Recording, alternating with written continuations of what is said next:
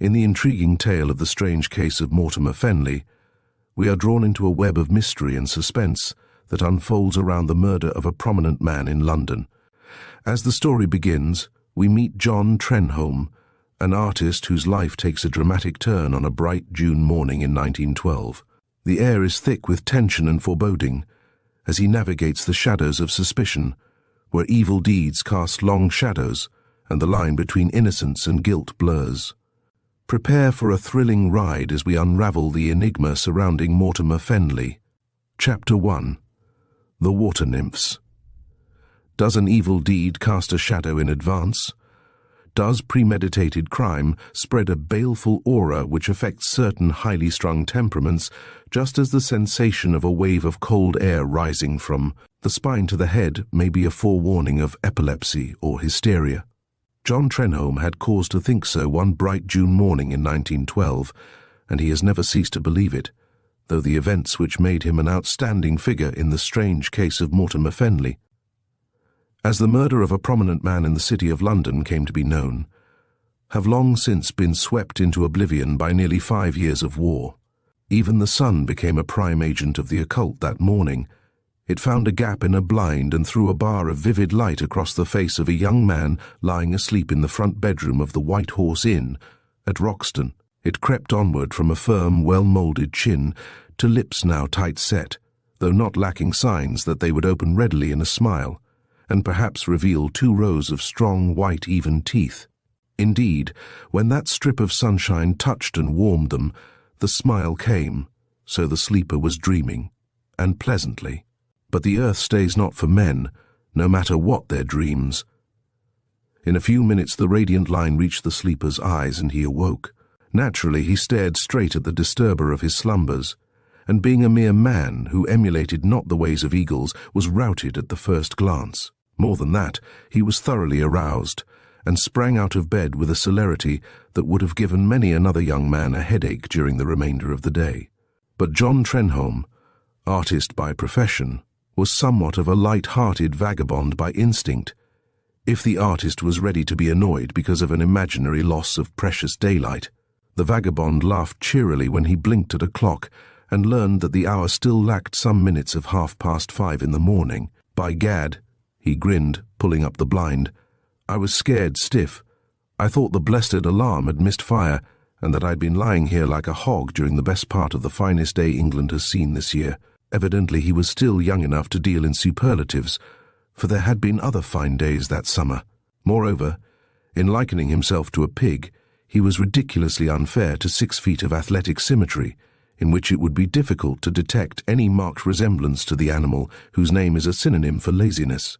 On the way to the bathroom, he stopped to listen for sounds of an aroused household, but the inmates of the White Horse Inn were still taking life easily. Eliza vows she can hear that alarm in her room, he communed. Well, suppose we assist nature, always a laudable thing in itself, and peculiarly excellent when breakfast is thereby advanced a quarter of an hour. Eliza was the inn's stout and voluble cook-housekeeper, and her attic lay directly above Trenholme's room.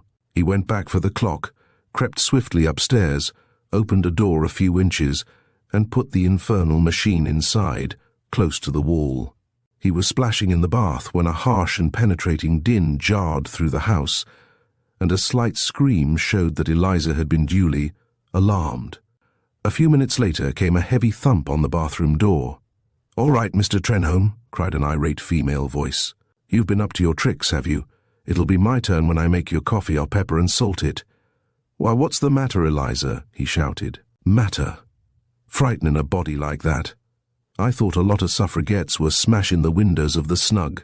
Eliza was still touchy when Trenholme ventured to peep into the kitchen. "I don't know how you dare show your face," she cried wrathfully. "The impudence of men nowadays. Just fancy you coming and opening my door." "But, Cherie, what have I done?" he inquired, his brown eyes wide with astonishment. "I'm not your cherry, nor your peach neither. Who put that clock in my room?"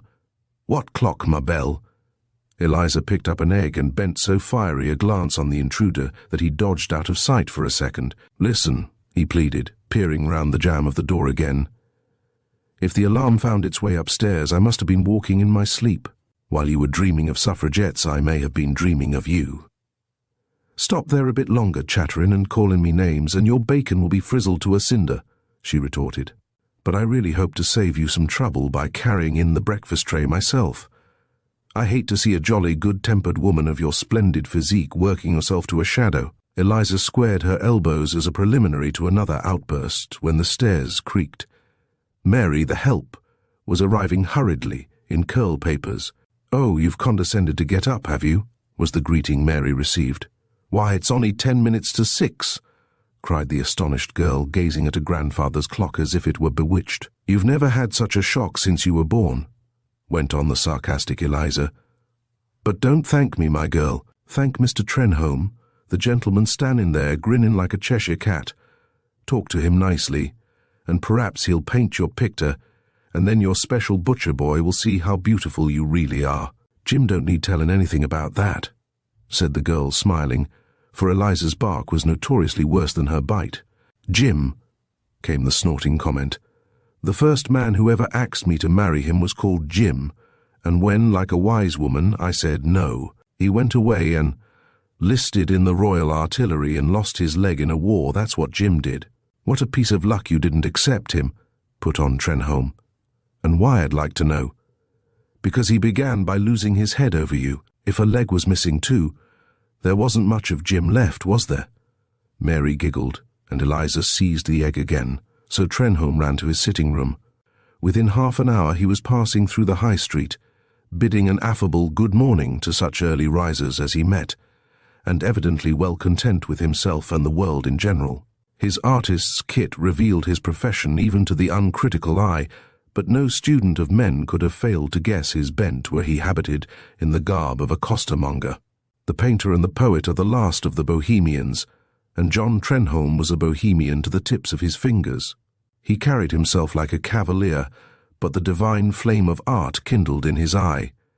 He had learned how to paint in Julian's studio, and that same school had taught him to despise convention. He looked on nature as a series of exquisite pictures, and regarded men and women in the mass as creatures that occasionally fitted into the landscape. He was heart-whole and fancy-free. At 25, he had already exhibited 3 times in the Salon, and was spoken of by the critics as a painter of much promise. Which is the critical method of waiting to see how the cat jumps when an artist of genius and originality arrests attention. He had peculiarly luminous brown eyes set well apart in a face which won the prompt confidence of women, children, and dogs. He was splendidly built for an outdoor life, and moved with a long, supple stride, a gait which people mistook for lounging until they walked with him, and found that the pace was something over 4 miles an hour. Add to these personal traits the fact that he had dwelt in Roxton exactly 2 days and a half, and was already on speaking terms with most of the inhabitants, and you have a fair notion of John Trenholme's appearance and ways. There remains but to add that he was commissioned by a magazine to visit this old-world Hertfordshire village and depict some of its beauties before a projected railway introduced the jerry builder and a sewerage scheme, and his presence in the White Horse Inn is explained. He had sketched the straggling high street, the green, the inn itself, boasting a license 600 years old, the undulating common, the church with its lich gate, the ivy-clad ruin known as the castle, with its square Norman keep still frowning at an English countryside, and there was left only an Elizabethan mansion, curiously misnamed the Towers, to be transferred to his portfolio. Here, oddly enough, he had been rebuffed. A note to the owner, Mortimer Fenley, banker and super-city man, asking permission to enter the park of an afternoon, had met with a curt refusal. Trenholme, of course, was surprised, since he was paying the man a rare compliment. He had expressed in the inn his full and free opinion concerning all money-grubbers, and the Fenley species thereof in particular, whereupon the stout Eliza, who classed the Fenley family as rubbish, informed him that there was a right-of-way through the park, and that from a certain point near a lake he could sketch the grand old manor house to his heart's content. Let the Fenleys and their keepers scowl as they chose. The village barber, too, bore out Eliza's statement. A rare old row there was in Roxton 20 years ago, when Fenley fussed came here and tried to close the path, said the barber. But we beat him, we did, and well he knows it. Not many folk use it nowadays.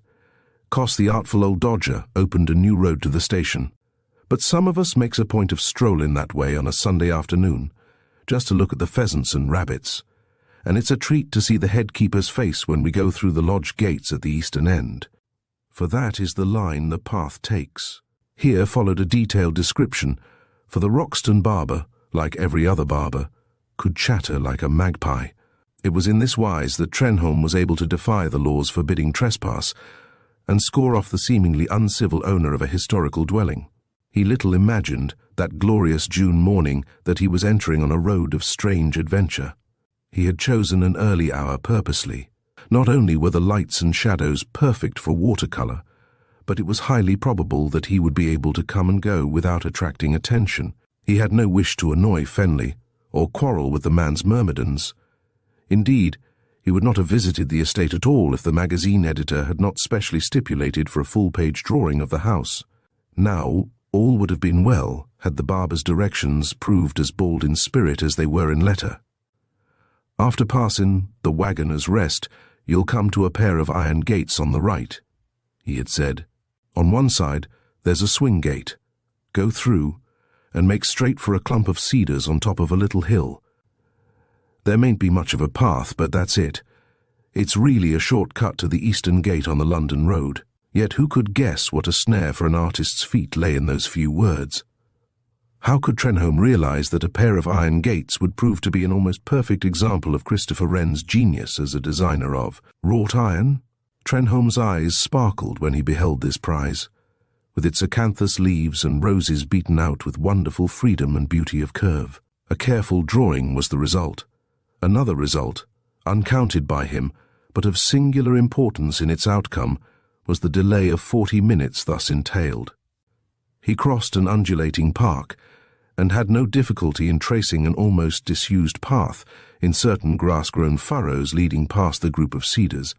On reaching this point he obtained a fair view of the mansion, but the sun was directly behind him, as the house faced southeast, and he decided to encroach some few yards on private property. A briar-laden slope fell from the other side of the trees to a delightful-looking lake fed by a tiny cascade on the east side. An ideal spot, he thought. This, then, was the stage setting.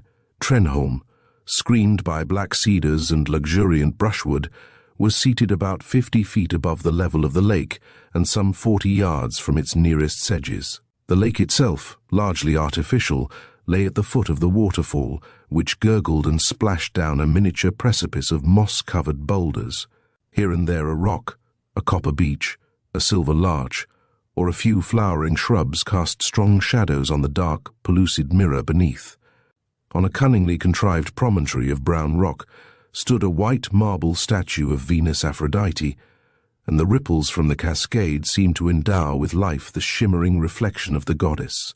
Beyond the lake a smooth lawn, dotted with fine old oaks and chestnuts, rose gently for a quarter of a mile to the Italian gardens in front of the house. To the left, the park was bounded by woods. To the right was another wood, partly concealing a series of ravines and disused quarries. Altogether, a charming setting for an Elizabethan manor, pastoral, peaceful, quite English, and seeming on that placid June morning so remote from the crowded mart that it was hard to believe the nearest milestone. With its London, 30 miles.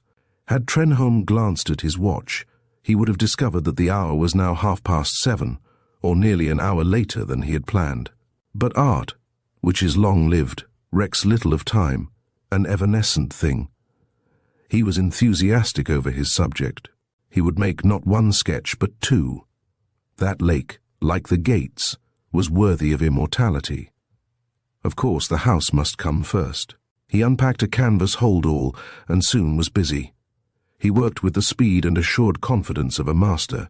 By years of patient industry, he had wrested from nature the secrets of her tints and tone values. Quickly there grew into being an exquisitely bright and well-balanced drawing, impressionist, but true, a harmony of color and atmosphere. Leaving subtleties to the quiet thought of the studio, he turned to the lake. Here the lights and shadows were bolder. They demanded the accurate appraisement of the half-closed eye, He was so absorbed in his task that he was blithely unconscious of the approach of a girl from the house, and his first glimpse of her was forthcoming when she crossed the last spread of velvet sward, which separated a cluster of rhododendrons in the middle distance from the farther edge of the lake. It was not altogether surprising that he had not seen her earlier. She wore a green coat and skirt, and a most curiously shaped hat of the same hue, so that her colours blended with the landscape. Moreover, she was walking rapidly, and had covered the intervening quarter of a mile in 4 minutes or less. He thought at first that she was heading straight for his lofty perch, and was perhaps bent on questioning his right to be there at all. But he was promptly undeceived. Her mind was set on one object, and her eyes did not travel beyond it. She no more suspected that an artist was lurking in the shade of the cedars than she did that the man in the moon was gazing blandly at her above their close-packed foliage. She came on with rapid, graceful strides, stood for a moment by the side of the Venus, and then, while Trenholme literally gasped for breath, shed coat, skirt and shoes, revealing a slim form clad in a dark blue bathing costume, and dived into the lake. Trenholme had never felt more surprised. The change of costume was so unexpected, the girl's complete ignorance of his presence so obvious, that he regarded himself as a confessed intruder. Somewhat akin to Peeping Tom of Coventry, he was utterly at a loss how to act. If he stood up and essayed a hurried retreat, the girl might be frightened, and would unquestionably be annoyed. It was impossible to creep away unseen. He was well below the crest of the slope crowned by the trees, and the nymph now disporting in the lake could hardly fail to discover him, no matter how deftly he crouched and twisted. At this crisis, the artistic instinct triumphed. He became aware that the one element lacking hitherto, the element that lent magic to the beauty of the lake and its vivid environment of colour, was the touch of life brought by the swimmer. He caught the flash of her limbs as they moved rhythmically through the dark, clear water, and it seemed almost as if the gods had striven to be kind in sending this naiad to complete a perfect setting. With stealthy hands he drew forth a small canvas. Oil, not mild watercolour, was the fitting medium to portray this Eden. Shrinking back under cover of a leafy briar, he began a third sketch in which the dominant note was the contrast between the living woman and the marble Venus. For 15 minutes the girl disported herself like a dolphin. Evidently she was a practiced swimmer, and had at her command all the resources of the art. At last she climbed out, and stood dripping on the sun-laved rock beside the statue. Trenholme had foreseen this attitude, had in fact painted with feverish energy in anticipation of it. The comparison was too striking to be missed by an artist. Were it not for the tightly clinging garments, the pair would have provided a charming representation of Galatea in stone, and Galatea, after Pygmalion's frenzy had warmed her into life. Trenholme was absolutely deaf now to any consideration save that of artistic endeavour. With a swift accuracy that was nearly marvellous, he put on the canvas the sheen of faultless limbs and slender neck. He even secured the spun gold glint of hair tightly coiffed under a bathing cap, a species of headdress which had puzzled him at the first glance.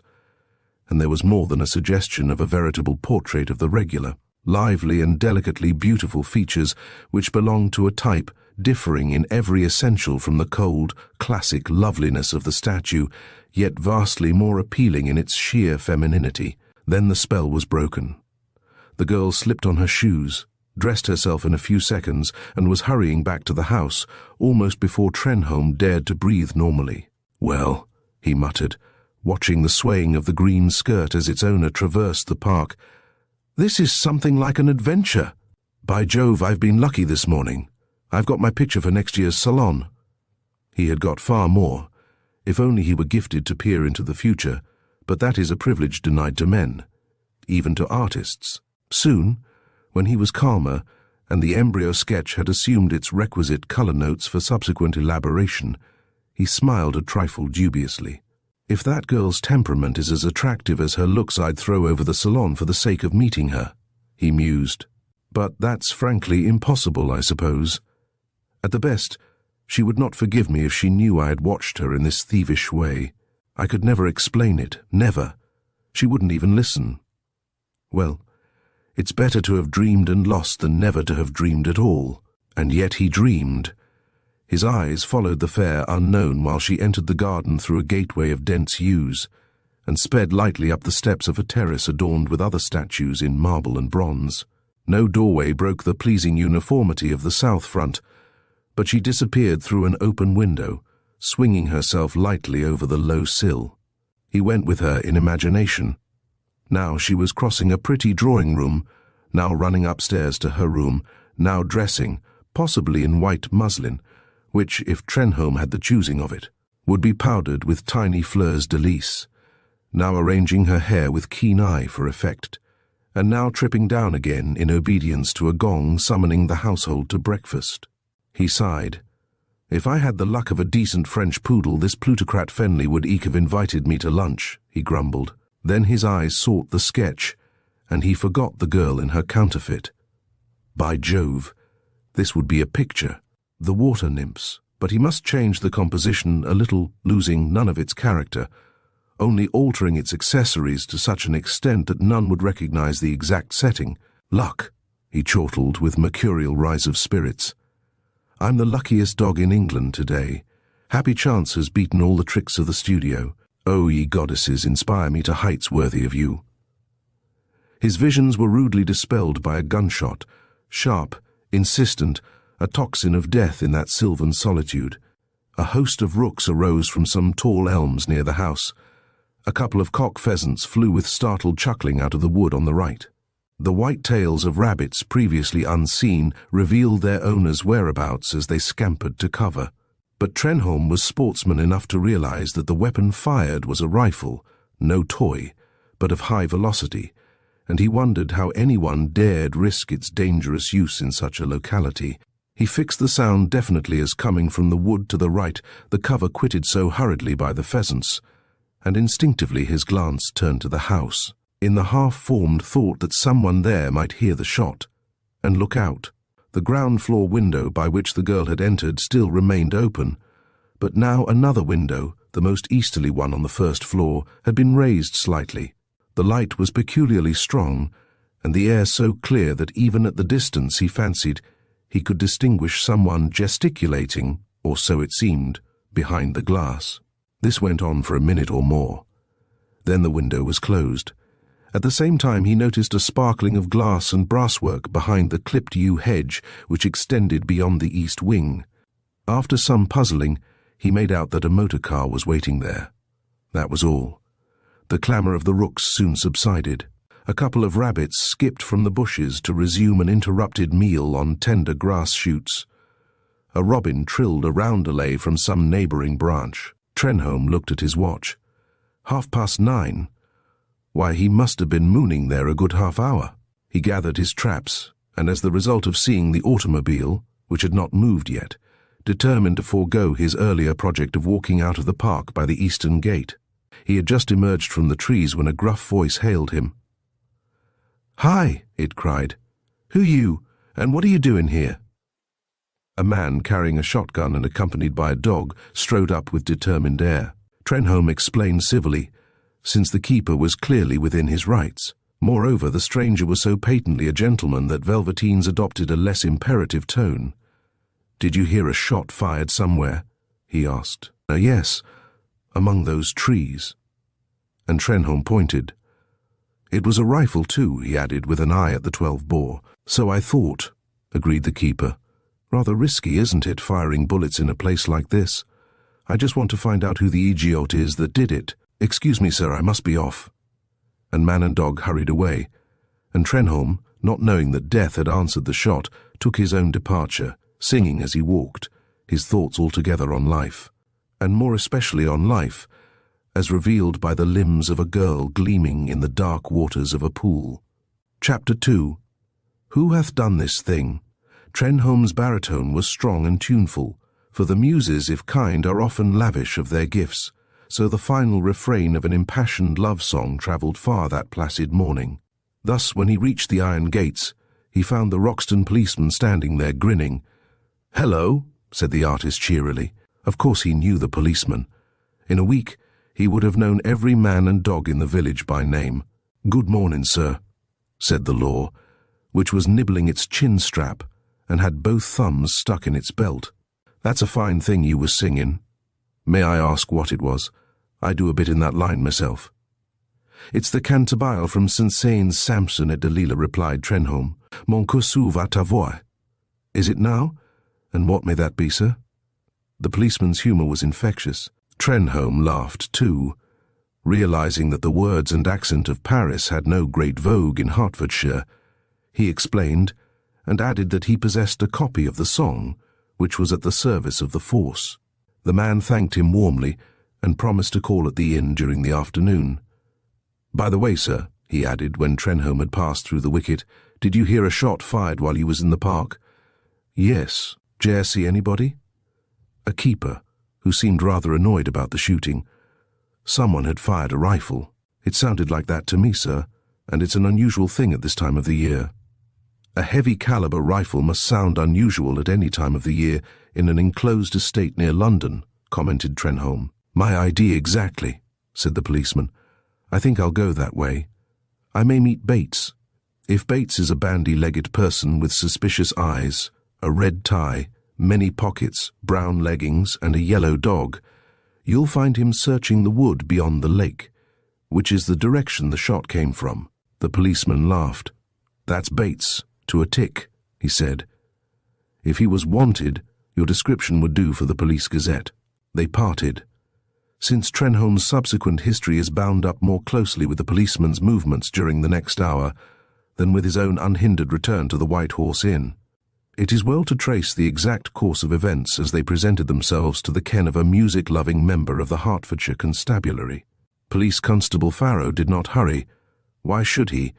A gunshot in a gentleman's park at 9:30 on a June morning might be, as he had put it, unusual, but it was obviously a matter capable of the simplest explanation. Such a sound heard at midnight would be sinister, ominous, replete with those elements of mystery and dread which cause even a policeman's heart to beat faster than the regulation pace. Under the conditions, when he met Bates, he would probably be told that Jenkins, underkeeper and territorial lance corporal, had resolved to end the vicious career of a hoodie crow, and had not scrupled to reach the wily robber with a bullet. So Police Constable Farrow took 15 minutes to cover the ground which Trenholme's longest stride had traversed in 10. Allow another 15 for the artist's packing of his sketching materials, his conversation with gamekeeper and policeman, and the leisurely progress of the latter through the wood, and it will be found that Farrow reached the long straight avenue leading from the lodge at Easton to the main entrance of the house about 40 minutes after the firing of the shot. He halted on the grass by the side of the well-kept drive and looked at the waiting motor car. The chauffeur was not visible. He had seen neither Bates nor Jenkins. His passing among the trees had not disturbed even a pheasant, though the estate was alive with game. The door of the towers was open, but no stately manservant was stationed there. A yellow dog sat in the sunshine. Farrow and the dog exchanged long-range glances. The policeman consulted his watch, bit his chin strap, and dug his thumbs into his belt. "Mr. Fenley is late today," he said to himself. "He catches the 9:45. As a rule, he's as reliable as Greenwich. I'll wait here till he passes, and then call round and see Smith." Now, Smith was the head gardener. Evidently, Police Constable Farrow was not only well acquainted with the various inmates of the mansion, but could have prepared a list of the outdoor employees as well. He stood there, calm and impassive as fate, and without knowing it, represented fate in her most inexorable mood. For had he betaken himself elsewhere, the shrewdest brains of Scotland Yard might have been defeated by the enigma they were asked to solve before Mortimer Fenley's murderer was discovered. Indeed, it is reasonable to suppose that if chance had not brought the village constable to that identical spot, and at that very hour, the precise method of the crime might never have been revealed. Moreover, Farrow himself may climb slowly to an inspectorship, and pass into the dignified ease of a pension without being aware of the part he played in a tragedy that morning. Of course, in his own estimation, he filled a highly important role as soon as the hue and cry began, but a great deal of water would flow under London Bridge before the true effect of his walk through the wood and emergence. into sight in the avenue began to dawn on other minds. His appearance there was a vital fact. It changed the trend of circumstances, much as the path of a comet is deflected by encountering a heavy planet. Presumably, neither comet nor planet is aware of the disturbance. That deduction is left to the brooding eye of science. Be that as it may, Police Constable Farrow's serenity was not disturbed until a doctor's motor car panted along the avenue from Easton and pulled up with a jerk in front of him. The doctor, frowning with anxiety, looked out, and recognition was mutual. "Have you got the man?" he asked, and the words were jerked out rather than spoken. "What man, sir?" inquired Farrows, saluting. "The man who shot Mr. Fenley." "The man who shot Mr. Fenley." Farrow could only repeat each word in a crescendo of amazement. Being a singer, he understood the use of a crescendo and gave full scope to it. "Good heavens!" cried the doctor. "Haven't you been told? Why are you here?" "Mr. Fenley was shot dead on his own doorstep nearly an hour ago. At least that is the message telephoned by his son. Unfortunately, I was out." "Right ahead, Tom." The chauffeur threw in the clutch, and the car darted on again.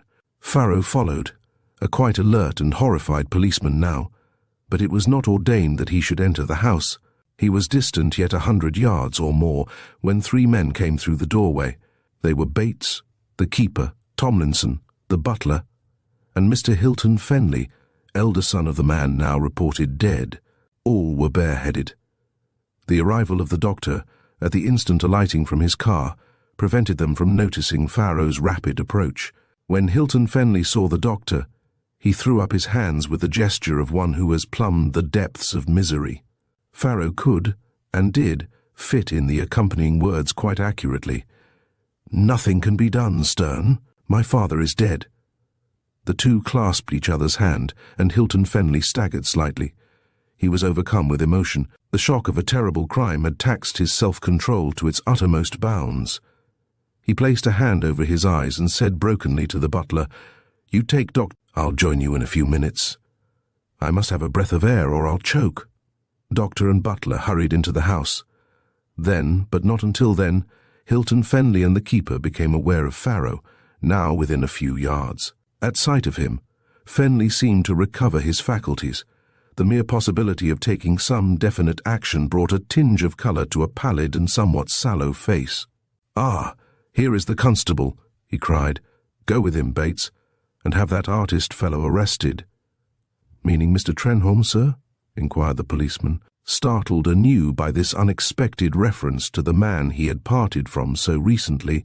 "I don't know his name, but Bates met him in the park, near the lake, just after the shot was fired that killed my father.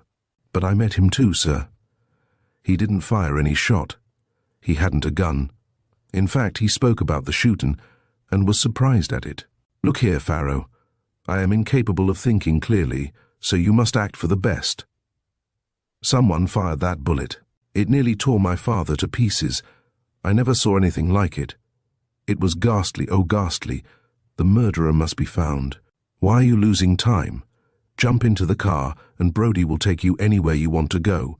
The roads, the railway stations must be scoured, searched. Oh, do something, or I shall go mad." Hilton Fenley did indeed wear the semblance of a man distraught. Horror stared from his deep-set eyes and lurked in the corners of his mouth. His father had been struck dead within a few seconds after they had separated in the entrance hall, both having quitted the breakfast room together, and the awful discovery which followed the cry of an alarmed servant had almost shaken the son's reason. Farrow was hardly fitted to deal with a crisis of such magnitude, but he acted promptly and with fixed purpose qualities which form the greater part of generalship. "Bates," he said, turning a determined eye on the keeper, "where was you when you heard the shot?" "In the kennels, back of the lodge," came the instant answer. "And you came this way at once?" "Straight. Didn't lose half a minute." "So no one could have left by the eastern gate without meeting you?" "That's right. And you found Mr. Trenholme where?" "Coming away from the cedars above the lake." "What did he say?" "Told me about the shot and pointed out the quarry wood as the place it came from." "Was he upset at all in his manner?" "Not a bit. Spoke quite natural-like. Well, between the three of us, you and me and Mr. Trenholme, we account for both gates and the best part of 2 miles of park. Where is Jenkins? I left him at the kennels. Ah! The policeman was momentarily nonplussed. He had formed a theory in which Jenkins, that young territorial spark, figured either as a fool or a criminal. What's the use of holding a sort of inquiry on the doorstep? Broke in Hilton Fenley shrilly. His utterance was nearly hysterical. Farrow's judicial calm appeared to stir him to frenzy. He clamoured for action, for zealous scouting, and this orderly investigation by mere words was absolutely maddening. "I'm not wasting time, sir," said Farrow respectfully. "It's as certain as anything can be that the murderer, if murder has been done, has not got away by either of the gates." "If murder has been done," cried Fenley, "what do you mean? Go and look at my poor father's corpse." "Of course, Mr. Fenley is dead, sir, and sorry I am to hear of it, but the affair may turn out to be an accident." "Accident? Farrow, you're talking like an idiot. A man is shot dead at his own front door, in a house standing in the midst of a big estate, and you tell me it's an accident." "No, sir. I only mentioned that on the off chance. Queer things do happen, and one shouldn't lose sight of that fact just because it's unusual. Now, sir, with your permission, I want Brodie and Smith, and all the men servants you can spare for the next half hour." "Why?" "Brodie can motor to the inspector's office and tell him what he knows, stopping on the way to send Jenkins here. Some of us must search the woods thoroughly, while others watch the open park, to make sure no one escapes without being seen. It's my firm belief that the man who fired that rifle is still hiding among those trees. He may be sneaking off now, but we'd see him if we're quick in reaching the other side." "Will you do as I ask, sir?" Farrow was already in motion when Fenley's dazed mind recalled something the policeman ought to know. "I've telephoned to Scotland Yard half an hour ago," he said. "That's all right, sir. The main thing now is to search every inch of the woods. If nothing else, we may find footprints. And make plenty of new ones." "Not if the helpers do as I tell them, sir. I can't argue. I'm not fit for it. Still, some instinct warns me you are not adopting the best course. I think you ought to go in the car and put the police into combined action." "What are they to do, sir?" "The murderer won't carry a rifle through the village or along the open road. I fancy we'll come across the weapon itself in the wood. Besides, the inspector will do all that is necessary when Brodie sees him. Really, sir, I know I'm right. But should that artist be questioned—" "Of course he will, sir. He won't run away. If he does, we'll soon nab him. He's been staying at the White Horse Inn the last 2 days, and is quite a nice-spoken young gentleman. Why should he want to shoot Mr. Fenley? He's annoyed with my father, for one thing." "Eh? What, sir?" Farrow, hitherto eager to be off on the hunt, stopped as if he heard a statement of real importance. Hilton Fenley pressed a hand to his eyes. "It was nothing to speak of," he muttered. "He wrote asking permission to sketch the house, and my father refused, just why I don't know. Some business matter had vexed him that day, I fancy, and he dashed off the refusal on the spur of the moment. But a man does not commit a terrible crime for so slight a cause. Oh, if only my head would cease teeth-throbbing. Do as you like. Bates, see that every assistance is given." Fenley walked a few paces unsteadily.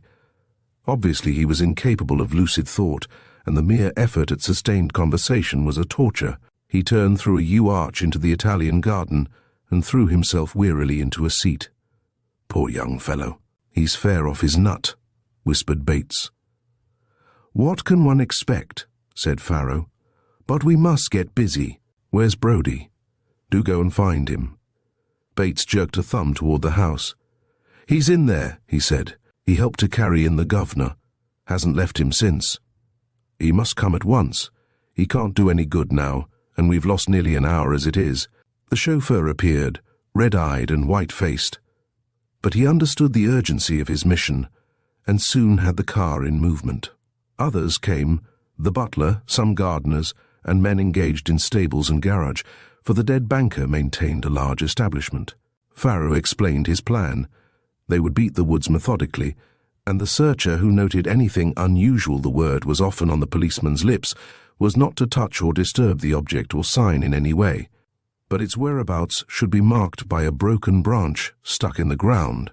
Of course, if a stranger was seen, An alarm should be raised instantly. The little party was making for the quarry wood when Jenkins arrived on a bicycle.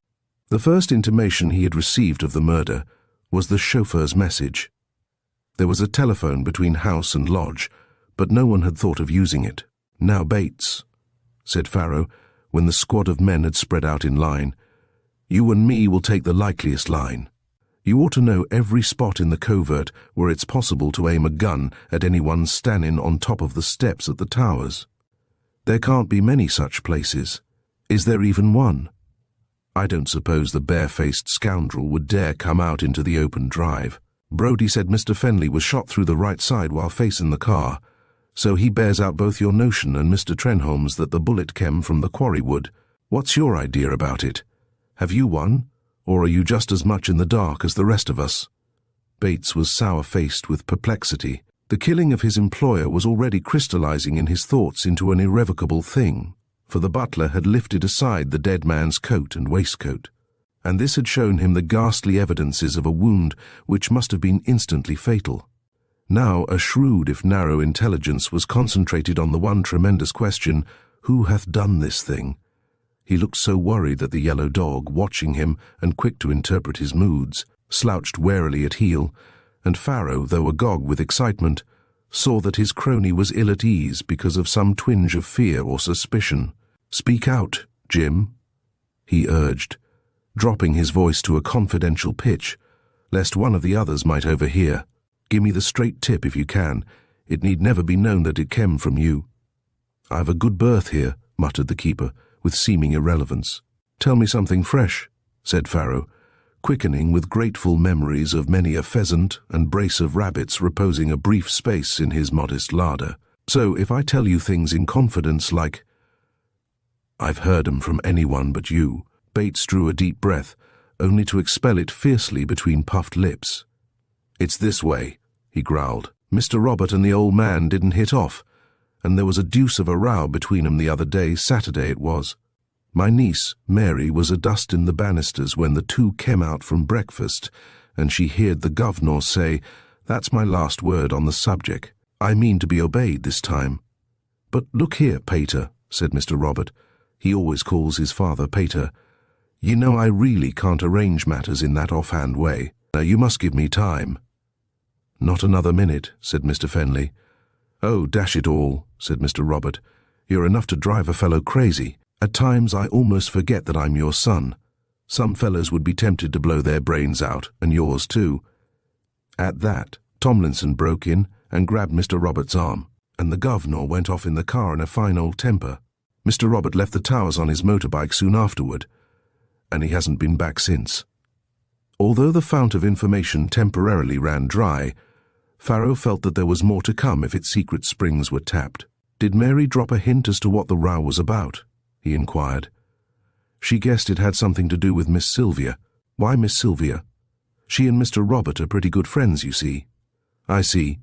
The policeman saw little, but each scrap of news might fit into its place presently. "Is that all?" he went on. They were nearing that part of the wood where care must be exercised, and he wanted Bates to talk while in the vein. "No, not by a long way," burst out the keeper, seemingly unable to contain any longer the deadly knowledge weighing on his conscience. "Don't you try and hold me to it, Farrow, or I'll swear black and blue I never said it, but I knew the ring of the shot that killed my poor old governor. It was fired from an express rifle, and there's only one of the sort in Roxton, so far as I've ever seen. And it is, or ought to be, in Mr. Robert's sitting room at this very minute. There. Now you've got it. Do as you like. Get Tomlinson to talk or anybody else, but keep me out of it, do you hear?" "I hear," said Farrow, thrilling with the consciousness that when some dandy detective arrived from the yard, he would receive an eye-opener from a certain humble member of the Hertfordshire Constabulary. Not that he quite brought himself to believe Robert Fenley his father's murderer. That was going rather far. That would indeed be a monstrous assumption, as matters stood. But as clues, the quarrel and the rifle were excellent, and Scotland Yard must recognize them in that light. Certainly, this was an unusual case. Most unusual.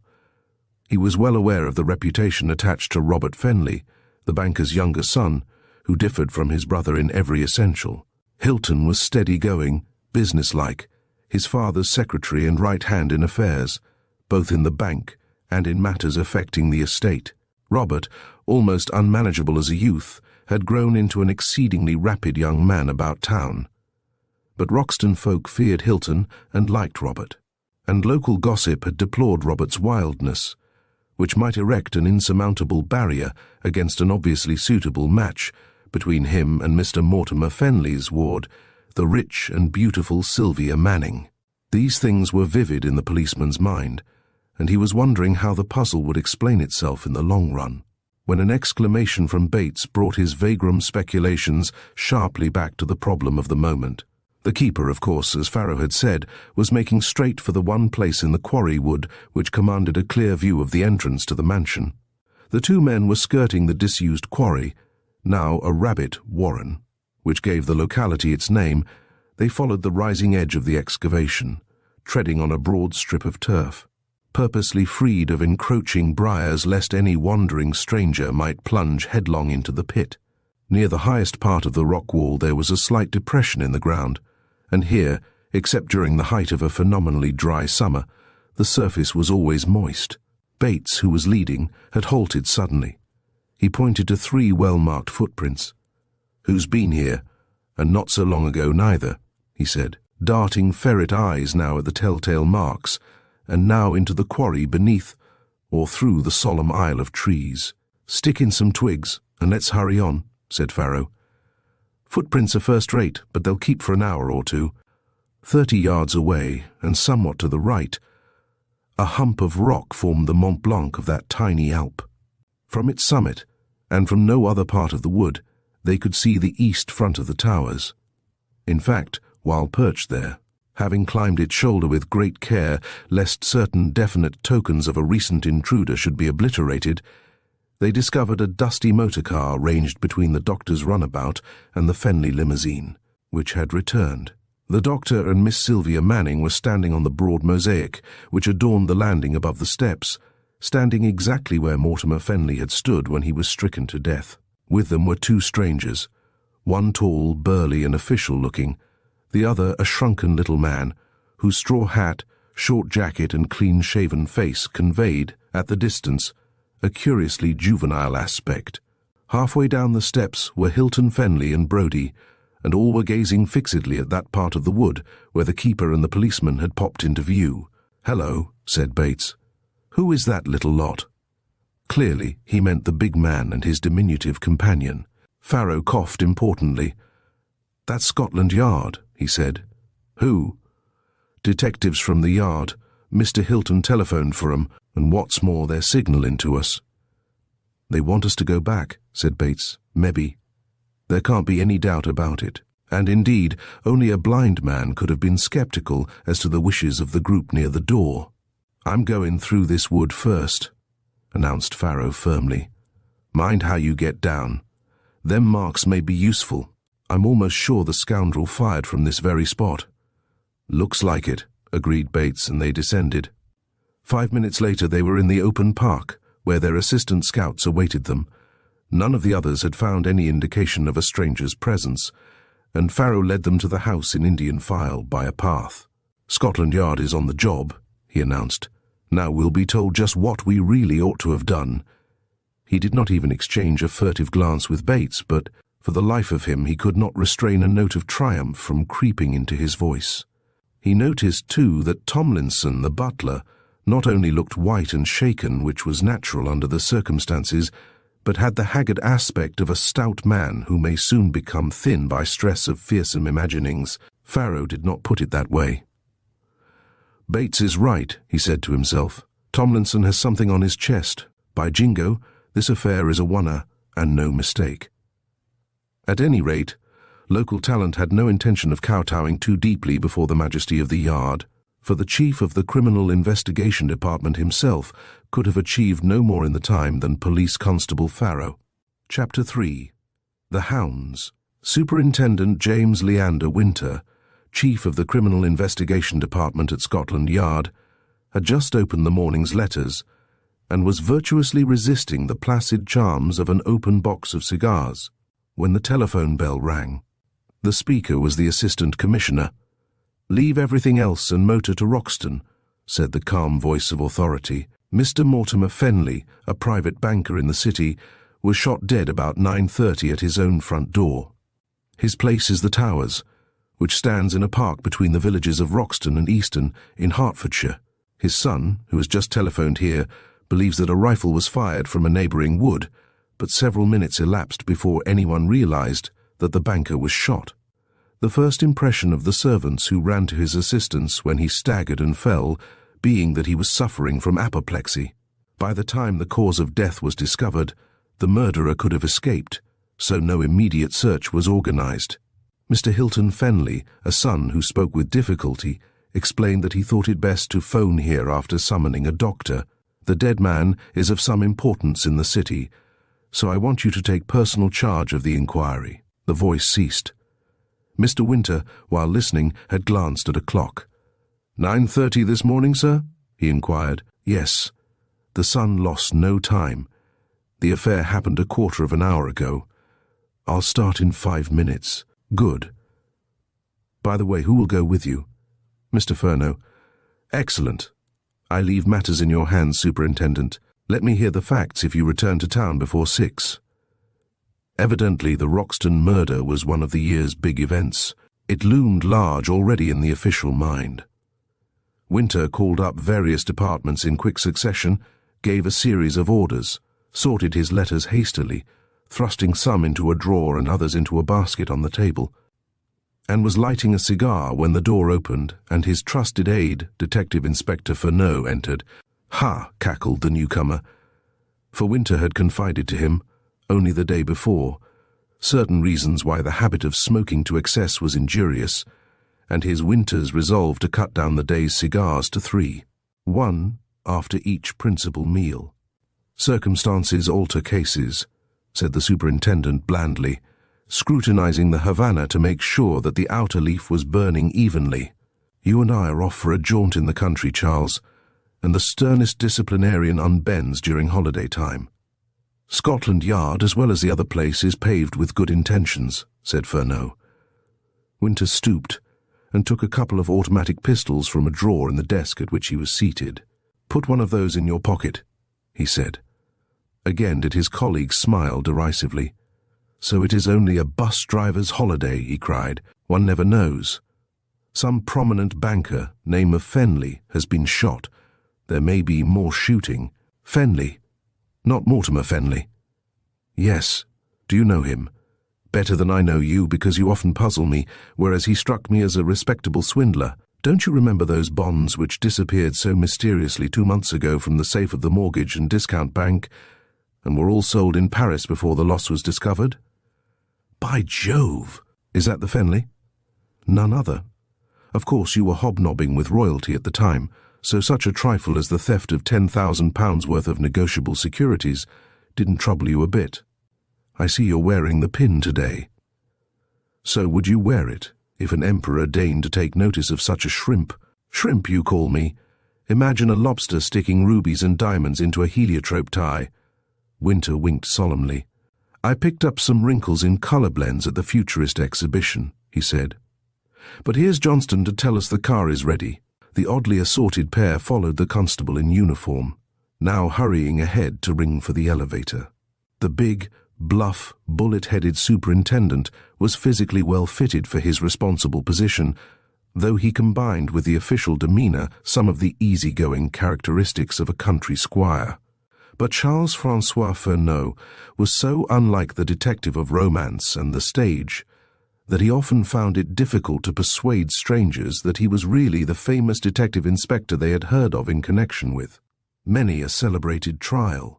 On the other hand, if one were told that he hailed from the Comédie Française, the legend would be accepted without demur. He had the clean-shaven, wrinkled face of the comedian. His black eyes sparkled with an active intelligence, an expressive mouth bespoke clear and fluent speech. His quick, alert movements were those of the mimetic actor. Winter stood 6 feet in height and weighed 210 pounds. Furneaux was 6 inches shorter and 80 pounds lighter. The one was a typical John Bull, the other a Channel Islander of pure French descent, and never did more curiously assorted couple follow the trail of a criminal. Yet if noteworthy when acting a part, they were almost infallible in combination. More than one eminent scoundrel had either blown out his brains or given himself up to the law when he knew that the big un and little un of the yard were hot on his track. Winter seldom failed to arrive at the only sound conclusion from ascertained facts, whereas Fenley had an almost uncanny knowledge of the kinks and obliquities of the criminal mind. In the phraseology of logic, Winter applied the deductive method and Fenley the inductive. When both fastened on to the same suspect, the unlucky wight was in parlous state. It may be taken for granted, therefore, that the Assistant Commissioner knew what he was about in uttering his satisfaction at the superintendent's choice of an assistant. Possibly he had the earlier bond robbery in mind, and expected now that another mystery would be solved. Scotland Yard guards many secrets which shirk the glare of publicity.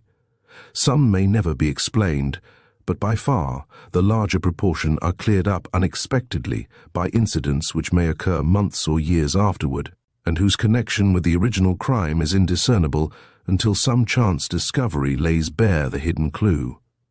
One queer feature of the partnership between the two was their habit of chaffing and bickering at each other during the early stages of a joint hunt. They were like hounds giving tongue joyously when laid on the scent. Dangerous then, they became mute and deadly when the quarry was in sight. In private life they were firm friends. Officially, Fenley was Winter's subordinate, but that fact neither silenced the Jersey man's sarcastic tongue nor stopped Winter from roasting his assistant unmercifully if an opportunity offered. Their chauffeur took the line through the parks to the Edgware Road, and they talked of anything save shop until the speed limit was off and the car was responding gaily to the accelerator. Then Winter threw away the last inch of a good cigar, involuntarily put his hand to a well-filled case for its successor, sighed, and dropped his hand again. "Force of habit," he said, finding Fenley's eye on him. "I didn't even think evil," was the reply. "I really mustn't smoke so much," said Winter plaintively. "Oh, for goodness sake, light up and be happy. If you sit there nursing your self-righteousness, you'll be like a bear with a sore head before we pass Stanmore. Besides, consider me. I like the smell of tobacco, though my finer nervous system will not endure its use." "Finer fiddlesticks," said Winter, cutting the end off a fresh Havana. "Now tell me about Fenley and the 10,000. What's his other name? I forget. Alexander, is it?" "No, nor Xenophon, just Mortimer. He ran a private bank in Bishopsgate Street, and that, as you know, generally hides a company promoter. Frankly, I was bothered by Fenley at first. I believe he lost the bonds right enough, for he gave the numbers, and was horribly upset when it was found they had been sold in Paris. But to my idea, he either stole them himself and was relieved of them later, or was victimized by one of his sons. The only other person who could have taken them was the cashier, a hoary-headed old boy who resides at Epping, and has not changed his method of living since he first wore a silk hat and caught the 8:40 to the city one morning 50 years ago. I followed him home on a Saturday afternoon. The bookstall clerk at Liverpool Street handed him the Amateur Gardener, and the old boy read it in the train. 5 minutes after he had reached his house, he was out on the lawn with a daisy fork. No, the cashier didn't arrange the Paris sale. What of the sons? The elder, Hilton Fenley, is a neurotic, like myself, so he would shine with equal lustre as a saint, or a detective, or a dyed-in-the-wool thief. The younger, Robert, ought to be an explorer, or a steeplechase jockey, or an airman. In reality, he is a first-rate wastrel. In my distress I harked back to the old man, to whom the loss of the bonds represented something considerably less than a year's expenditure. He is mixed up in all sorts of enterprises, rubber, tea, picture palaces, breweries and automobile finance. He lent £50,000 on 5%. First mortgage bonds to one firm at Coventry, and half that amount to a rival show in West London. So he has the stuff, and plenty of it. Yet, Winter nodded. I know the sort of man. Dealing in millions today, tomorrow in the dock at the Old Bailey. The point is that Fenley has never dealt in millions, and has kept his head high for 20 years. Just 20 years, by the way. Before that he was unknown. He began by the amalgamation of some tea plantations in Assam. Fine word, amalgamation. It means money all the time. Can't we amalgamate something or somebody? In Fenley's case, it led to assassination. Perhaps. I have a feeling in my bones that if I knew who touched the proceeds of those bonds, I might understand why someone shot Fenley this morning. I'll soon tell you a trivial thing like that, said Winter, affecting a close interest in the landscape. I shouldn't be at all surprised if you did, said Furneaux. You have the luck of a Carnegie. Look at the way you bungled that affair of Lady Morris's diamonds, until you happened to see her maid meeting Gentleman George at the White City. Winter smoked complacently. Smartest thing I ever did, he chortled. Fixed on the thief within half an hour, and never lost touch till I knew how she had worked the job. The Bow Street method. Why didn't you try something of the sort with regard to Fenley's bonds? I couldn't be crude, even with a city financier. I put it gently that the money was in the family. He blinked at me like an owl, said that he would give thought to the suggestion, and shut down the inquiry by telephone before I reached the yard from his office. Oh, he did he? It seems to me you've made a pretty good guess in associating the bonds and the murder. You've seen both sons, of course? Yes, often. Are there other members of the family? An invalid wife never away from the Towers, and a young lady, Miss Sylvia Manning, a ward and worth a pile. By the way, she's 20. Mortimer Fenley, had he lived, was appointed her guardian and trustee till she reached 21. 20, mused Winter. Yes, twice 10, snapped Furneaux. And Fenley has cut a figure in the city for 20 years. I was sure your grey matter would be stimulated by its favourite poison. Charles, this should be an easy thing. I'm not so sure. Dead men tell no tales, and Fenley himself could probably supply many chapters of an exciting story. They will be missing. Look at the repeated failures of eminent authors to complete Edwin Drood. How would they have fared if asked to produce the beginning? Still, I'm glad you attended to those bonds. Who had charge of the Paris end? Jacques Faure. Ah, a good man. Pretty fair for a Frenchman. Winter laughed. You born frog, he cried. Hello, there's a Roxton signpost. Now let's compose our features. We are near the Towers. The estate figured on the county map, so the chauffeur pulled up at the right gate. A woman came from the lodge to inquire their business, and admitted the car when told that its occupants had been summoned by Mr. Hilton Fenley. By the way, said Furneaux carelessly, is Mr. Robert at home? No, sir. When did he leave? I'm sure I don't know, sir. Mrs. Bates knew quite well, and Furneaux knew that she knew. The country domestic is the detective's aversion, he said as the car whirred into the avenue. The lady of the lodge will be a sufficiently tough proposition if we try to drag information out of her. But the real tug of war will come when we tackle the family butler. Her husband is also the head keeper, said Winter. Name of Bates, added Furneaux. Oh, you've been here before, then? No. While you were taking stock of the kennels generally, I was deciphering a printed label on a box of dog biscuit. I hardly feel that I've begun this inquiry yet, said Winter airily. You'd better pull yourself together. The dead man's limousine is still waiting at the door, and the local doctor is in attendance.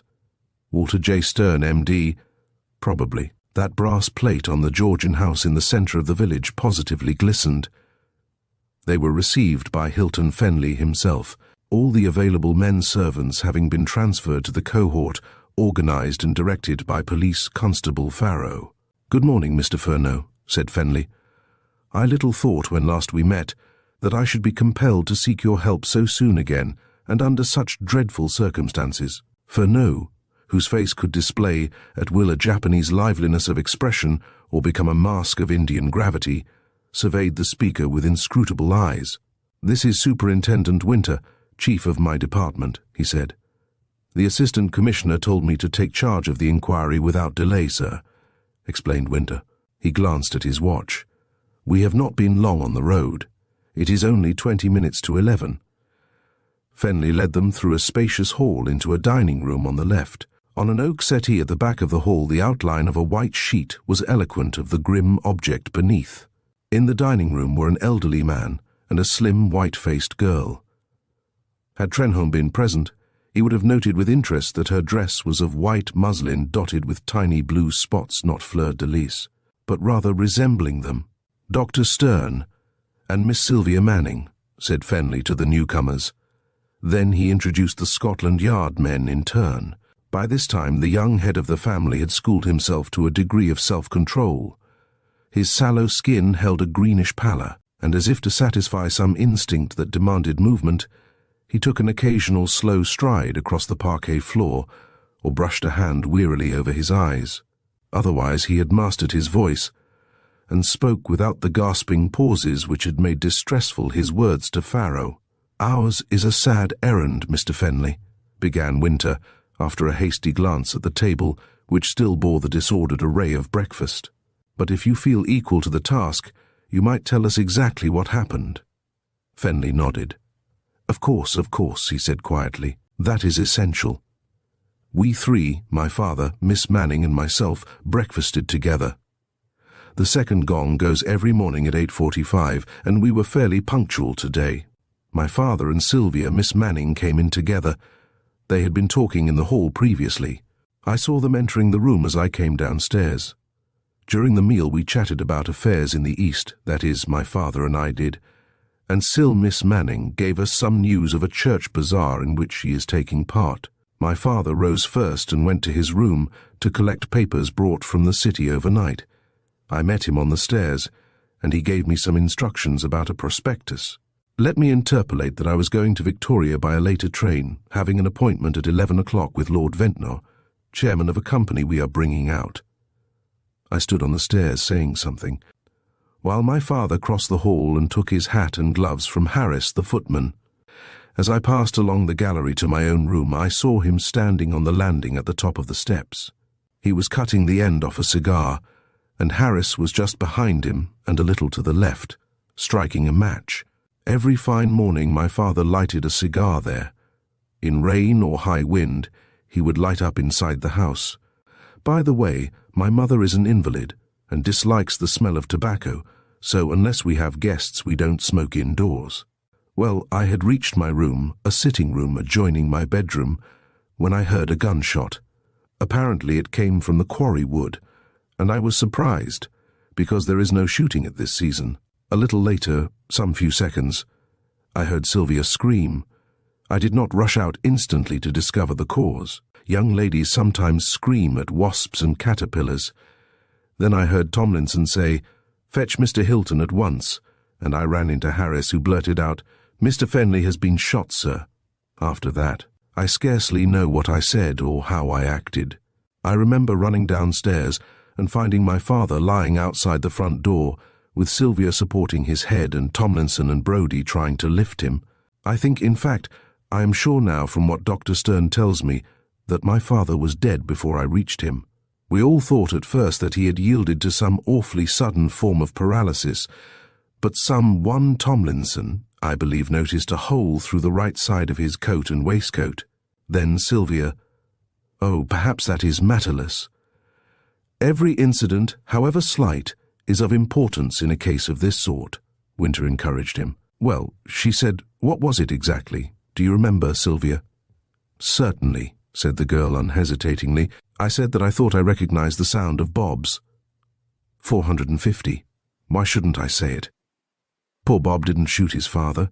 Her voice, though singularly musical, had a tearful ring which became almost hysterical in the vehemence of the question and its disclaimer.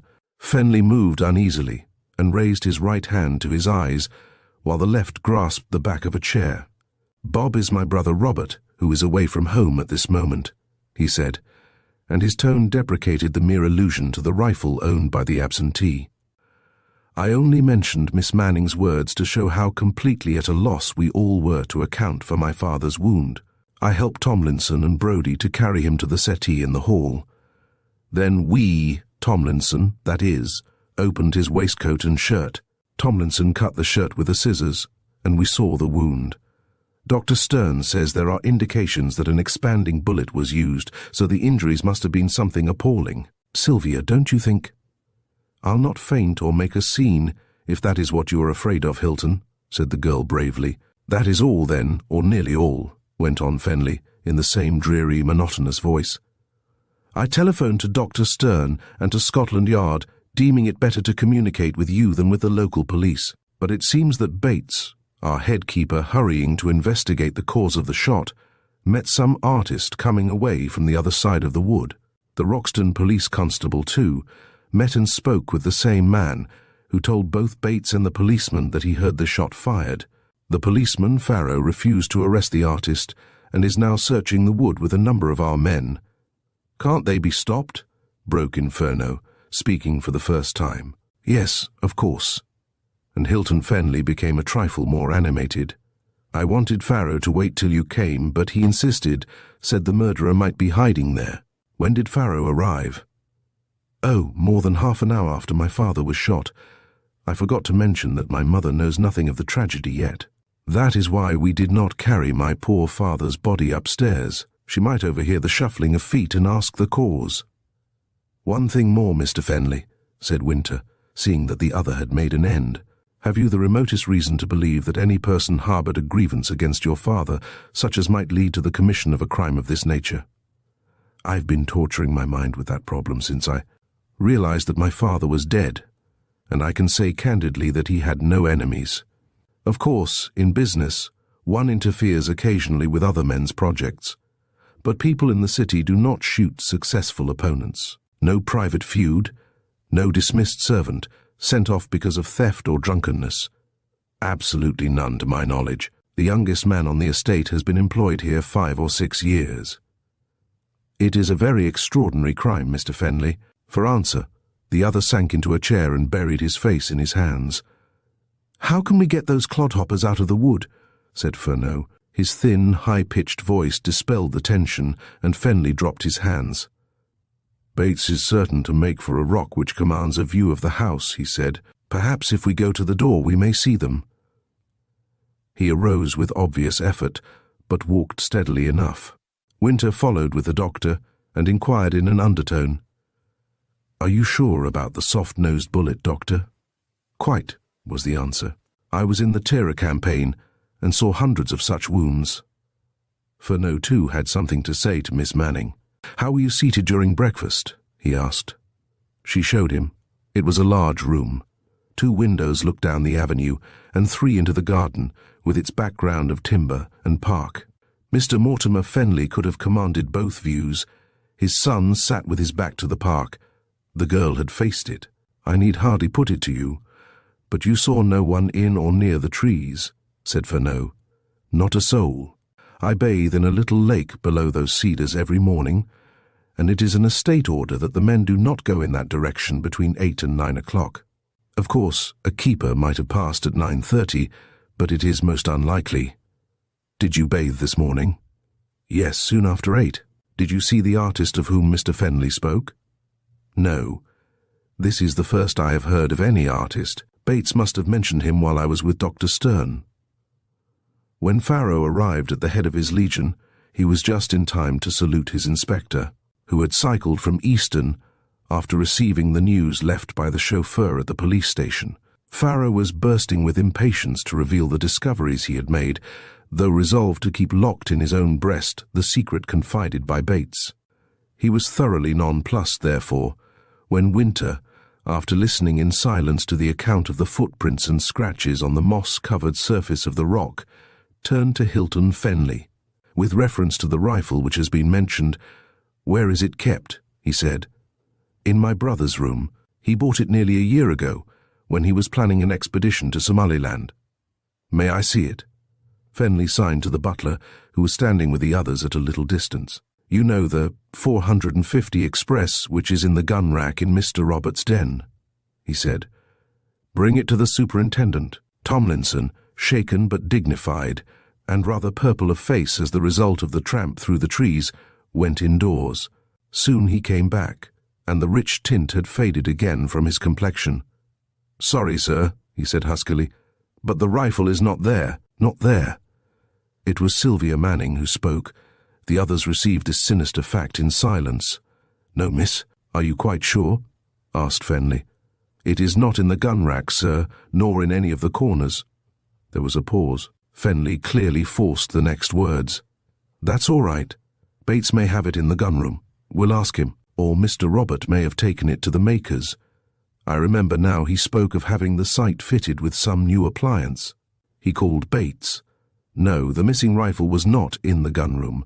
Somehow the notion was forming in certain minds that it could not be there. Indeed, the keeper's confusion was so marked that Fenley's glance dwelt on him for a contemplative second.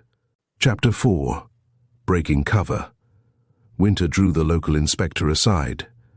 "This inquiry rests with you in the first instance," he said. "Mr. Fenley and I are here only to assist." Mr. Fenley telephoned to the Commissioner, mainly because Scotland Yard was called in to investigate a bond robbery which took place in the Fenley Bank some 2 months ago. Probably you never heard of it.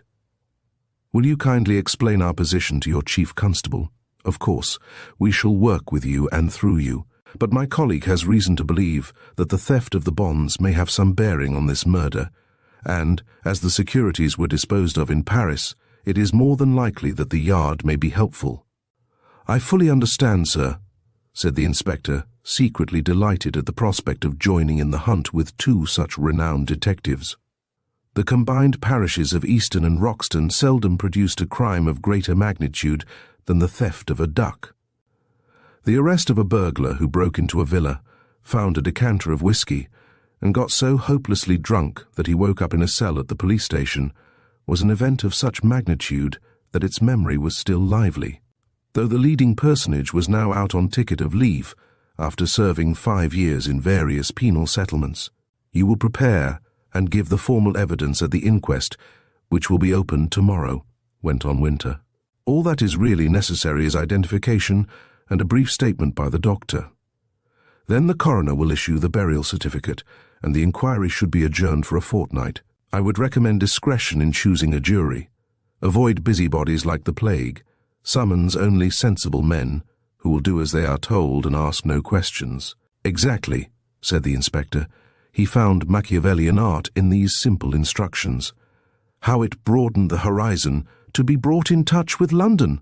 Winter turned to look for Fenley. The little man was standing where Mortimer Fenley had stood in the last moment of his life. His eyes were fixed on the wood. He seemed to be dreaming, but his friend well knew how much clarity and almost supernatural vision was associated with Fenley's dreams. "Charles," said the superintendent softly. Fenley awoke and ran down the steps. In his straw hat and light summer suit, he looked absurdly boyish, but the inspector, who had formed an erroneous first impression, was positively startled when he met those blazing black eyes. "Mr. Fenley should warn all his servants to speak fully and candidly," said Winter. "Then we shall question the witnesses separately. What do you think? Shall we start now?" "First the boots," cried Fenley, seemingly voicing a thought. "We want a worn pair of boots belonging to each person in the house and employed on the estate, men and women, no exceptions, including the dead man's. Then we'll visit that wood. After that, the inquiry." Winter nodded. When Fenley and he were in pursuit of a criminal, they dropped all nice distinctions of rank. If one made a suggestion, the other adopted it without comment, unless he could urge some convincing argument against it. "Mr. Fenley should give his orders now," added Fenley. Winter explained his wishes to the nominal head of the household, and Fenley's compliance was ready and explicit. "These gentlemen from Scotland Yard are acting in behalf of Mrs.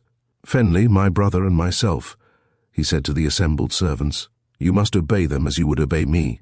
I place matters unreservedly in their hands." "And our questions should be answered without reserve," put in Winter. "Yes, of course. I implied that. At any rate, it is clear now." "Brodie," said Fenley, seeming to pounce on the chauffeur, "you were seated at the wheel when the shot was fired." Yes, sir," stuttered Brodie, rather taken aback by the little man's suddenness. "Were you looking at the wood?" "In a sort of a way, sir." "Did you see anyone among the trees?" "No, sir, that I didn't." This more confidently. "Place your car where it was stationed, then take your seat, and try to imagine that you are waiting for your master. Start the engine, and behave exactly as though you expected him to enter the car. Don't watch the wood. I mean that you are not to avoid looking at it, but just throw yourself back to the condition of mind you were in at 9:25 this morning. Can you manage that? I think so, sir. No chatting with others, you know. Fancy you're about to take Mr. Fenley to the station. If you should happen to see me, wave your hand. Then you can get down and stop the engine. You understand you are not to keep a sharp lookout for me? Yes, sir. The butler thought it would take a quarter of an hour to collect sample pairs of boots from the house and outlying cottages. Police Constable Farrow was instructed to bring the butler and the array of boots to the place where the footprints were found, and Bates led the detectives and the inspector thither at once. Soon the four men were gazing at the telltale marks, and the inspector, of course, was ready with a shrewd comment. Whoever it was that came this way, he didn't take much trouble to hide his tracks, he said. The Scotland Yard experts were so obviously impressed that the inspector tried a higher flight. They're a man's boots, he continued. We needn't have worried Tomlinson to gather the maid's footgear. Furneaux left 2 neat imprints in the damp soil. Bet you a penny whistle there are at least 2 women in the towers who will make bigger blobs than these, he said. A penny whistle, as a wager, is what Police Constable Farrow would term unusual. Quite so, said the inspector thoughtfully. Winter caught Furneaux's eye and frowned. There was nothing to be gained by taking a rise out of the local constabulary. Still, he gave one sharp glance at both sets of footprints. Then he looked at Furneaux again, this time with a smile. The party passed on to the rock on the higher ground. Bates pointed out the old scratches, and those made by Farrow and himself. Me first, cried Furneaux, darting nimbly to the summit. He was not there a second before he signalled to someone invisible from beneath. Winter joined him, and the east front of the house burst into view. Brodie was in the act of descending from the car. The doctor had gone. A small group of men were gazing at the wood, but Hilton Fenley and Sylvia Manning were not to be seen. Neither man uttered a word. They looked at the rock under their feet, at the surrounding trees, oak and ash, elm and larch, all of mature growth, and towering 30 to 40 feet above their heads, while the rock itself rose some 12 feet from the general level of the sloping ground. Bates was watching them. The fact is, gentlemen, that if an oak and a couple of spruce first hadn't been cut down, you wouldn't see the house even from where you are, he said. Mr. Fenley had an idea of building a shelter on this rock, but he let it alone 'cause of the birds. Ladies would be coming here, and a disturbing of 'em. The detectives came down. Furneaux, meaning to put the inspector in the right frame of mind, said confidentially, Brodie saw me instantly. Did he now? It follows that he would have seen anyone who fired at Mr. Fenley from that spot. It almost follows. We must guard against assuming a chance as a certainty. Oh, yes. And we must also try to avoid fitting facts into preconceived notions. Now, while the butler is gathering old boots, let us spend a few profitable minutes in this locality. After that, any trace of soreness in the inspectorial breast was completely obliterated. Both Winter and Furneaux produced strong magnifying glasses and scrutinized the scratches and impressions on the bare rock and moss. Bates, skilled in wood lore, was quick to note what they had discerned at a glance. Beg pardon, gentlemen both, but may I put in a word? He muttered awkwardly. As many as you like, Winter assured him. Well, these here marks was made by Farrow and myself, say about 10:40, or a trifle over an hour after the murder, and I have no sort of doubt as these other marks are a day or 2 days older. You might even put it at 3 days, agreed Winter. Then it follows, began the inspector, but checked himself. He was becoming slightly mixed as to the exact sequence of events. Come now, Bates, said Furneaux. You can tell us the day, Mr. Robert Fenley left home recently? There is no harm in mentioning his name. It can't help being in our thoughts, since it was discovered that his gun was missing. He went off on a motor bicycle last Saturday morning, sir. Can you fix the hour? About 10:30. You have not seen him since? No, sir. You would be likely to know if he had returned. Certain, sir, unless he came by the Roxton gate. Oh, is there another entrance? Yes, but it can't be used, except by people on foot. The big gates are always locked and the road has been grassed over, and not so many folk know of a right-of-way. Of course, Mr. Robert knows. Bates was disturbed. He expected to be cross-examined farther, but to his manifest relief, the ordeal was postponed. Winter and Furneaux commenced a careful scrutiny of the ground behind the rock. They struck off on different paths, but came together at a little distance. "The trees," murmured Winter. "Yes, when we are alone." "Have you noticed these curious pads? They mean a lot. It's not so easy, James." "I'm growing interested, I admit." They rejoined the others. "Did you tell me that only you and Police Constable Farrow visited this part of the wood?" said Furneaux to Bates. "I don't remember telling you, sir, but that's the fact," said the keeper. "Well, warn all the estate hands to keep away from this section during the next few days. You will give orders to Farrow to that effect, Inspector?" "Yes. If they go trampling all over, you won't know where you are when it comes to a close search," was the cheerful answer. "Now, about that gun, it must be hidden somewhere in the undergrowth. The man who fired it would never dare to carry it along an open road on a fine morning like this, when everybody is astir." "You're undoubtedly right," said Winter. "But here come assorted boots. They may help us a bit." Tomlinson was a man of method. He and Farrow had brought 2 wicker baskets, such as are used in laundry work. He was rather breathless. "House and estate," he wheezed, pointing to each basket in turn.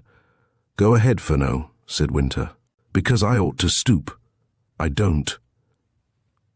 The little man choked back some gibe. The presence of strangers enforced respect to his chief. He took a thin folding rule of aluminum from a waistcoat pocket and applied it to the most clearly defined of the 3 footprints. Then, beginning at the house basket, he ran over the contents rapidly. 1 pair of boots he set aside. After testing the estate basket without success, he seized one of the selected pair and pressed it into the earth close to an original print. He looked up at Tomlinson, who was in a violent perspiration. "Whose boot is this?" he asked. "God help us, sir, it's Mr. Roberts," said Tomlinson in an agonized tone. The inspector, Farrow and Bates were visibly thrilled, but Furneaux only sank back on his heels and peered at the boot. "I don't understand why anyone should feel upset, because these footprints, which, by the way, were not made by this pair of boots, happen to resemble marks which may have been made by Mr. Robert Fenley," he said, apparently talking to himself. "These marks are 3 or 4 days old. Mr. Robert Fenley went away on Saturday. Today is Wednesday. He may have been here on Saturday morning. What does it matter if he was? The man who murdered his father must have been here 2 hours ago." "Sensation!" Tomlinson mopped his forehead with a handkerchief already a wet rag. Farrow, not daring to interfere, nibbled his chin strap. Bates scowled with relief. But the inspector, after a husky cough, spoke. "Would you mind telling me, Mr. Furneaux, why you are so sure?" he said. "Now, Professor Bates, you tell him," cackled Furneaux. The keeper dropped on his knees by the side of the detective and gazed critically at the marks. "At this time of year, gentlemen, things do grow wonderful," he said slowly. "In this sort of ground, where there's wet and shade, there's a kind of constant movement. This here new print is clean, and the broken grass and crushed leaves haven't had time to straighten themselves, as one might say.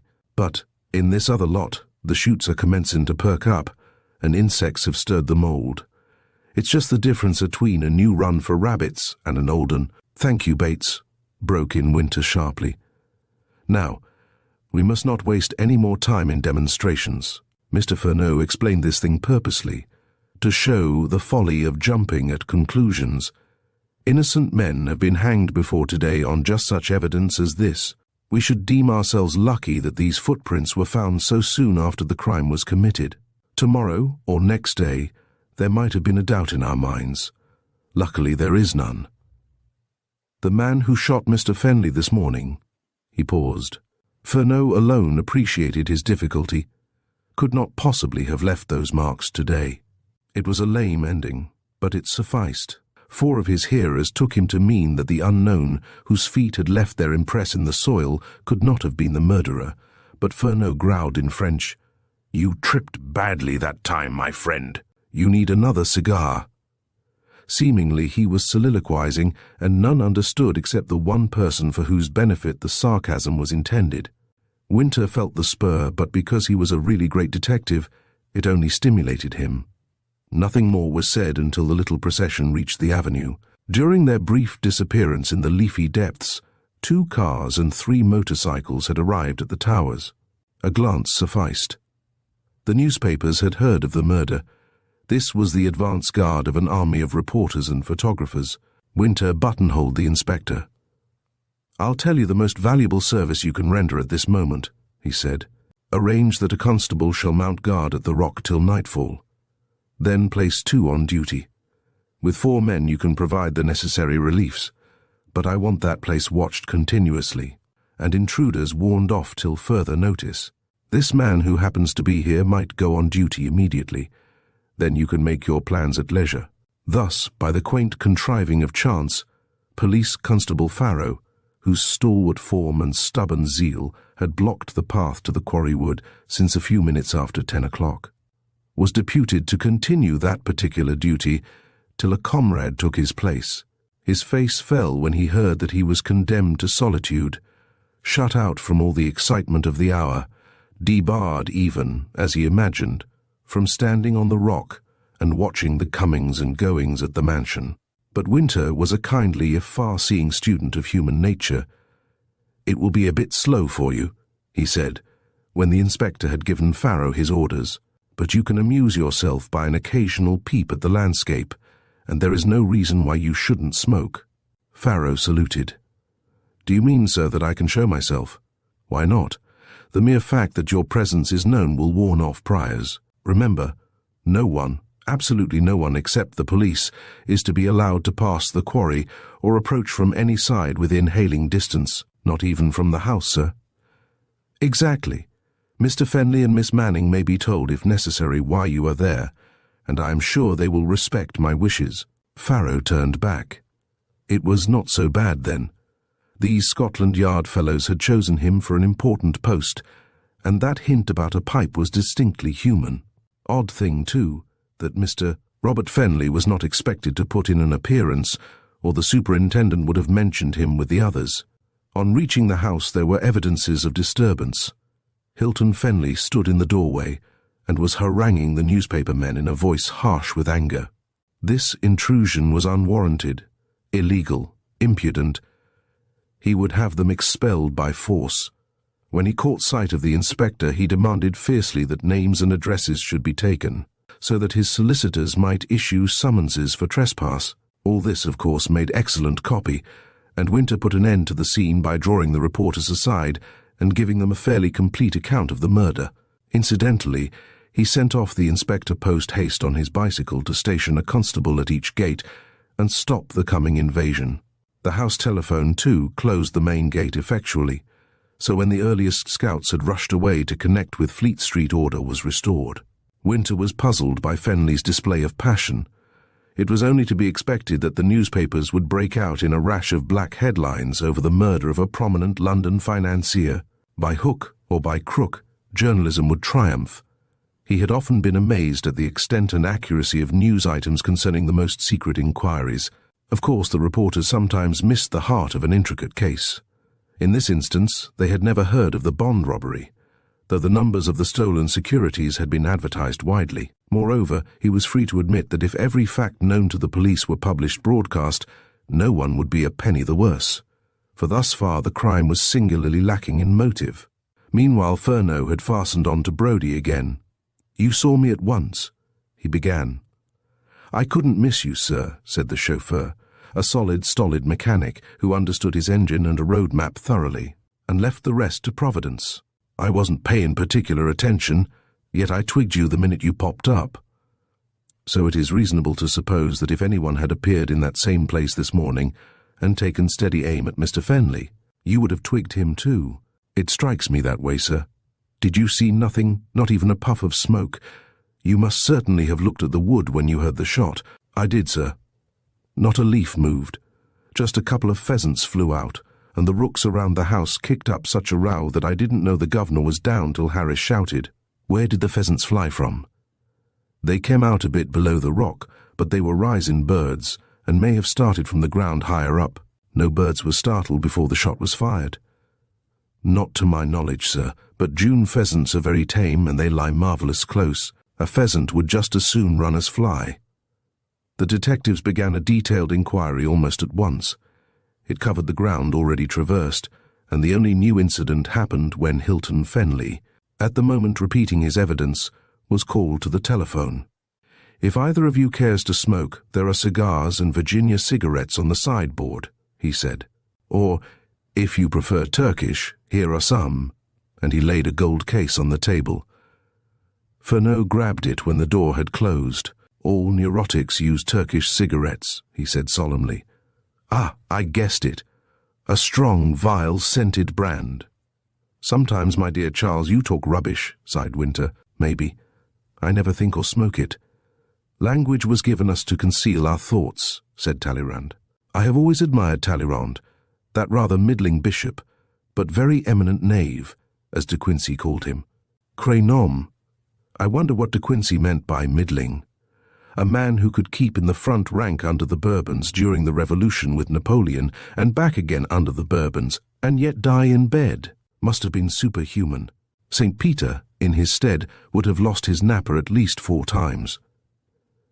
Winter stirred uneasily and gazed out across the Italian garden and park, for the detectives were again installed in the dining room. "What about that artist, Trenholme?" he said after a pause. "We'll look him up. Before leaving this house, I want to peep into various rooms. And there's Tomlinson. Tomlinson is a rich mine. Do leave him to me.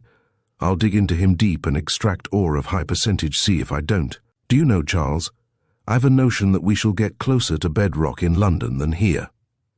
Fenley pretended to look for an invisible halo surrounding his chief's close-cropped bullet head. "Sometimes," he said reverently, "you frighten me when you bring off a brilliant remark like that. I seem to see lightning zigzagging round Jove's dome." Fenley returned. "It was a call from the bank," he announced. "They have just seen the newspapers. I told them I would run up to town this afternoon." "Then you did not telephone Bishopsgate Street earlier?" inquired Winter, permitting himself to be surprised. "No. I had other things to bother me. Now, Mr. Fenley, can you tell me where your brother is?" "I cannot." He placed a rather unnecessary emphasis on the negative. The question seemed to disturb him. Evidently, if he could consult his own wishes, he would prefer not to discuss his brother. "I take it he has not been home since leaving here on Saturday," persisted Winter. "That is so." "Had he quarrelled with your father?" "There was a dispute. Really, Mr. Winter, I must decline to go into family affairs. But the probability is that the more we know, the less our knowledge will affect your brother." The door opened again. Mr. Winter was wanted on the telephone. Then there happened one of those strange coincidences which Fenley's caustic wit had christened Winter's Yorkers. Being a quaint play on the lines, now is the winter of our discontent made glorious summer by this son of York. For the superintendent had scarcely squeezed his big body into the telephone box when he became aware of a mix-up on the line.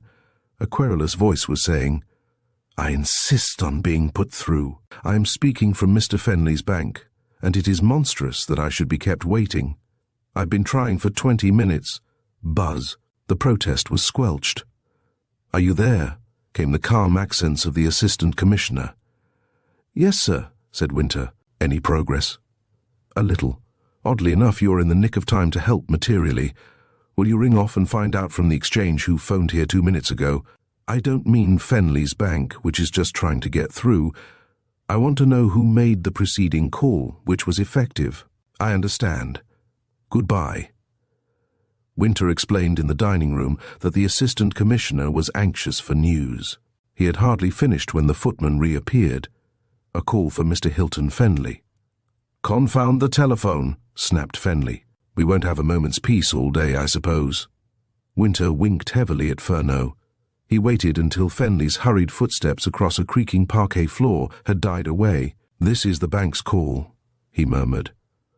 "The other was from the Lord knows who. I've put the yard on the track. I wonder why he lied about it." "He's a queer sort of brother, too," said Fenley. "It strikes me he wants to put Robert in the cart. Chapter. A family gathering." Fenley was frowning when he reappeared. "Another call from the bank," he said gruffly. "Everything there is at 6s and 7s since the news was howled through the city. That is why I really must go to town later. I'm not altogether sorry. The necessity of bringing my mind to bear on business will leaven the surfeit of horrors I've borne this morning. Now, about my brother, Mr. Winter. While listening to Mr. Brown's condolences, you remember Brown, the cashier, Mr. Fenley, I was thinking of more vital matters. A policy of concealment often defeats its own object, and I have come to the conclusion that you ought to know of a dispute between my father and Robert. There's a woman in the case, of course. It's a rather unpleasant story, too. Poor Bob got entangled with a married woman some months ago. He was infatuated at first, but would have broken it off recently were it not for fear of divorce proceedings. Would you make the position a little clearer, sir? Said Winter, who also was listening and thinking. He was quite certain that when he met Mr. Brown, he would meet the man who had been worrying a telephone exchange during the last 20 minutes. I can't. And Fenley's hand brushed away some imaginary film from before his eyes. Bob and I never hit it off very well. We're only half-brothers, you see. Was your father married twice? Am I to reopen a forgotten history? Some person or persons may not have forgotten it. Well, you must have the full story, if at all. My father was not a well-born man. 30 years ago he was a trainer in the service of a rich East Indian merchant, Anthony Drummond, of Calcutta, who owned racehorses, and one of Drummond's daughters fell in love with him. They ran away and got married, but the marriage was a failure. She divorced him by mutual consent, I fancy. Anyhow, I was left on his hands. He went to Assam and fell in with a tea planter named Manning, who had a big estate but neglected it for racing. My father suddenly developed business instincts and Manning made him a partner. Unfortunately, well, that is a hard word, but it applies, my father married again, a girl of his own class, rather beneath it in fact. Then Bob was born. The old man made money, heaps of it. Manning married but lost his wife when Sylvia came into the world. That broke him up. He drank himself to death, leaving his partner as trustee and guardian for the infant. There was a boom in tea estates. My father sold on the crest of the wave and came to London. He progressed. But Mrs. Fenley didn't. She was just a Tommy's daughter, and never seemed to try and rise above the level of married quarters. I had to mind my P's and Q's as a boy, I can assure you. My mother was always thrown in my teeth. Mrs. Fenley called her black.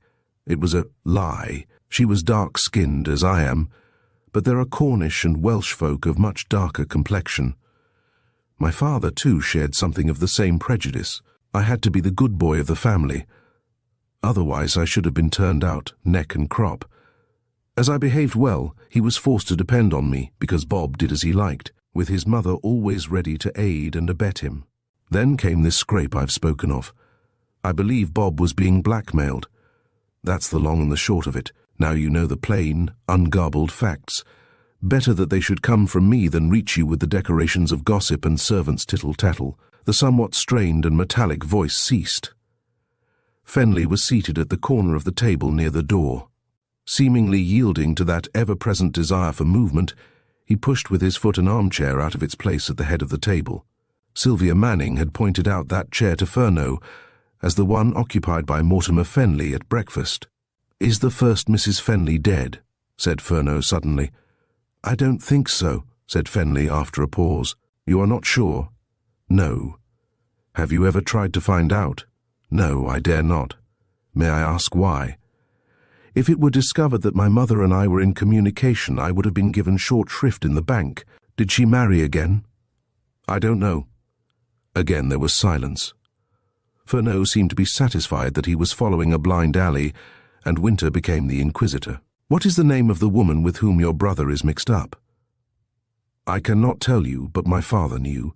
"What leads you to form that opinion?" "Some words that passed between Bob and him last Saturday morning." "Where?" "Here." "Yes, in the hall. Tomlinson heard more distinctly than I. I saw there was trouble brewing and kept out of it, hung back on the pretense of reading a newspaper. As to the missing rifle, can you help us there?" "Not in the least. I wish to heaven Bob had gone to Africa, as he was planning. Then all this misery would have been avoided." "Do you mean your father's death?" Fenley started. He had not weighed his words. "Oh, no, no," he cried hurriedly. "Don't try to trip me into admissions, Mr. Winter. I can't stand that, damned if I can." He jumped up, went to the sideboard and mixed himself a weak brandy and soda, which he swallowed as if his throat were afire with thirst. "I am not treating you as a hostile witness, sir," answered Winter calmly. "Mr. Furneaux and I are merely clearing the ground. Soon we shall know, or believe that we know, what line to avoid and what to follow." "Is Miss Sylvia Manning engaged to be married?" put in Furneaux. Fenley gave him a fiendish look. "What the devil has Miss Manning's matrimonial prospects got to do with this inquiry?" he said, and the venom in his tone was hardly to be accounted for by Furneaux's harmless-sounding query. "One never knows," said the little man, taking the unexpected attack with bland indifference. "You don't appreciate our position in this matter. We are not judges but guessers. We sit in the stalls of a theatre, watching people on the stage of real life playing 4 acts of a tragedy, and it is our business to construct the 5th, which is produced in court. Let me give you a wildly supposititious version of that 5th act now. Suppose some neurotic fool was in love with Miss Manning or her money, and Mr. Mortimer Fenley opposed the project. That would supply a motive for the murder. Do you take the point? I'm sorry I blazed out at you. Miss Manning is not engaged to be married, nor likely to be for many a day. Now, the obvious question was, why she being such an attractive young lady? But Furneaux never put obvious questions. He turned to Winter with the air of one who had nothing more to say. His colleague was evidently perplexed and showed it, but extricated the others from an awkward situation with the tact for which he was noted. "I am much obliged to you for your candour in supplying such a clear summary of the family history, Mr. Fenley," he said. "Of course, we shall be meeting you frequently during the next few days, and developments can be discussed as they arise." His manner, more than his words, conveyed an intimation that when the opportunity served, he would trounce Furneaux for an indiscretion. Fenley was mollified.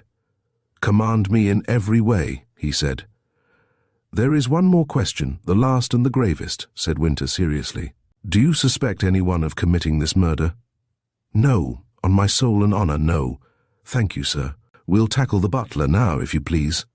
"I'll send him," said Fenley.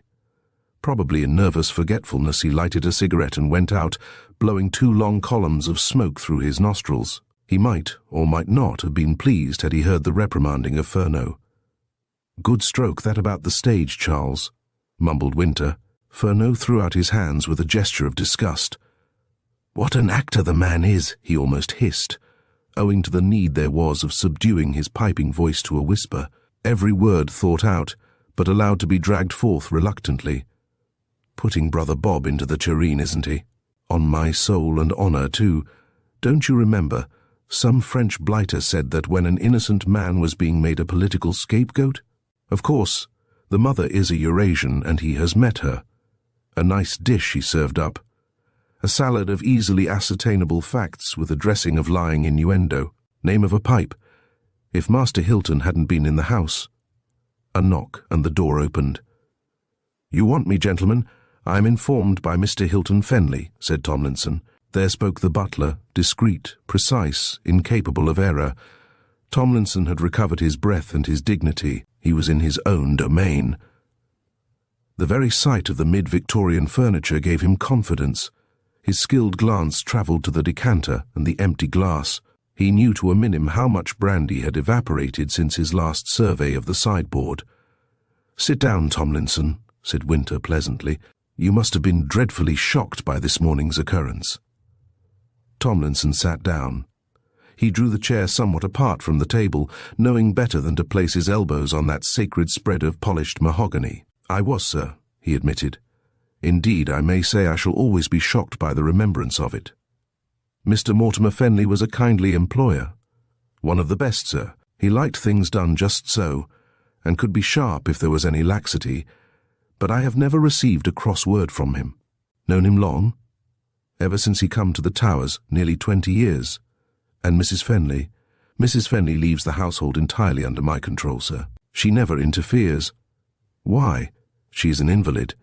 Is she so ill that she cannot be seen? Practically that, sir. Been so for 20 years? Tomlinson coughed. He was prepared with an ample statement as to the catastrophe which took place at 9:30 a.m. But this delving into bygone decades was unexpected and decidedly distasteful. "It would seem. Mrs. Fenley is unhappily addicted to the drug habit, sir," he said severely, plainly hinting that there were bounds, even for detectives. "I fancied so," was the dry response. "However, I can understand and honor your reluctance to reveal Mrs. Fenley's failings.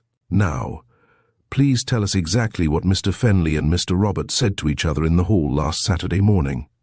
How poor Pharaoh, immured in his jungle, would have gloated over Tomlinson's collapse when he heard those fatal words. To his credit be it said, the butler had not breathed a word to a soul concerning the scene between father and son. He knew nothing of an inquisitive housemaid, and his tortured brain fastened on Hilton Fenley as the Paul Pry.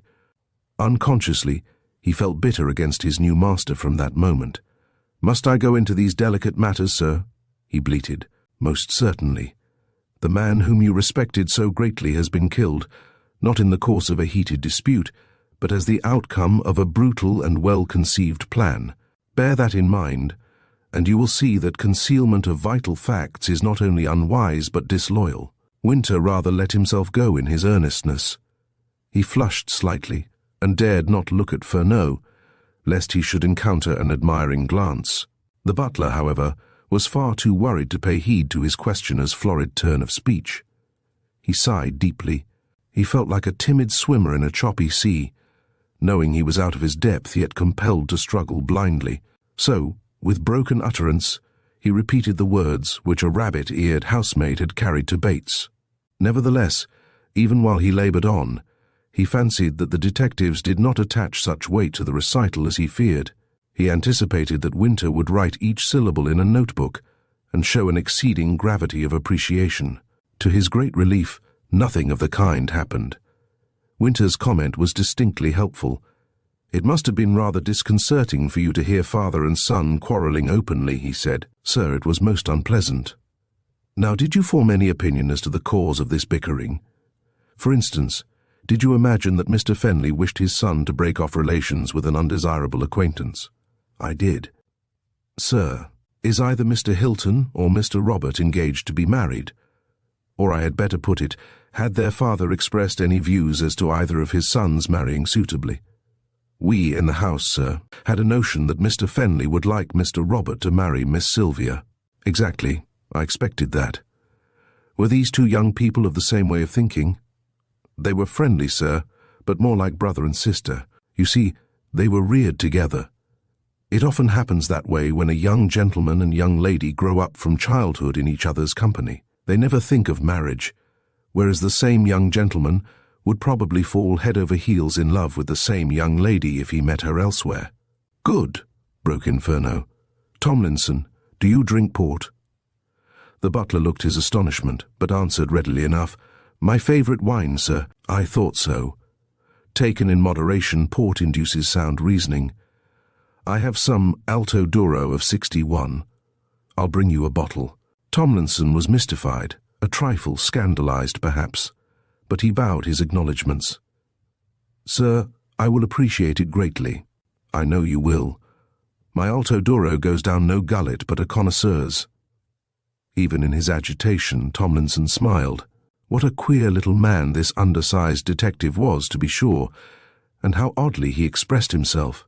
"I ask this just as a matter of form, but did Mr. Robert Fenley take his 450 express rifle when he went away on Saturday?" said Winter. "No, sir. He had only a valise strapped to the carrier. But I do happen to know that the gun was in his room on Friday, because Friday is my day for house inspection." "Any cartridges?" "I can't say, sir. They would be in a drawer, or more likely in the gun room." "Where is this gun room?" "Next to the harness room, sir, second door to the right in the courtyard." "Speaking absolutely in confidence, have you formed a theory as to this murder?" "No, sir. But if any sort of evidence is piled up against Mr. Robert, I shall not credit it. No power on earth could make me believe that he would kill his father in cold blood. He respected his father, sir. He's a bit wild, as young men with too much money are apt to be, but he was good-hearted and genuine. Yet he did speak of blowing his own brains out, and his father's. That was his silly way of talking, sir. He would say, 'Tomlinson, if you tell the pater what time I came home last night, I'll stab you to the heart.' When there was a bit of a family squabble, he would threaten to mix a gallon of weed killer and drink every drop. Everything was rotten, or beastly, or awfully ripping.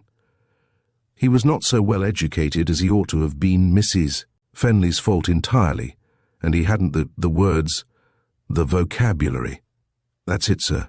I see you understand. Tomlinson, interrupted Furneaux. A famous American writer, Oliver Wendell Holmes, described adjectives of that class as the blank checks of intellectual bankruptcy. You have hit on the same great thought. The butler smiled again. He was beginning to like Furneaux. You have never heard, I suppose, of Mr. Fenley receiving any threatening letters? Continued Winter. No, sir. Some stupid postcards were sent when he tried to close a right-of-way through the park, but they were merely ridiculous, and that occurred years ago. So you, like the rest of us, feel utterly unable to assign a motive for this crime. Sir, it's like a thunderbolt from a clear sky.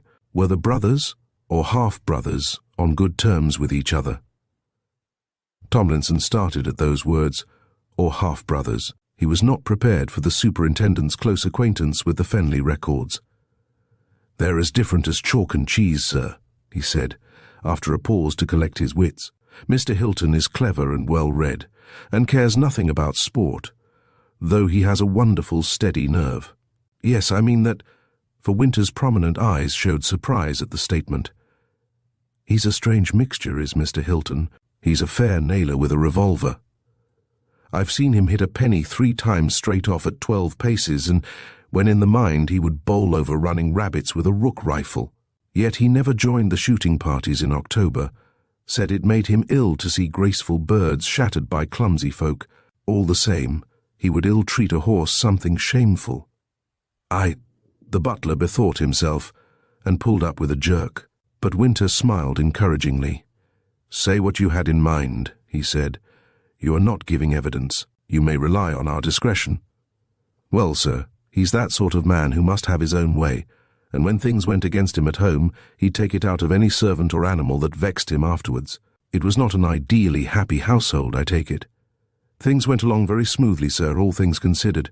They have been rather better since Miss Sylvia came home from Brussels. She was worried about Mrs. Fenley at first, but gave it up as a bad job, and Mr. Fenley and the young gentleman used to hide their differences before her. That was why Mr. Fenley and Mr. Robert blazed up in the hall on Saturday. They couldn't say a word in front of Miss Sylvia at the breakfast table. The 4 always met at breakfast then. Almost without fail, sir. On Monday and Tuesday mornings Mr. Hilton breakfasted early, and his father was joking about it. For if anyone was late, it would be him, or should I say he, sir? Furneaux cackled. I wouldn't have you alter your speech on any account. He grinned. Why did Mr. Hilton turn over these new leaves on Monday and Tuesday? He said he had work to do. What it was I don't know, sir, but he managed to miss the 9:45, and Mr. Fenley was vexed about it. Of course, I don't know why I am telling you these small things. Mr. Hilton might be angry. Someone knocked. Harris, the footman, entered, a scared look on his face. Can you come a moment, Mr. Tomlinson? He said. The undertaker is here for the body. What is that? Cried Winter sharply. The butler arose. Didn't Mr. Hilton mention it, sir? He said. Dr. Stern must hold a post-mortem before the inquest, and he suggested that it could be carried through more easily in the mortuary attached to the cottage hospital. Isn't that all right, sir? Oh, yes, I'm sorry, I didn't understand. Go by all means. We'll wait here. When they were alone, the 2 detectives remained silent for a long minute. Winter arose and looked through a window at the scene outside. A closed hearse had arrived. Some men were carrying in a rough coffin and 3 trestles. There was none of the gorgeous trappings which lend dignity to such transits in public.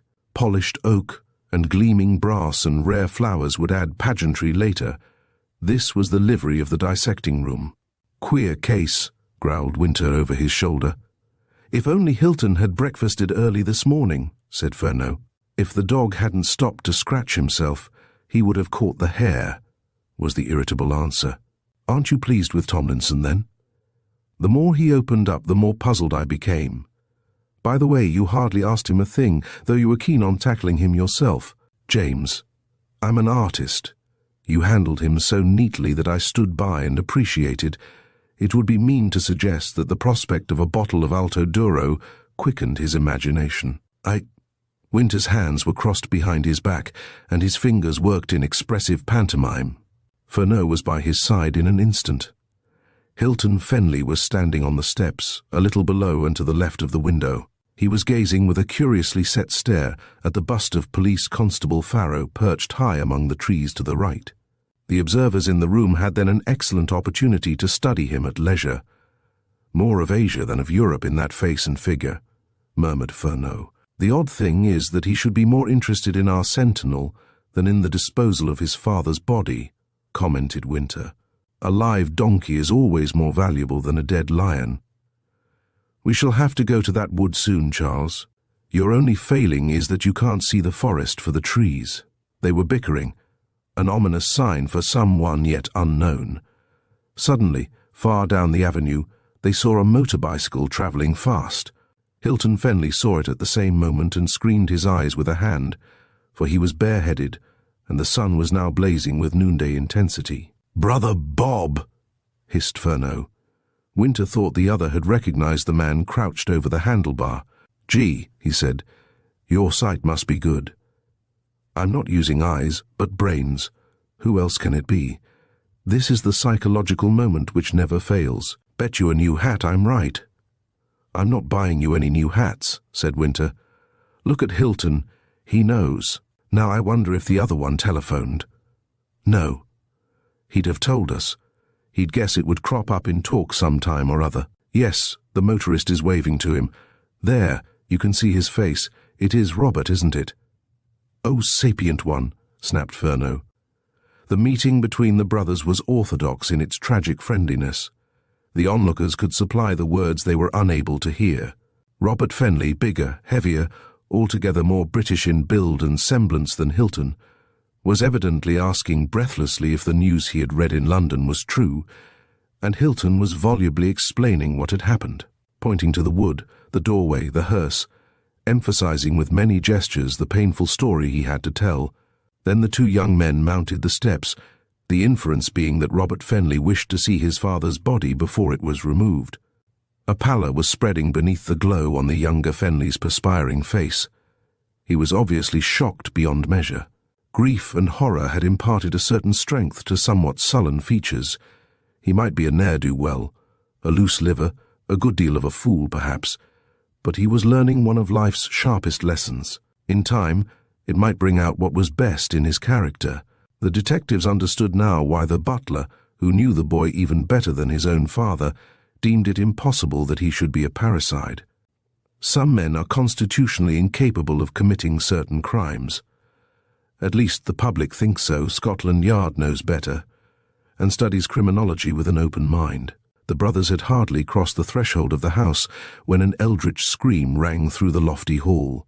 The detectives hastened from the dining room, and forthwith witnessed a tableau which would have received the envious approval of a skilled producer of melodrama. The hall measured some 35 feet square, and was nearly as lofty, its ceiling forming the second floor. The staircase was on the right, starting from curved steps in the inner right angle, and making a complete turn from a half landing to reach a gallery which ran around 3 sides of the first floor. The fourth contained the doorway, with a window on each hand and 4 windows above. The stairs and the well of the hall were of oak, polished as to parquet and steps, but left to age and colour naturally as to wainscot, balusters and rails. The walls of the upper floor were decorated in shades of dull gold and amber. The general effect was superb, either in daylight or when a great Venetian lustre in the centre of the ceiling blazed with electric lights. The body of the unfortunate banker had not been removed from the oaken settee at the back of the hall, and was still covered with a white sheet. An enormously stout woman, clothed in a dressing gown of black lace, was standing in the cross gallery and resisting the gentle efforts of Sylvia Manning, now attired in black, to take her away. The stout woman's face was deathly white, and her distended eyes were gazing dully at the ominous figure stretched beneath. 2 podgy hands, with rings gleaming on every finger, were clutching the carved railing, and the tenacity of their grip caused the knuckles to stand out in white spots on the ivory-tinted skin. This, then, was Mrs. Fenley, in whom some vague stirring of the spirit had induced a consciousness that all was not well in the household with which she never interfered. It was she who had uttered that ringing shriek when some flustered maid blurted out that the master was dead, and her dazed brain had realized what the sheet covered. She lifted her eyes from that terrifying object when her son entered with Hilton Fenley. "Oh, Bob," she wailed, "they've killed your father. Why did you let them do it?" Even in the agony of the moment, the distraught young man was aware that his mother was in no fit state to appear thus openly. "Mother," he said roughly, "you oughtn't to be here, you know. Do go to your room with Sylvia. I'll come soon and explain everything." "Explain," she wailed. "Explain your father's death. Who killed him? Tell me that, and I'll tear them with my nails. But is he dead? Did that hussy lie to me? You all tell me lies because you think I am a fool. Let me alone, Sylvia. I will go to my husband. Let me alone, or I'll strike you." By sheer weight she forced herself free from the girl's hands and tottered down the stairs. At the half landing she fell to her knees, and Sylvia ran to pick her up. Then Hilton Fenley seemed to arouse himself from a stupor. Flinging a command at the servants, he rushed to Sylvia's assistance, and, helped by Tomlinson and a couple of footmen, half-carried the screaming and fighting woman up the stairs and along a corridor. Thus it happened that Robert Fenley was left in the hall with the dead body of his father. He stood stock still, and seemed to follow with disapproval the manner of the disappearance of the poor creature whom he called mother. Her shrieks redoubled in volume as she understood that she would not be allowed to see her husband's corpse, and her son added to the uproar by shouting loudly, "Hi there! Don't ill-treat her, or I'll break all your necks. Confound you, be gentle with her." He listened till a door slammed, and a sudden cessation of the tumult showed that someone, in sheer self-defense, had given her morphia, the only sedative that could have any real effect. Then he turned and became aware of the presence of the two detectives. "Well," he said furiously, "who are you, and what the blazes do you want here? Get out, both of you, or I'll have you chucked out." Chapter 6, wherein Fernot seeks inspiration from literature and ART. The head of the Criminal Investigation Department was not the sort of man to accept meekly whatsoever coarse commands Robert Fenley chose to fling at him. He met the newcomer's angry stare with a cold and steady eye. "You should moderate your language in the presence of death, Mr. Fenley," he said. "We are here because it is our duty. You, on your part, would have acted more discreetly had you gone to your mother's assistance instead of swearing at those who are acting for the best under trying conditions." "Damn your eyes, are you speaking to me?" came the wrathful cry. "Surely you have been told that your father is lying there dead," went on Winter sternly. "Mrs. Fenley might have yielded readily to your persuasion, but your help took the form of threatening people who adopted the only other course possible. Calm yourself, sir, and try to remember that the father from whom you parted in anger has been murdered. My colleague and I represent Scotland Yard. We were brought here by your brother. See that you meet us in the dining room in a quarter of an hour. Come, Fernot." And stirred for once to a feeling of deep annoyance, the big man strode out into the open air, with a sublime disregard for either the anger or the alarm struggling for mastery in Robert Fenley's sullen face. "Phew," he said, drawing a deep breath before descending the steps. "What an unlicked cub! And they wanted to marry that girl to him." "It shan't be done, James," said Fernot. "I actually lost my temper," puffed the other. "Tell you what, let's put the inspector on to him. Tell the local sleuths half what we know and they'll run him in like a shot. Pooh, he's all talk. Tomlinson is right. The neurotic Hilton has more nerve in his little finger than that dolt in the whole of his body. What did you think of his boots?" "I shall be surprised if they don't fit those footprints exactly." "They will.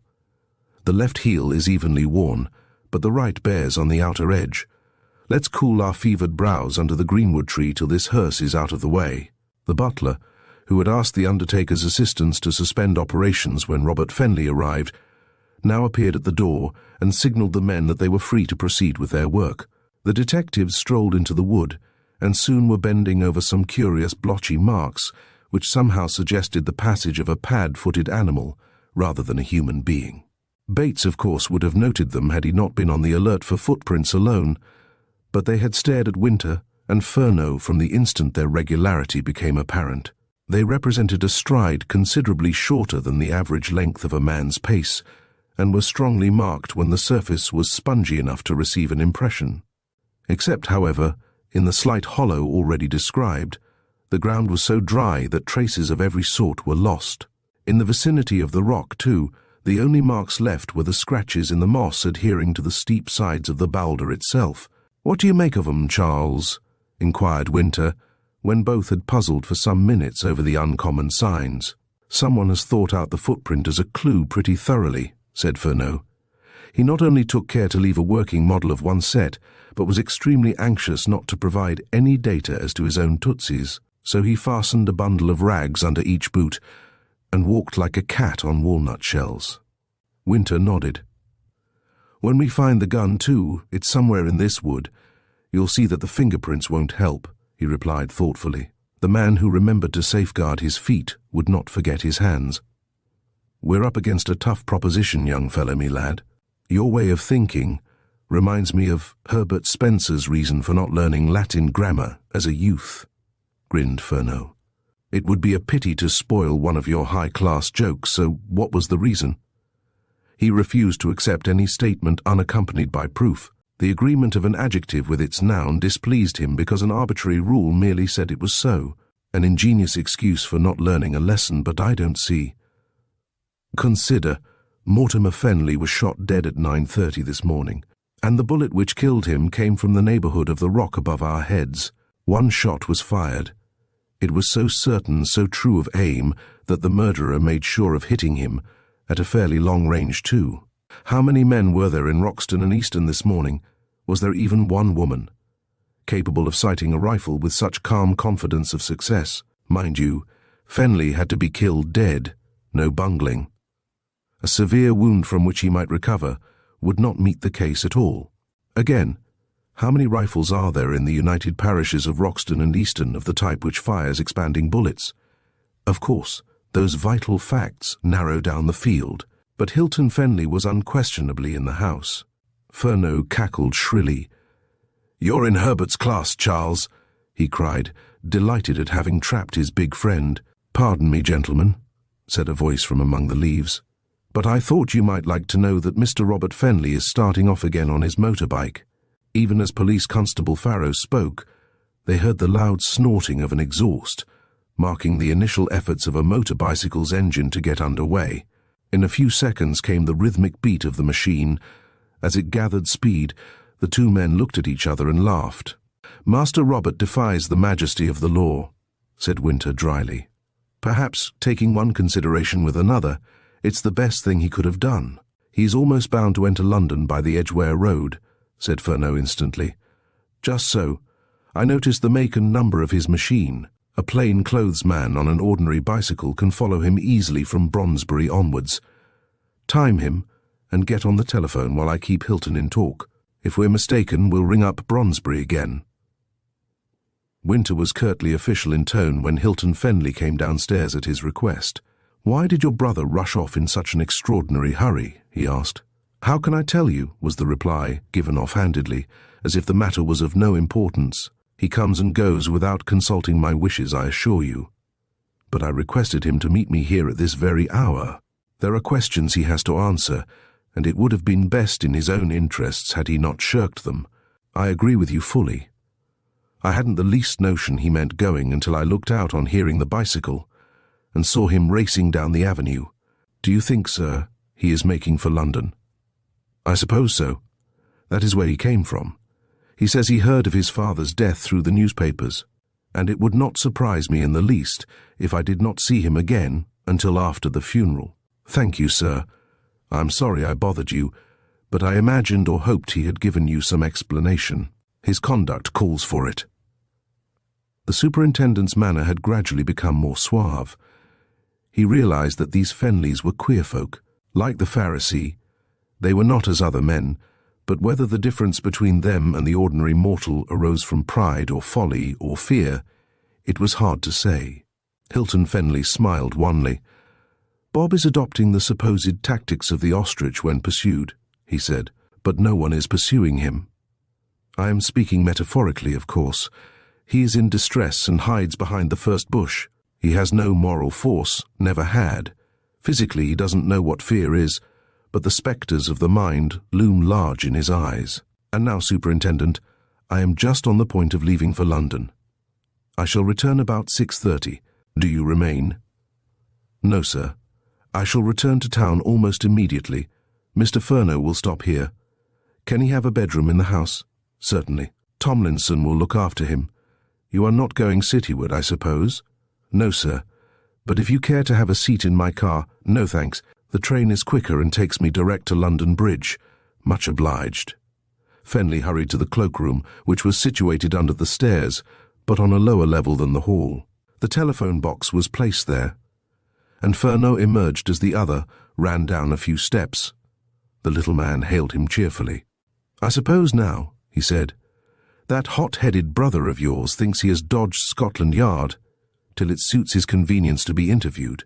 Strange how people insist on regarding us as novices in our own particular line. Now, you wouldn't make that mistake, sir." "What mistake? I wouldn't run away, if that is what you mean." "I'm sure of that, sir. But Mr. Robert has committed the additional folly from his point of view of letting us know why he was so desperately anxious to get back to London. But he didn't say a word. Ah, words, idle words. Words are like leaves, and where they most abound much fruit of sense beneath is rarely found. It is actions that count, sir. Deeds, not words. Now, Mr. Robert has been kind enough to give us the eloquent facts, because he will be followed from the suburbs and his whereabouts watched most carefully." "Dear me, I hadn't thought of that," said Hilton Fenley slowly. Two ideas were probably warring in his brain at that moment. One classed Furneaux as a garrulous idiot. The other suggested that there might be method in such folly. "That's a clever simile of Pope's about dense leaves betokening scarcity of fruit," went on Furneaux. "Of course, it might be pushed too far. Think what a poisonous Dead Sea apple the quarry wood contained. Your father's murder might not have been possible today but for the cover given by the trees." Fenley selected a dark overcoat and derby hat. He wore a black tie but had made no other change in his costume. "You are quite a literary detective, Mr. Furneaux," he commented. "More literal than literary, sir. I have little leisure for reading, but I own an excellent memory. Nothing to boast of in that. It's indispensable in my profession. Obviously, well, I must hurry away now. See you later." He hastened out. His manner seemed to hint an annoyance. It conveyed indefinitely but subtly a suggestion that his father's death was far too serious a thing to be treated with such levity. Furneaux sauntered slowly to the front door. By that time, the Fenley car was speeding rapidly down the avenue. "With luck," he said to Winter, who had joined him, "with any sort of luck, both brothers should pass their father's body on the way to the mortuary. Sometimes, O worthy chief, I find myself regretting the ways and means of the days of old, when men believed in the Judicium Dei. Neither of those sons went near his dead father. If one of them had dared, I wonder whether the blood would have liquefied. Do you remember, in the Nibelungenlied, that Hagen is forced to prove his innocence by touching Siegfried's corpse and fails? That is the point. He fails. Our own Shakespeare knew the dodge. When Henry VI was being borne to Chertsey in an open coffin, the Lady Anne made Gloucester squirm by her cry, "Oh, gentlemen, see, see!" Dead Henry's wounds open their congealed mouths and bleed afresh. Why then did those sons fight shy of touching their father's body? Had it been your father or mine who was beaten down by a murderer's spite, we would surely have given him one farewell clasp of the hand. Winter recognized the symptoms. His diminutive friend was examining the embryo of a theory already established in his mind. It was a mere shadow, something vague and dark and uncertain in outline, but it existed and would assume recognizable shape when an active imagination had fitted some shreds of proof to that which was yet without form and void. At that crisis, contradiction was a tonic. "I think you're in error in one respect," said Winter quietly. "Hilton Fenley went to his father's assistance, and we don't know whether or not Robert did not approach the body. You're wrong, most sapient one. Before telephoning Bronsbury, I asked Harris to tell me exactly what happened after the banker dropped at his feet. Harris shouted and knelt over him. Miss Manning ran and lifted his head. Tomlinson, Harris and Brodie carried him to the settee. Hilton Fenley never touched him. What of Robert? We cleared out, leaving him there alone. I watched him until the undertaker's men were called back. Up to that time he hadn't moved. Bet you a new hat the men will tell you he never went nearer. You buy your own new hats, said Winter. Do you want me to stand you 2 a day? I'm off to the yard. I'll look up 2 lines in town. Phone through if you want help and I'll come. You sleep here tonight if you care to. Tomlinson will provide. How about the wood? Leave it. You'll see that artist, Trenholme? Yes. And the bedrooms? Going there now. So long. Sorry I must quit, but I'm keen to clear up that telephone call. If you're in the office about 6, I'll tell you the whole story. Charles, said Winter earnestly, placing a hand on his colleague's shoulder, we gain nothing by rushing our fences. This is the toughest job we've handled this year. There's a hard road to travel before we sit down and prepare a brief for council. Of course, I meant the story up to the 6 o'clock installment. Winter smiled. He sprang into the car, the chauffeur having already started the engine in obedience to a word from the superintendent. Stop at the Bronsbury police station, was the order, and Furneaux was left alone. He re-entered the house and crooked a finger at the butler, who had not summoned up courage to retire to his own sanctum, though a midday meal was awaiting him. Take me upstairs, said the detective. I shall not detain you many minutes, then you and I will have a snack together, and you'll borrow a bicycle for me, and I shan't trouble you any more till a late hour. No trouble at all, sir, Tomlinson assured him. If I could advance your inquiry in the least degree, I'd fast cheerfully all day. What I like about you, Tomlinson, is your restraint, said Furneaux. Many a man would have offered to fast a week, not meaning to deny himself a toothful 5 minutes longer than was avoidable. Now you really mean what you say. Ah, this is Mr. Robert's den. And that is his bedroom, with the dressing room adjoining. Very cosy, to be sure. Of course, the rooms have been dusted regularly since he disappeared on Saturday. Every day, sir. Well, I hate prying into people's rooms. Beastly liberty, I call it. Now for Mr. Hilton's. Is that all, sir? Inquired the butler, manifestly surprised by the cursory glance which the detective had given around the suite of apartments. All at present, thank you. Like the Danites' messengers, I'm only spying out the lie of the land. Ah, each brother occupied a corner of the east wing. Robert, north, Hilton, south, a most equitable arrangement. Now these rooms show signs of tenancy, eh? They were standing in Hilton Fenley's sitting room, having traversed the whole of the gallery around the hall to reach it. The remains of a fire in the grate caught Furneaux's eye, and the butler coughed apologetically. Mr. Hilton won't have his rooms touched, sir, until he leaves home of a morning, he said. He likes to find his papers, etc., where he put them overnight. As a rule, the housemaid comes here soon after breakfast, but this morning, naturally— Of course, assented the other promptly. Everything is at 6s and 7s. Would you mind sending the girl here? I'd like to have a word with her. Tomlinson moved ponderously towards an electric bell. No, said Furneaux. Don't ring.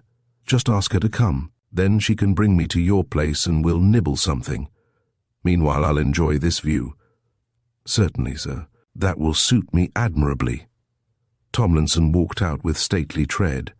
His broad back was scarcely turned before the detective's nimble feet had carried him into the bedroom, which stood in the southeast angle. He seemed to fly around the room like one possessed of a fiend of unrest. Picking up a glass tumbler, he sniffed it and put it in a pocket. He peered at the bed, the dressing table, the carpet, opened drawers and wardrobe doors, examined towels in the bathroom, and stuffed one beneath his waistcoat. Running back to the sitting room, he found a torn envelope and began picking up some specks of grit from the carpet, each of which went into a corner of the envelope, which he folded and stowed away. Then he bent over the fireplace and rummaged among the cinders. 3 calcined lumps, not wholly consumed, appeared to interest him. A newspaper was handy. He wrapped the grimy treasure trove in a sheet, and that small parcel also went into a pocket. When a swish of skirts on the stairs announced the housemaid, he retreated to the bedroom and the girl found him standing at a south window, gazing out over the fair vista of the Italian terraces and the rolling parkland. "Yes, sir," said the girl timidly. He turned, as if he had not heard her approach. She was pale, and her eyes were red, for the feminine portion of the household was in a state of collapse. "I only wanted to ask why a fire is laid in the sitting room in such fine weather," he said. "Mr. Hilton sits up late, sir, and if the evening is at all chilly, he puts a match to the grate himself." "Ah, silly question. Don't tell anybody I spoke of it, or they'll think me a funny detective, won't they?" He smiled genially, and the girl's face brightened. "I don't see that, sir," she said. "I don't know why Mr. Hilton wanted a fire last night. It was quite hot. I slept with my window wide open. A very healthy habit, too. Do you attend to Mr. Robert's suite?" "Yes, sir." "Does he have a fire?" "Never in the summer, sir." "He's a warmer-blooded creature than Mr. Hilton, I fancy." "I expect so, sir." "Well now, there's nothing here. But we detectives have to nose around everywhere. I'm sure you are terribly upset by your master's death. Everybody gives him a good word." "Indeed, he deserved it, sir. We all liked him. He was strict, but very generous." Fenley chatted with her while they descended the stairs and traversed devious passages till the butler's room was gained. By that time the housemaid was convinced that Mr. Fenley was a very nice man. When she did Hilton Fenley's rooms, she missed the glass, but gave no heed to its absence. Who would bother about a glass in a house where murder had been done? She simply replaced it by another of the same pattern. "May I inquire, sir," said Tomlinson when Fenley had washed face and hands and was seated at a table laid for two, "may I inquire if you have any preference as to a luncheon wine?"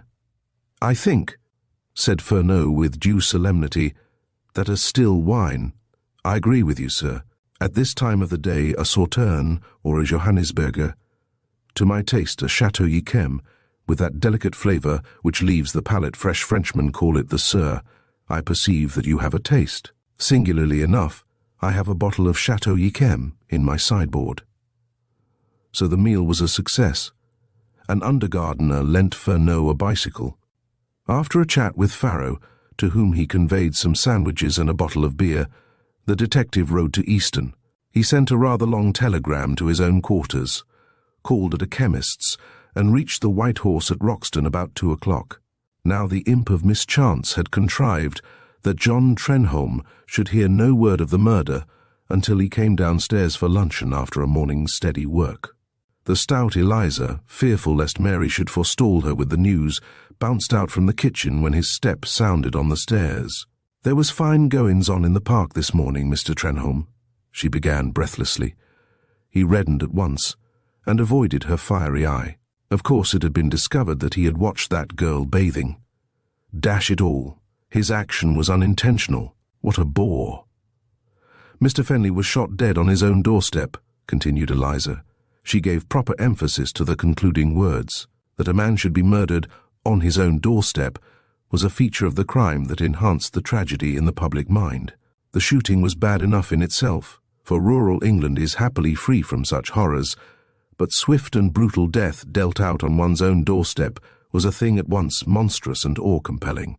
Eliza, perhaps, wondered why Mr. Trenholme flushed, but she fully understood the sudden blanching of his face at her tidings, for all Roxton was shaken to its foundations when the facts slowly percolated in that direction. "Good Lord!" cried he. "Could that be the shot I heard?" "He was killed at 9:30, sir." "Then it was. A keeper heard it too, and a policeman. Our Roxton policeman." "That would be Farrow," said Eliza. "What was he doing, the lazy bones, that he couldn't catch the villain?" "What villain?" "The man who killed poor Mr. Fenley. They know who did it, then?" "Well, no. There's all sorts of tales flying about, but you can't believe any of them. But why are you blaming Farrow?" "He's a good fellow. He sings. No real scoundrel can sing. Read any novel, any newspaper report. The prisoner's voice was harsh and unmusical. You've seen those words scores of times." In his relief at learning that his own escapade was not published broadcast, Trenholme had momentarily forgotten the dreadful nature of Eliza's statement. She followed him into the dining room. "You'll be a witness, I suppose," she said, anxious to secure details of the shot firing. "A witness," he repeated blankly. Yes, sir. There can't be a deal of folk who heard the gun go off. By Jove, Eliza, I believe you're right, he said, gazing at her in dismay. Now that I come to think of it, I am probably the only person in existence who can say where that shot came from. It was a rifle, too. I spoke of it to the keeper and Farrow. I was sure something would happen when I dreamed of suffragettes this morning, and that comes of playing pranks, Mr. Trenholme. If it wasn't for that alarm clock— Oh, come, Eliza, he broke in. An alarm clock isn't a Gatling gun. Your association of ideas is faulty. There is much in common between the clatter of an alarm clock and the suffragist cause, but all the ladies promise not to endanger life, you know. Anyhow, Mr. Fenley is dead as a doornail, said Eliza firmly. Too bad. I take back all the hard things I said about him, and I'm sure you do the same. Me. Yes, didn't you say all the Fenleys were rubbish? One of them, at any rate, was wrongly classified. Which one? Trenholme bethought himself in time. This unfortunate banker, of course, he said. I'd a notion you meant Miss Sylvia. She's pretty as a picter, prettier than some picters I've seen, and folk speak well of her. But she's not a Fenley. At any other time, the artist would have received that thrust en tierce with a riposte. At present, Eliza's facts were more interesting than her wit. Who is the lady you were speaking of? He asked guardedly. Mr. Fenley's ward, Miss Sylvia Manning. They say she's rich. Poor young thing. Some scheming man will turn her head. I'll go bail, and all for the sake of her brass. Most likely a one-legged gunner, name of Jim. Well, it won't be a two-legged painter, name of Jack. And Eliza bounced out. Now, Mary of the curl papers, having occasion to go upstairs while Trenholme was eating, peeped through the open door of the room which he had converted into a studio. She saw a picture on the easel, and the insatiable curiosity of her class led her to examine it. Even a country kitchen maid came under its spell instantly. After a pause of mingled admiration and shocked prudery, she sped to the kitchen. "Seeing is believing," quoted Eliza, mounting the stairs in her turn. She gazed at the drawing brazenly, with hands resting on hips and head cocked sidewise like an inquisitive hen's. "Well, I never did," was her verdict. Back in the kitchen again, she announced firmly to Mary, "I'll take in the cheese." She put the Stilton on the table with a determined air. "You don't know anything about Miss Sylvia Manning, don't you?" she said with calm guile. "Never heard the lady's name before you mentioned it," said Trenholme. "Maybe not, but it strikes me you've seen more of her than most folk." "Eliza," he cried, without any pretense at smiling good humour, "you've been sneaking." "Sneaking, you call it? I happened to pass your room, and who could help looking in? I was never so taken aback in me life. You could have knocked me down with a feather." "An ostrich feather with an ostrich's leg behind it," was the angry retort. Eliza's eyes glinted with the fire of battle. "The shameless ways of girls nowadays," she breathed, "to let any young man gaze at her in them sort of clothes, if you can call 'em clothes. It was an accident. She didn't know I was there. Anyhow, you dare utter another word about that picture, even hint at its existence, and I'll paint you without any clothes at all. I mean that, so beware." "Sorry to interrupt," said a high-pitched voice from the doorway. "You are Mr. John Trenholme, I take it? May I come in? My name's Furneaux." "Jim, of the Royal Artillery?" demanded Trenholme angrily. "No, Charles Francois of Scotland Yard." Eliza fled, completely cowed. She began to weep in noisy gulps. "I've done it," she explained to agitated curl papers. "That poor Mr. Trenholme, they've come for him. He'll be locked up, and all along of my woo-woo wicked tongue." Chapter 7. Some side issues. Trenholme, rather interested than otherwise, did not blanch at mention of Scotland Yard. "Walk right in, Mr. Furneaux," he said. He had picked up a few tricks of speech from transatlantic brethren of the brush met at Julien's. "Have you lunched?" "Excellently," was the reply. "Not in Roxton. I defy you to produce a cook in this village that shall compare with our Eliza of the White Horse. Sir, my thoughts do not dwell on viands. True, I ate with a butler, but I drank wine with a connoisseur. It was a Chateau Yquem of the 80s. Then you should be in expansive mood. Before you demand with a scowl why I shot Mr. Fenley, you might tell me why the headquarters of the London police is named Scotland Yard. Because it was first housed in a street of that name near Trafalgar Square. Scotland Yard was a palace at one time, built in a spirit of mistaken hospitality for the reception of prominent Scots visiting London. We entertained so many and so lavishly that gang sooth has become a proverb beyond the Tweed. There is virtue, I perceive, in a bottle of Chateau Yquem, or was it two? In one there is light, but two might produce fireworks. Now, sir, if you have finished luncheon, kindly take me to your room and show me the sketches you made this morning. The artist raised an inquiring eyebrow. I have the highest respect for your profession in the abstract, but it is new to find it dabbling in art criticism, he said. I assure you, Mr. Trenholme, that any drawings of yours made in the neighbourhood of the Towers before 9:30 o'clock today will be most valuable pieces of evidence, if nothing more. Though Fernow's manner was grave as an owl's, a certain gleam in his eye gave the requisite sting to the concluding words. Trenholme, at any other time, would have delighted in him, but dropped his bantering air forthwith. I don't mind exhibiting my work, he said. It will not be a novel experience. Come this way. Watched by two awe-stricken women from the passage leading to the kitchen, the artist and his visitor ascended the stairs. Trenholme walked straight to the easel, took off the drawing of Sylvia Manning and the Aphrodite, placed it on the floor face to the wall, and staged the sketch of the Elizabethan house. Furneaux screwed his eyelids to secure a half-light, then, making a cylinder of his right hand, peered through it with one eye. Admirable, he said. Corot with some of the breadth of Constable. Forgive the comparisons, Mr. Trenholme. Of course, the style is your own, but one uses the names of accepted masters largely as adjectives to explain one's meaning. You are a true impressionist. You paint nature as you see her, not as she is. Yet your technique is superb and your observation just. For instance, every shadow in this lovely drawing shows that the hour was about 8 o'clock. But in painting figures, I have no doubt you sink the impressionist in the realist. The other sketch, please. The other sketch is a mere colour note for future guidance, said Trenholme offhandedly. It happens also to be a recognisable portrait of Miss Sylvia Manning. I'm sorry, but I must see it. Suppose I refuse. It will be obtained by other methods than a polite request. I'm afraid I shall have to run the risk. No, you won't.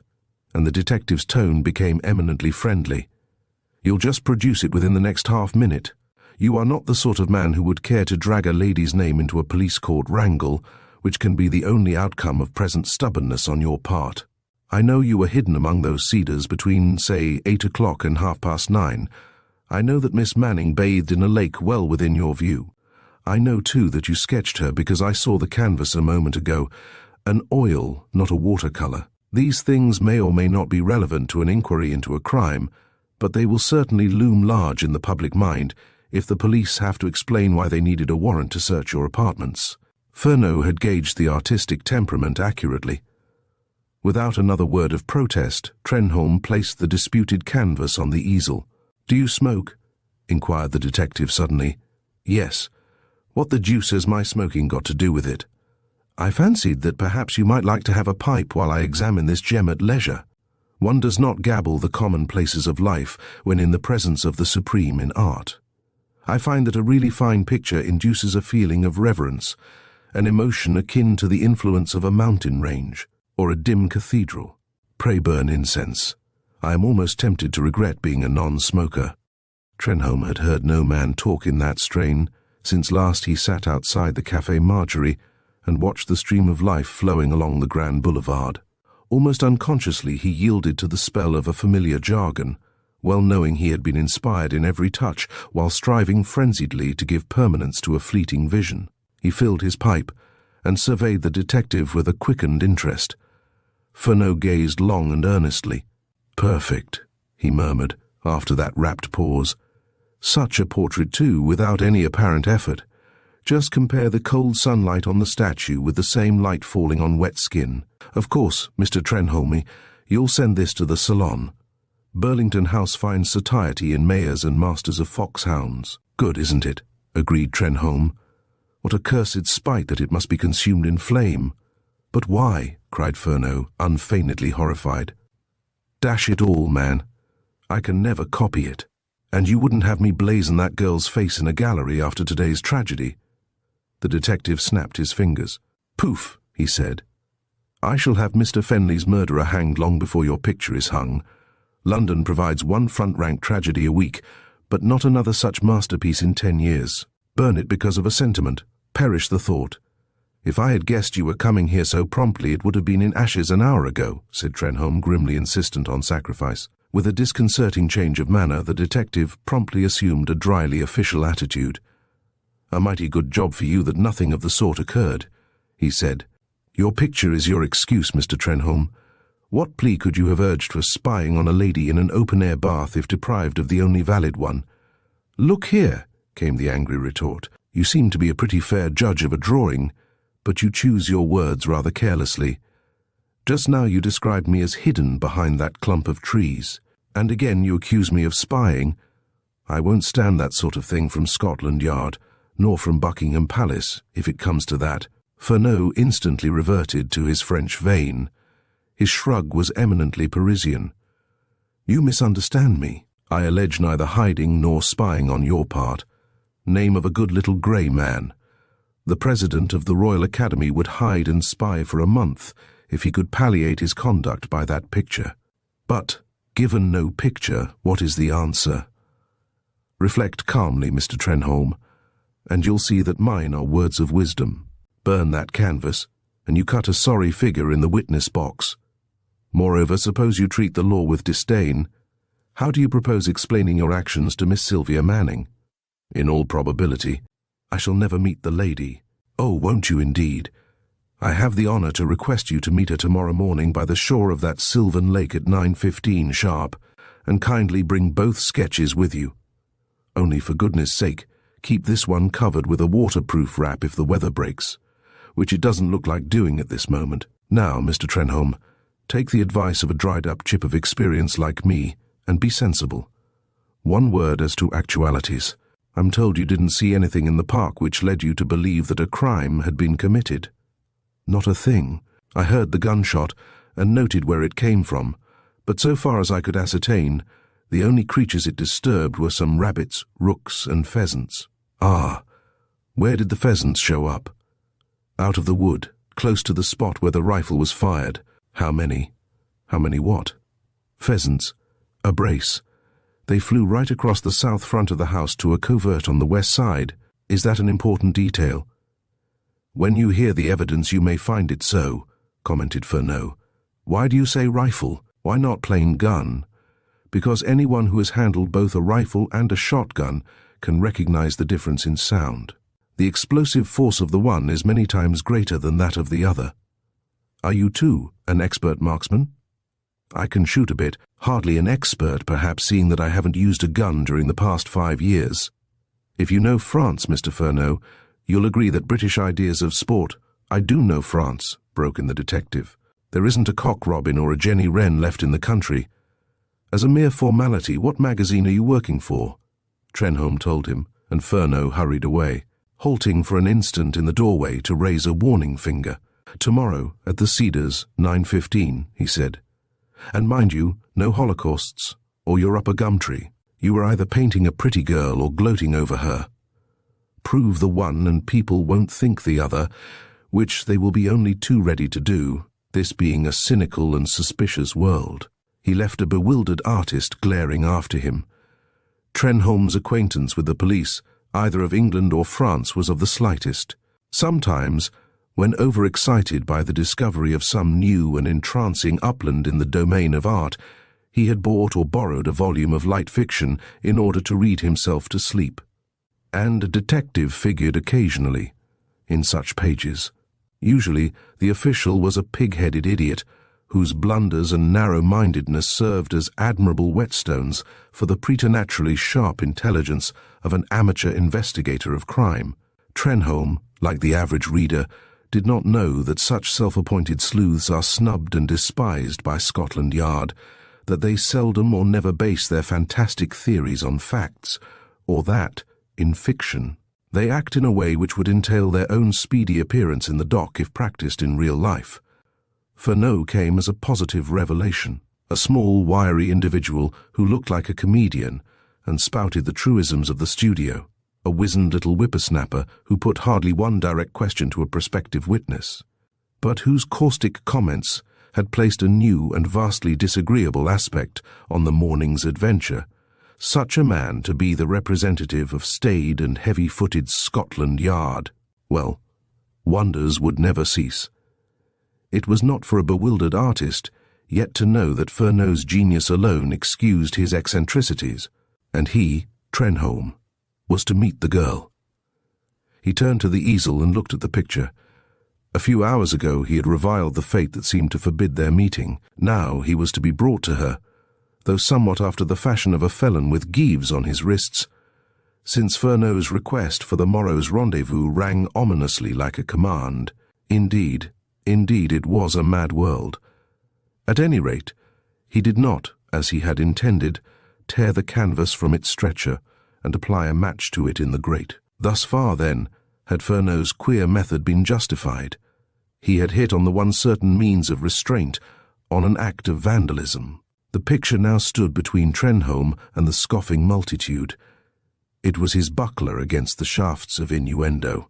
Rather than lose it before his actions were vindicated, he would suffer the depletion to the last penny of a not altogether meagre bank account. Of course, this open-souled youngster never dreamed that the detective had read his style and attributes in one lightning-swift glance of intuition. Before ever Trenholme was aware of a stranger standing in the open doorway of the dining room, Fenley had taken his measure. English, a gentleman, art-trained in Paris, thinks the loss of La Gioconde a far more serious event than a revolution, and regards the futurist school pretty much as the Home Secretary regards the militant suffragists, knows as much about the murder as I do about the rings of Saturn. But he ought to provide a touch of humour in an affair that promises little else than heavy tragedy. And it will do Miss Sylvia Manning some good if she is made to see that there are others than Fenleys in the world. So, have at him. While going downstairs, the detective became aware of some sniffing in the back passage. Eliza, red-eyed now from distress, stood there, dabbing her cheeks with a corner of her apron. "Papa, please, sir," she began, but quailed under a sudden and penetrating look from those beady eyes. "Well, what is it?" inquired Fenley. A violent nudge from curl papers stirred the cook's wits. "I do hope you dud didn't pay any heed to anything I was a-sayin' of," she stammered. "Mr. Trenholme wouldn't hurt a fly. I saw the picture, and was only a-teasin' of him, like a silly woman." "Exactly. Yet he heaps coals of fire on your head by declaring that you are the best cook in Hertfordshire. Is that true?" Fenley's impish grin was a tonic in itself. Eliza dropped the apron and squared her elbows. "I don't know about being the best in Hertfordshire," she cried, "but I can hold me own no matter where the other one comes from, provided we start fair. Take warning, then, that if I bring a man here tomorrow evening, a big man with a round head and bulging blue eyes, a man who looks as though he can use a carving knife with discretion, you prepare a dinner worthy of the reputation of the White Horse. In that way, and in none other, can you rehabilitate your character." Fenley was gone before Eliza recovered her breath. Then she turned on the kitchen maid. "What was it he said about my char-a-seater?" she demanded warmly. "And what are you grinning at? If it wasn't for your peepin' and pryin', I'd never have set eyes on that blessed picter. You go and put on a black dress, and do your hair respectable, and mind you don't spend half an hour perkin' and preenin' in front of a looking-glass." Mary fled, and Eliza bustled into the kitchen. "A big man, with a round head and bulging blue eyes," she muttered wrathfully. "Does he think I'm afraid of that sort of brewer's drayman? Or of a little man with eyes like a ferret, either? If he does, he's very much mistaken. I don't believe he's a real tech. I wouldn't be a bit surprised if he wasn't a reporter. They've cheek enough for 10 as a rule, talking about my char-a-seater, and before that hussy of a girl too. Wait till I see him tomorrow, that's all." Meanwhile, Fenley had not held the second glass of Chateau Yquem to the light in Tomlinson's sanctum before Winter's car was halting outside Brondesbury police station. An inspector assured the superintendent that a constable was on the track of Robert Fenley and had instructions to report direct to Scotland Yard. Then Winter re-entered the car and was driven to headquarters. He was lunching in his own room, frugally but well, on bread and cheese and beer, when the assistant commissioner came in. "Ah, Mr. Winter," he said, "I was told you had returned. That telephone call came from a call office in Shaftesbury Avenue. A lady, name unknown, but the youth in charge knows her well by sight, and thinks she lives in a set of flats nearby. I thought the information sufficient for your purpose, so suspended inquiries till I heard from you." "Just what I wanted, sir," said Winter. "There may be nothing in it, but I was curious to know why Hilton Fenley took the trouble to fib about such a trivial matter. His brother, too, is behaving in a way that invites criticism. I don't imagine that either of the sons shot his father, most certainly. Hilton Fenley could not have done it. And Robert, I think, was in London at the time."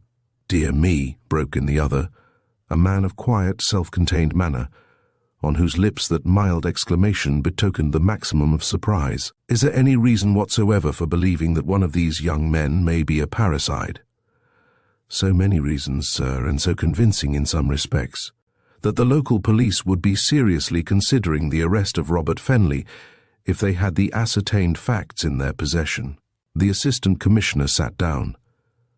"I hear you keep a sound brand of cigars here, Mr. Winter," he said. "I've just lunched in the St. Stephen's Club, so if you can spare the time—" At the end of the superintendent's recital, the chief offered no comment. He arose, went to the window, and seemed to seek inspiration from busy Westminster Bridge and a river dancing in sunshine. After a long pause, he turned and threw the unconsumed half of a cigar into the fireplace. "It's a pity to waste such a perfect Havana," he said mournfully, "but I make it a rule not to smoke while passing along the corridors. And you'll be busy. Keep me posted." Winter smiled. When the door had closed on his visitor, he even laughed. "By Jove," he said to himself, "a heart-to-heart talk with the governor is always most illuminative. Now many another boss would have said he was puzzled or bothered, or have given me some silly advice such as that I must be discreet, look into affairs closely, and not act precipitately. Not so our excellent A.C. He's clean bold, and admits it without speaking a word. He's a tonic, he really is." He touched an electric bell. When the policeman attendant Johnston appeared, he asked if Detective Sergeant Sheldon was in the building, and Sheldon came. The superintendent had met him in a Yorkshire town during a protracted and difficult inquiry into the death of a wealthy recluse. Although the man was merely an ordinary constable, he had shown such resourcefulness, such ability of a rare order, that he was invited to join the staff of the Criminal Investigation Department, and had warranted Winter's judgment by earning rapid promotion. Though tall and of athletic build, he had none of the distinctive traits of the average policeman. He dressed quietly and in good taste, and carried himself easily. A peculiarity of his thoughtful, somewhat lawyer-like face was that the left eye was noticeably smaller than the right.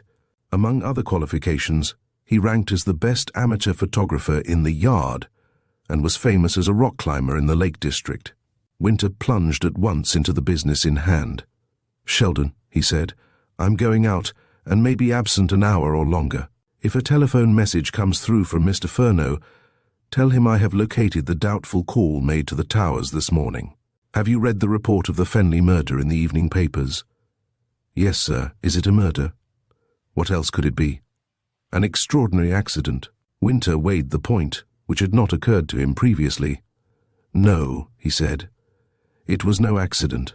I incline to the belief that it was the best planned crime I've tackled during the past few years. That is my present opinion, at any rate. Now, a man from the Brondesbury police station is following one of the dead man's sons, a Mr. Robert Fenley, who bolted back to London on a motorcycle as soon as I threatened to question him. Robert Fenley is 24, fresh-complexioned, clean-shaven, about 5 feet 9 inches in height, stoutish and of sporty appearance. He had his hair cut yesterday or the day before. His hands and feet are rather small. He talks aggressively, and looks what he is, a pampered youth, very much spoiled by his parents. His clothes, all that I have seen, are a motorist's overalls. If the Bronsbury man reports here during my absence, act as you think fit. I want Robert Fenley located, followed, and watched unobtrusively, especially in such matters as the houses he visits and the people he meets. If you need help, get it." "Till what time, sir?" was the laconic question. "That depends. Try and phone me here about 5 o'clock, but if you are otherwise engaged, let the telephone go." Should Fenley seem to leave London by the Edgware Road, which leads to Roxton, have him checked on the way. Here is the number of his cycle, and Winter jotted a memorandum on the back of an envelope. "What about Mr. Furneaux if I am called out almost immediately?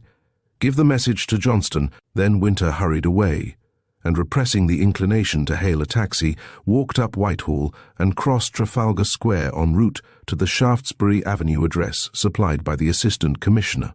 He found a sharp-featured youth in charge of the telephone, which was lodged in an estate agent's office.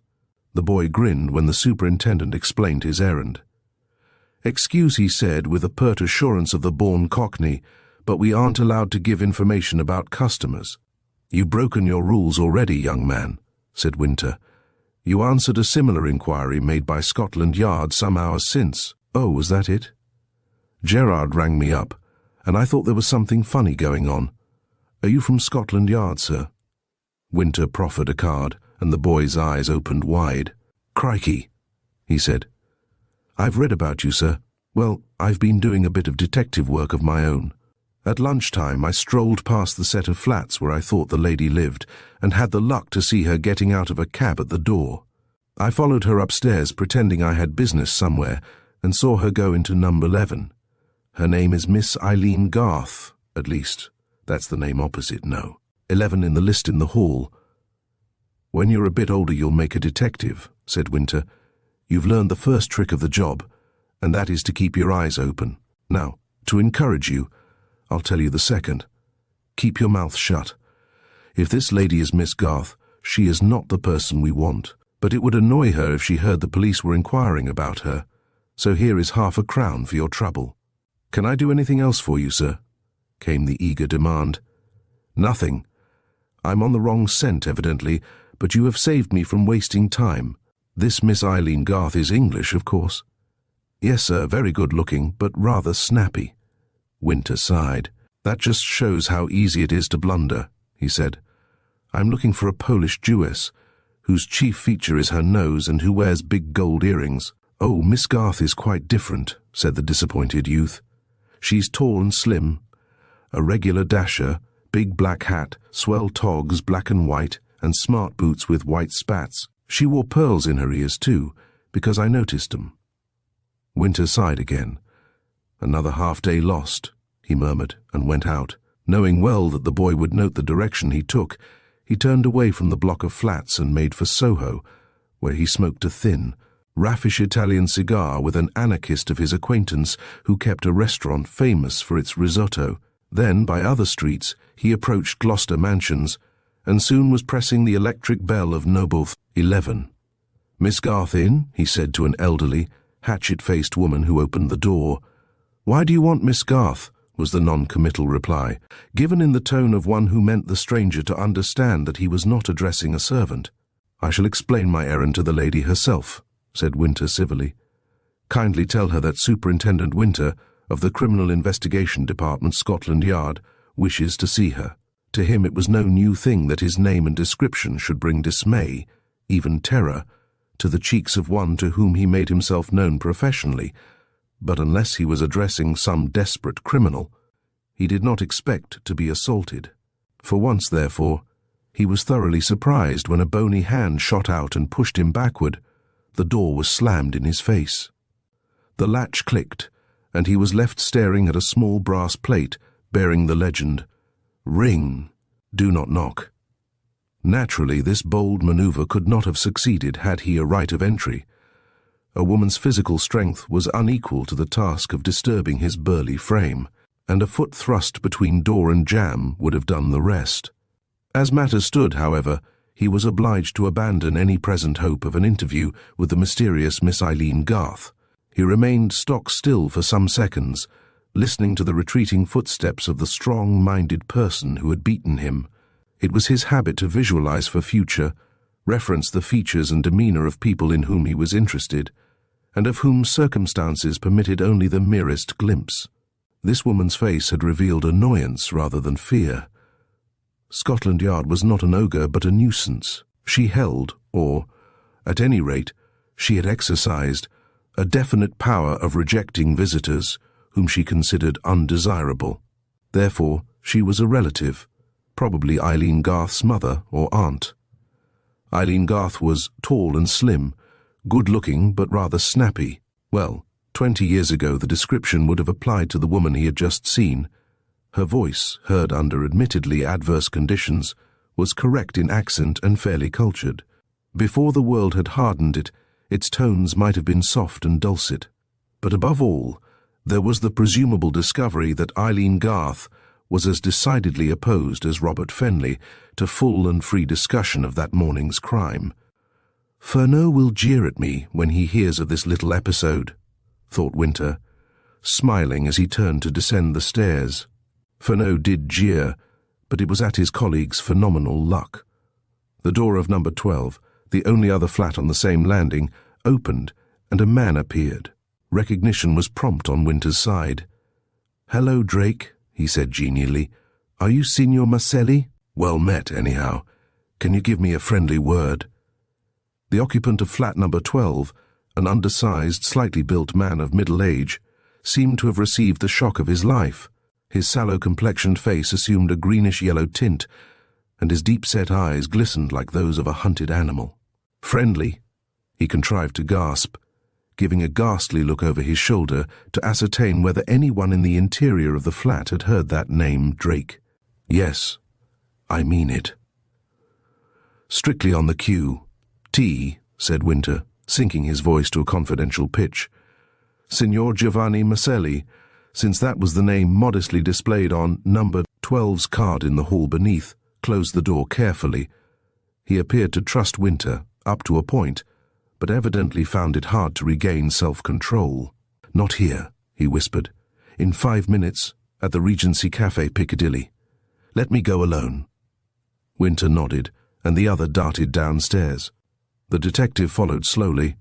Crossing the street at an angle, he looked up at the smoke-stained elevation of Gloucester Mansions. "A well-filled nest," he communed, "and a nice lot of prize birds in it, upon my word." The last time he had set eyes on a certain notably expert forger and counterfeiter, a judge was passing sentence of 5 years penal, servitude, and 3 years police supervision on a felon, and the judge had not addressed the prisoner as Giovanni Maselli, but as John Christopher Drake. Chapter 8. Coincidences. Winter was blessed with an unfailing memory for dates and faces. Before he had emerged from the main exit of Gloucester Mansions, he had fixed Drake as committed from the Old Bailey during the summer. Assizes, 4 years earlier, released from Portland on ticket of leave at the beginning of the current year, and marked in the failure to report list. "Poor devil," he said to himself, "the very man for my purpose." Therefore, seeing his way clearly, his glance was not so encouraging nor his voice so pleasant when he found the ex-convict awaiting him in the Regency Café. Nevertheless, obeying the curious code which links the police and noted criminals in a sort of camaraderie, he asked the man what he would drink, and ordered cigarettes as well. "Now, Maselli," he said, when they were seated at a marble-topped table in a corner of a well-filled room, "since we know each other so well we can converse plainly, eh?" "Yes, sir, but I'm done for now. I've been trying to earn an honest living, and have succeeded. But now—" The man spoke brokenly. His spirit was crushed. He saw in his mind's eye the frowning portals of a convict settlement, and heard the boom of a giant knocker reverberating through gaunt aisles of despair. "If you reflect that I am calling you Maselli, you'll drink that whiskey and soda, and listen to what I have to say," broke in Winter severely. The other looked up at him, and a gleam of hope illumined the pallid cheeks. He drank eagerly, and lighted a cigarette with trembling fingers. "If only I am given a chance," he began, but the detective interfered again. "If only you would shut up," he said emphatically. "I want your help, and I'm not in the habit of rewarding my assistants by sending them back to prison." Maselli, as he may remain in this record, was so excited that he literally could not obey. "I've cut completely adrift from the old crowd, sir," he pleaded wistfully. "I'm an engraver now and in good work. Heaven help me, I'm married too. She doesn't know. She thinks I was stranded in America and that I changed my name because Italians are thought more of than Englishmen in my line." "Giovanni Maselli, may I ask what you are talking about?" said Winter, stiffening visibly. At last the hunted and haunted wretch persuaded himself that the Yard meant to be merciful. Tears glistened in his eyes, but he finished the whiskey and soda and remained silent. "Good," said Winter more cheerfully. "I shan't call you Maselli again if you don't behave. Now, how long have you lived in Gloucester Mansions?" 4 months, sir. Ever since my marriage." Winter smiled. The man had gone straight from the gates of Portland to some woman who was waiting for him. He was an old offender, but had proved slippery as an eel, hence a stiff sentence when caught. But penal servitude had conquered him. "Has Miss Eileen Garth lived in number 11 during those 4 months?" was the next question. "Yes, sir, 2 years or more, I believe. Her mother mentioned something of it to my wife one day." "Her mother? Same name?" "Yes, Mrs. Garth." "How do they live?" "The daughter was learning to be a stage dancer, but they've come into a settled income, and that idea is given up. Any male relations?" "None that I know of, sir. Eileen is engaged to be married.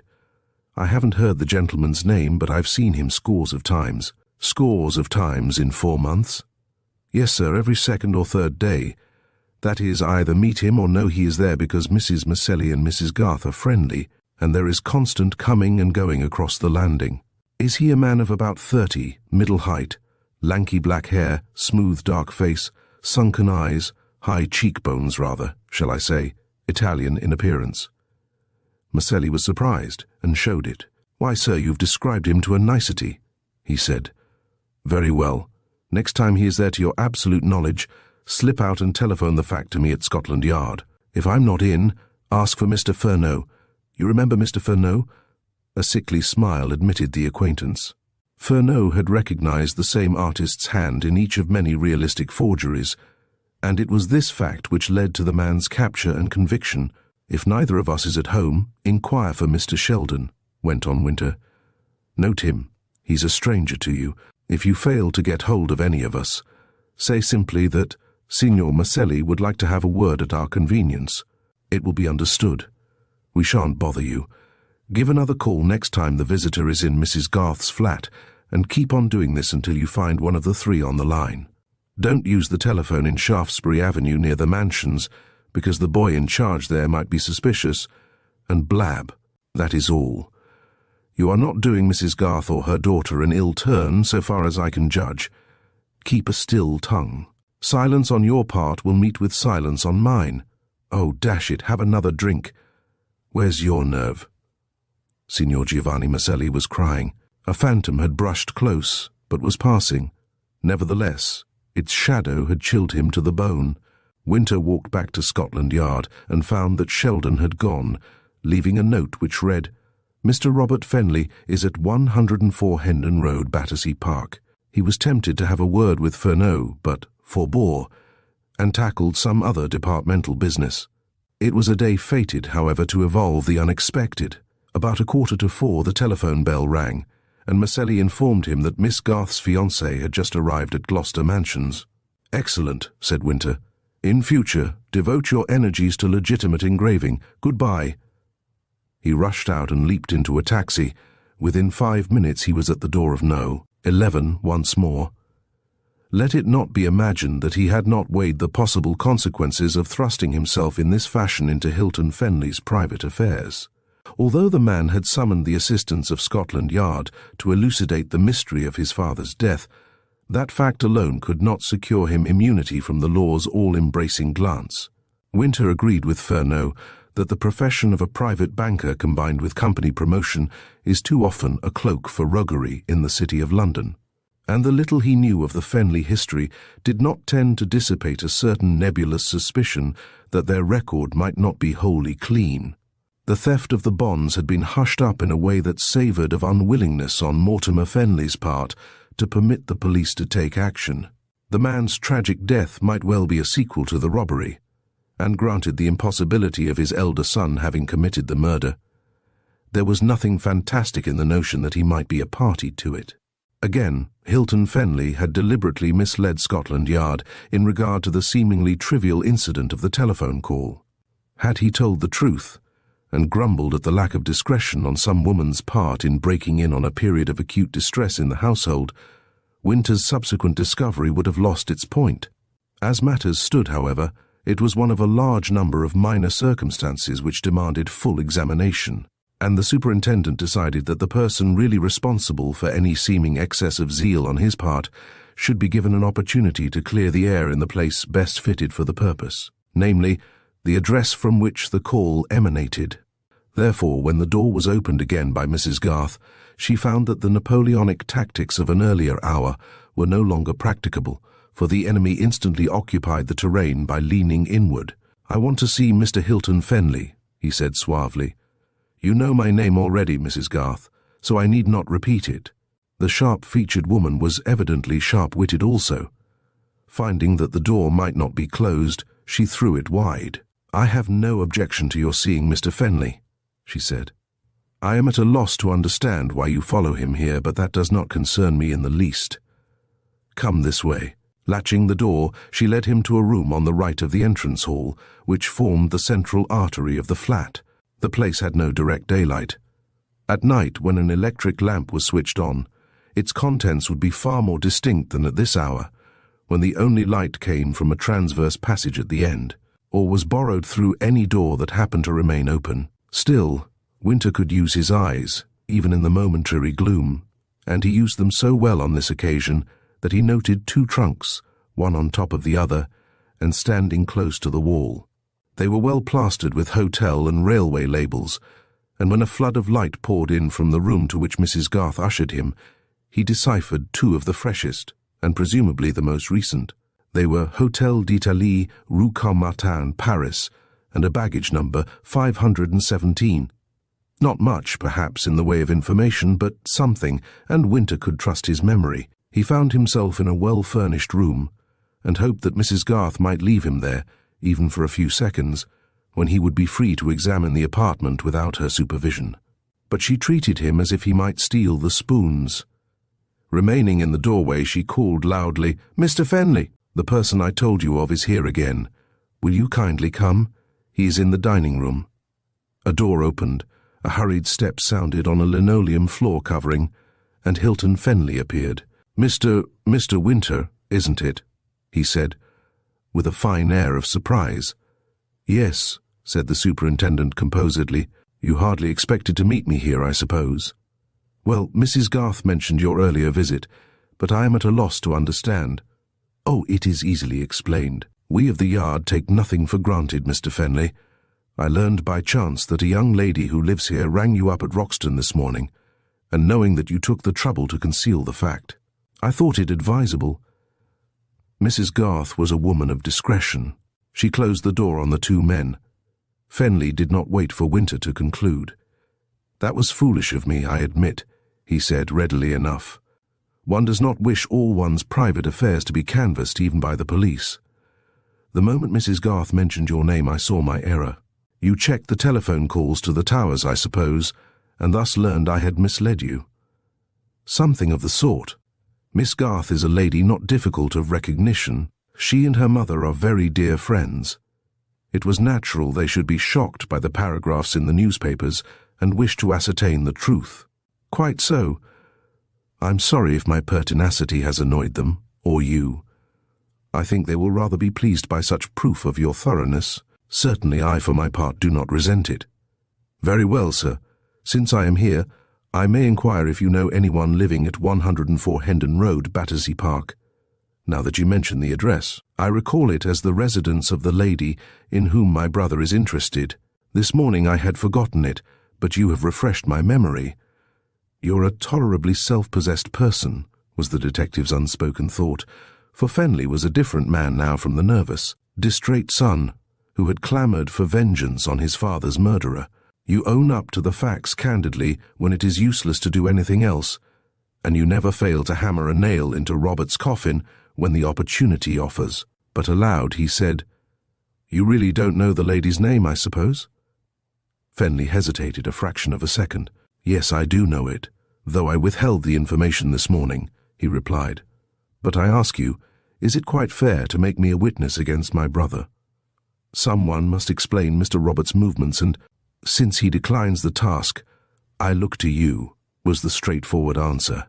"She is a Mrs. Lyle," said Fenley, after another pause, a calculated pause this time. "Have you visited your city office today?" "I went straight there from the Towers. I told you I was going there. What object could I have in deceiving you?" "None that I can see, Mr. Fenley. But I have been wondering if any new light has been shed on the motive which might have led to the crime. Have you examined Mr. Mortimer Fenley's papers, for instance? There may be documents, letters, memoranda secreted in some private drawer or dispatch case." The other shook his head. He appeared not to resent the detective's tone. It seemed as if regret for the morning's lack of confidence had rendered him apologetic. "No," he said. "I have not had time yet to go through my father's papers. This afternoon I was taken up wholly with business. You see, Mr. Winter, I cannot allow my personal suffering to cost other men thousands of pounds, and that must be the outcome if certain undertakings now in hand are not completed. But my father was most methodical, and his affairs are sure to be thoroughly in order. Within the next few days, when I have time to make a proper search, I'll do it. Meanwhile, I can practically assure you that he had no reason to anticipate anything in the nature of a personal attack from any quarter whatsoever. Do you care to discuss your brother's extraordinary behavior?" "In what respect?" "Well, he virtually bolted from Roxton today, though I had warned him that his presence was imperative. My brother is self-willed and impetuous, and he was dreadfully shocked at finding his father dead." "Did he tell you he meant returning to London at once?" "No. When I came downstairs after the distressing scene with Mrs. Fenley, he had gone. The superintendent was aware already that he was dealing with a man cast in no ordinary mould, but he did not expect this continued meekness. 99 people out of 100 would have grown restive under such cross-examination and betrayed their annoyance by word or look. Not so Hilton Fenley, who behaved as if it were the most natural thing in the world that he should be tracked to his friend's residence and made to explain his comings and goings during the day. Swayed by a subconscious desire to nettle his victim into protest, Winter tried a new tack. "I suppose, Mr. Fenley, you have seen your father's solicitors today," he said suddenly. "If you mean that question in the ordinary sense, I must tell you that my father employed no firm of solicitors for family purposes. Of course, at one time or another, he has availed himself of the services of nearly every leading firm of lawyers in the city, but each transaction was complete in itself. For instance, his will is a holograph will, if that is what you are hinting at. He told me its provisions at the time it was signed and witnessed, and I shall surely find it in his private safe at the office. You have not looked for it today?" "No, why should I?" Feeling distinctly nonplussed, for there was no denying that Fenley had chosen the best possible way of carrying off a delicate situation, Winter turned, walked slowly to a window, and gazed down into the street. He was perturbed, almost irritated, by a novel sense of failure not often associated with the day's work. He had to confess now that he had made no material stride in an inquiry, the solution of which did not seem, at the outset, to offer any abnormal difficulty. True, there were circumstances which might serve to incriminate Robert Fenley, but if that young man were really responsible for the crime, he was what the Yard classes privately as a monumental idiot, since his subsequent conduct was well calculated to arouse the suspicion which the instinct of self-preservation would try to avert. A long experience of the methods of criminals warned Winter of the folly of jumping at conclusions, but he would be slow to admit and hard to be convinced that Robert Fenley took any active part in his father's murder. Of course, it was not with a view toward indulging in a reverie that he approached the window. He was setting a simple trap, into which many a man and woman had fallen. Any one of moderately strong character can control face and eyes when the need of such discipline is urgent, but howsoever impregnable the mask, the strain of wearing it is felt, and relief shows itself in an unguarded moment. At the farther end of the room there was a mirror above the fireplace, and as he turned his back on Fenley, by a hardly perceptible inclination of his head, he could catch the reflection of his companion's face. The maneuver succeeded, but its result was negative. Hilton Fenley's eyes were downcast. He had lifted a hand to his chin in one of those nervous gestures which had been so noticeable during the morning's tumult. His face wore an expression of deep thought. Indeed, he might be weighing each word he had heard and uttered, and calculating its effect on his own fortunes. Still obeying that unworthy instinct which bade him sting Fenley into defiance, Winter tossed a question over his shoulder. "May I have a word with Miss Garth?" he said suddenly. "Why?" was the calm answer. "Just to settle that telephone incident once and for all. But if you imagine it might not have been Miss Garth who made the call, why are you here?" Then the detective laughed. His wonted air of cheerful good humor smoothed the wrinkles from his forehead. He was beaten, completely discomfited, and he might as well confess it and betake himself to some quarter where a likelier trail could be followed. "True," he said affably. "I need not bother the young lady. Perhaps you will make my excuses and tell her that I ran you to earth in Gloucester Mansions merely to save time. By the way, I led the youth at the call office to believe that I was searching for an undersized Polish Jewess, all nose and gold earrings, a description which hardly applies to Miss Garth. And one last question. Do you return to Roxton tonight?" Within the hour. So Winter descended the stone stairs a second time, a prey to a feeling of failure. What had he gained by his impetuous actions? He had ascertained that Hilton Fenley was on terms of close intimacy with a pretty girl and her mother. Nothing very remarkable in that. He had secured a Paris address and the number of a baggage registration label, but similar information might be gleaned from 100,000 boxes and portmanteaux in London that day. He had been told that Mortimer Fenley had made a holograph will. Such procedure was by no means rare. Millions sterling have been disposed of on half-sheets of notepaper. Even His Majesty's judges have written similar wills, and blundered, with the result that a brother learned in the law has had to decide what the testator really meant. He wondered whether or not Mortimer Fenley had committed some technical error, such as the common one of creating a trust without appointing trustees. That would be seen in due course, when the will was probated. At any rate, he grinned at his own expense.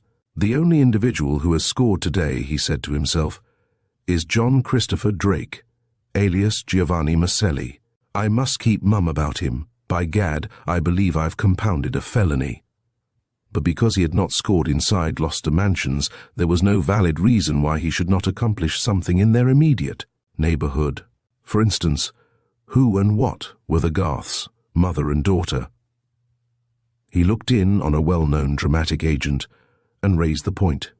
Reference to a ledger showed that Eileen Garth, age 18, tall, good-looking, no previous experience, had been a candidate for musical comedy.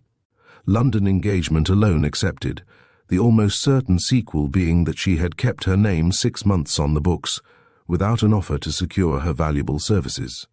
"I remember the girl well," said the agent. "She had the makings of a coryphée, but lacked training. She could sing a little, so I advised her to take dancing lessons. I believe she began them, with a teacher I recommended, but I've seen nothing of her for a year or more." "Again has Giovanni filled the bill," mused Winter as he made for his office. "I wish now I had curbed my impulsiveness and kept away from Gloucester Mansions, the second time anyhow, though chastened in spirit. The fact that no news of any sort awaited him at Scotland Yard did not help to restore his customary poise. "Dash it all," he growled. "I'm losing grip. The next thing I'll hear is that Sheldon is enjoying himself at Earl's Court, and that Furneaux has gone fishing." Restless and ill at ease, he decided to ring up the Towers, Roxton. A footman answered the telephone and announced that Mr. Furneaux had just come in. "Hello, Charles," said Winter, when a thin voice squeaked along the line. "Any luck?" "Superb." "Good. I've drawn blanks, regular round O's, except 3 probably useless addresses." "Addresses are never useless, friend. The mere knowing of a number in a street picks out that street from all the other streets where one knows no numbers. Tell me things, you rat, if conditions permit." "Well, I've hit on 2 facts of profound importance. First, Roxton contains an artist of rare genius, and second, it holds a cook of admitted excellence. Look here. I'm listening here, which is all that science can achieve at present. I'm in no mood for ill-timed pleasantries, but I'm not joking. 'Pon me honour, the cook, name of Eliza, does really exist, and is sworn to surprise even your jaded appetite. The artist is John Trenholme. In years to come you'll boast of having met him before he was famous. So you, like me, have done nothing. Ah, I note the bitterness of defeat in your tone. It has warped your judgment too, as you will agree when a certain dinner I've arranged for tomorrow night touches the spot. Can't you put matters more plainly? I'm guessing and planning and contriving. Like Galileo, I am convinced that the world moves. Then Furneaux broke into French. Regarding those addresses you speak of, what are they? Using the same language, Winter told him, substituting the Eurasian and the motorcyclist for names, and adding that he was writing Jacques Faure, the Paris detective, with reference to the hotel and the label, the figures on the latter being of the long, thin French variety. Are you coming here tonight? Went on Furneaux. Do you want me? I'm only a little chap, and I'd like to have you near when it is dark. Winter sighed, but it was with relief. He knew now that Furneaux had not failed. Very well, he said. I'll arrive by the next convenient train. The point is, continued Furneaux, who delighted in keeping his chief on tenterhooks when some new development in the chase was imminent, that the position here requires handling by a man of your weight and authority. The motorcyclist came back an hour ago, and is now walking in the garden with the girl. The deuce! Why hasn't Sheldon reported? Blurted out Winter. Because in all likelihood, he is watching the other girl. Isn't that what you were doing? Isn't half the battle won when we find the woman? I haven't set eyes on my woman. You surprise me. That kind of modest self-effacement isn't your usual style at all. At all, as they say in Cork. Probably you're right about Sheldon. He is a worker, not a talker like some people I know, retorted Winter. What very dull acquaintances you must possess. Workers are the small fry who put spouters into Parliament and pay them £400 a year and make them cabinet ministers. Evidently things have happened at Roxton, or you wouldn't be so chirpy. Well, so long. See you later. Having ascertained that an express train was timed to leave St. Pancras for Roxton at 6 p.m., he was packing a suitcase when a telegram arrived. It had been handed in at Folkestone at 4:30, and read, decided to follow lady instead of motorcyclist. Will explain reasons verbally, reaching London 7 o'clock. Sheldon. I'm the only one of the three who has accomplished nothing, was Winter's rueful comment, nor could any critic have gainsaid him, for he seemed to have been wasting precious hours while his subordinates were making history in the Fenley case. He left instructions with Johnston that Mr. Sheldon was to write fully, care of the Roxton police station, and took a cab for St. Pancras. He was passing along the platform when he caught sight of Hilton Fenley seated on the far side of a first-class carriage, which was otherwise untenanted. An open dispatch box lay beside him, and he was so engrossed in the perusal of some document that he gave no heed to externals. Winter threw wide the door and entered. We are fated to meet today, Mr. Fenley, he said pleasantly. First you send for me, then I hunt you, and now we come together by chance. I don't think coincidence can arrange any fourth way of bringing us in touch today, but he was mistaken. Coincidence had already done far more than he imagined in providing unseen clues to the ultimate clearing up of a ghastly crime. And the same subtle law of chance was fated to assist the authorities once more before the sun rose again over the trees from whose cover Mortimer Fenley's murderer had fired the fatal shot. Chapter 9. Wherein an artist becomes a man of action. Furneaux's visit left Trenholme in no happy frame of mind. The man who that morning had not a care in the world was now a prey to disquieting thought. The knowledge that he had been close to the scene of a dastardly murder at the moment it was committed, that he was in a sense a witness of the crime, was depressing in itself. For his was a kindly nature, and the mere fact that circumstances had rendered him impotent when his presence might have acted as a deterrent was saddening. Then, again, he was worried by the reflection that, no matter how discriminating the police might prove with regard to his sketch of Sylvia Manning, he would undoubtedly be called as a witness, both at the inquest and at the trial of any person arrested for the crime.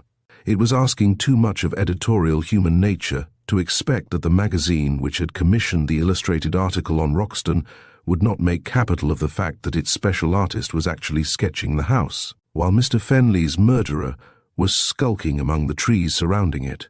Thus there was no escape for John Trenholme. He was doomed to become notorious. At any hour the evening newspapers might be publishing his portrait and biography. On going downstairs he was cheered a little by meeting an apologetic Eliza. "I hope I didn't do any real harm, sir," she said, dropping an aspirate in sheer emphasis. "Any harm to whom or what?" he asked. "By talking as I did afore that text, sir. All depends on what you said to him. If you told him, for instance, that I carry Browning pistols in each pocket, and that my easel is a portable Maxim gun, of course." "Oh, sir, I never try to be funny. I mean about the picture." "Good heavens! You too?" Eliza failed to understand this, but she was too subdued to inquire his meaning. "You see, sir, he must have heard what I said about it, and him skulking there in the passage. Do you really think a hop-o'-me-thumb like that can be a Scotland Yard man? It's my belief he's a imposter." It had not dawned on Trenholme that Fernow's complete fund of information regarding the sketches had been obtained so recently. He imagined that Police Constable Farrow and Gamekeeper Bates had supplied details, so his reply cheered Eliza. "Don't worry about unnecessary trifles," he said. "Mr. Furneaux is not only a genuine detective, but a remarkably clever one. You ought to have heard him praising the picture you despised." "I never did," came the vehement protest. "The picture is fine. It was the young lady's clothes, or the want of 'em, that I was condemning. I've seen 4,000 ladies walking about the sands at Trouville in far scantier attire." "That's in France, isn't it?" inquired Eliza. "Yes, but France is a more civilized country than England." Eliza sniffed, sure sign of battle. "Not it," she vowed. "I've read things about the carrying on there as made me blood boil. Horse racing on Sundays and folks going to theatres instead of church. France more civilized than England indeed. What'll you be saying next?" "I'll be saying that if our little friend behaves himself, I shall ask him to dine here tomorrow. He's axed himself, Mr. Trenholme, and he's bringing another one, a big fellow, who knows how to use a carving knife, he says. What would you like for dinner?" Trenholme fled. That question was becoming a daily torment. The appearance of Furneaux had alone saved him from being put on the culinary rack after luncheon. Having partaken of one good meal, he never had the remotest notion as to his requirements for the next. He wandered through the village, calling at a tobacconist's and looking in on his friend the barber. All tongues were agog with wonder. The Fenley family, known to that district of Hertfordshire during the greater part of a generation, was subjected to merciless criticism.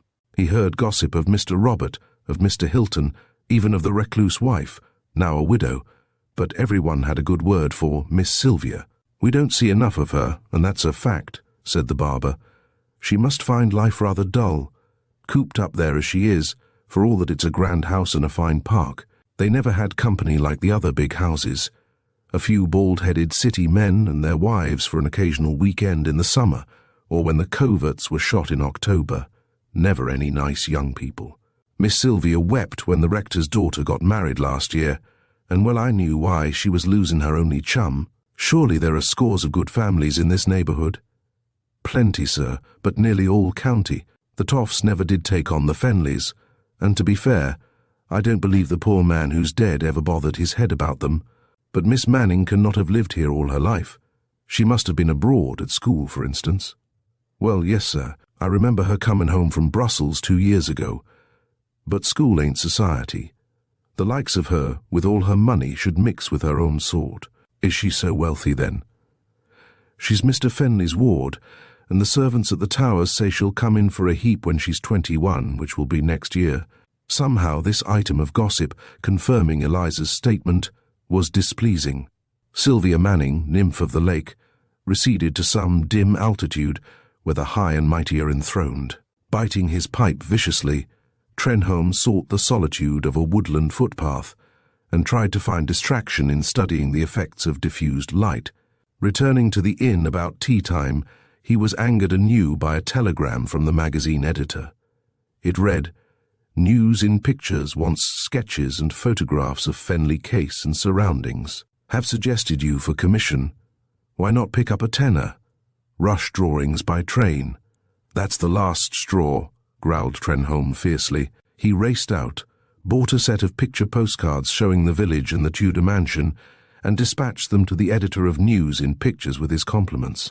Coming back from the station, he passed the eastern lodge of the Towers. A daring notion seized him, and he proceeded to put it into practice forthwith. He presented himself at the gate, and was faced by Mrs. Bates and a policeman. Taught by experience to beware of strangers that day, the keeper's wife gazed at him through an insurmountable iron palisade. The constable merely surveyed him with a professional air, as one who would interfere if needful. "I am calling on Miss Sylvia Manning," announced Trenholme promptly. "By appointment, sir." "No, but I have reason to believe that she would wish to see me." "My orders are that nobody is to be admitted to the house without written instructions, sir." "How can Miss Manning give written instructions unless she knows I am here?" "Them's my orders," said Mrs. Bates firmly. "But," he persisted, "it really amounts to this, that you decide whether or not Miss Manning wishes to receive me or any other visitor." Mrs. Bates found the point of view novel. Moreover, she liked this young man's smile. She hesitated and temporized. "If you don't mind waiting a minute till I telephone," she said. "Certainly. Say that Mr. John Trenholme, who was sketching in the park this morning, asks the favor of a few words." The guardian of the gate disappeared. Soon she came out again and unlocked the gate. "Miss Manning is just leaving the house," she said. "If you walk up the avenue, you'll meet her, sir." Now it happened that Trenholme's request for an interview reached Sylvia Manning at a peculiar moment. She had been shocked and distressed beyond measure by the morning's tragedy. Mortimer Fenley was one of those men whom riches render morose, but his manner had always been kind to his ward. A pleasant fiction enabled the girl to regard Mr. and Mrs. Fenley as her uncle and aunt, and the tacit relationship thus established served to place the financier and his niece on a footing of affectionate intimacy. Of late, however, Sylvia had been aware of a splitting up of the family into armed camps, and the discovery, or intuition, that she was the cause of the rupture had proved irksome and even annoying. Mortimer Fenley had made no secret of his desire that she should marry his younger son. When both young people, excellent friends though they were, seemed to shirk the suggestion, though by no means actively opposing it, Fenley was angered, and did not scruple to throw out hints of coercion. Again, the girl knew that Hilton Fenley was a rival suitor, and meant to defy his father's intent with regard to Robert. Oddly enough, neither of the young men had indulged in overt love-making. According to their reckoning, Sylvia's personal choice counted for little in the matter. Robert seemed to assume that his cousin was merely waiting to be asked, while Hilton's attitude was that of a man biding his time to snatch a prize when opportunity served. Sylvia herself hated the very thought of matrimony. The only married couples of her acquaintance were either hopelessly detached, like Fenley and his wife, or uninteresting people of the type which the village barber had etched so clearly for Trenholme's benefit. Whatsoever quickening of romance might have crept into such lives had long yielded to atrophy. Marriage, to the girl's imaginative mind, was synonymous with a dull and prosy middle age. Most certainly the vague daydreams evoked by her reading of books and converted into alluring vistas by an ever-widening horizon were not sated by the prospect of becoming the wife of either of the only two young men she knew. There was a big world beyond the confines of Roxton Park. There were interests in life that called with increasing insistence. In her heart of hearts she had decided, quite unmistakably, to decline any matrimonial project for several years, and while shrinking from a downright avowal of her intentions, which her uncle would have resented very strongly, the fact that father and sons were at daggers drawn concerning her was the cause of no slight feeling of dismay, even of occasional moments of unhappiness. She had no one to confide in. For reasons beyond her, Ken Mortimer Fenley had set his face against any of her school friends being invited to the house, while Mrs. Fenley, by reason of an unfortunate failing, was a wretched automaton that ate and drank and slept, and alternated between brief fits of delirium and prolonged periods of stupor induced by drugs. Still, until a murderous gunshot had torn away the veil of unreality which enshrouded the household, Sylvia had contrived to avoid a crisis. All day during 6 days of the week, she was free in her own realm. She had books and music, the woods, the park, and the gardens to occupy busy hours. Unknown to any, her favorite amusement was the planning of extensive foreign tours by such simple means as an atlas and a set of guidebooks. She had a talent for sketching in watercolor, and her own sanctum contained a dozen or more copious records of imaginary journeys illustrated with singular accuracy of detail. She was athletic in her tastes too. She had fitted up a small gymnasium, which she used daily. At her request, Mortimer Fenley had laid out a 9-hole links in the park, and in her second golfing year, the current one, Sylvia had gone around in bogey. She would have excelled in tennis, but Robert Fenley was so much away from home that she seldom got a game, while Hilton professed to be too tired for strenuous exercise after long days in the city. She could ride and drive, though forbidden to follow any of the local packs of foxhounds, and it has been seen that she was a first-rate swimmer. Brodie, too, had taught her to drive a motor car, and she could discourse learnedly on silencers and the Otto-cycle. On the whole, then, she was content, and hugged the conceit that when she came of age she would be her own mistress and order her life as she chose. The solitary defect of any real importance in the scheme of things was Mortimer Fenley's growing insistence on her marriage to Robert. It was astounding, therefore, and quite bewildering, that Robert Fenley should have hit on the day of his father's death to declare his prosaic passion. He had motored back from London about 4 o'clock.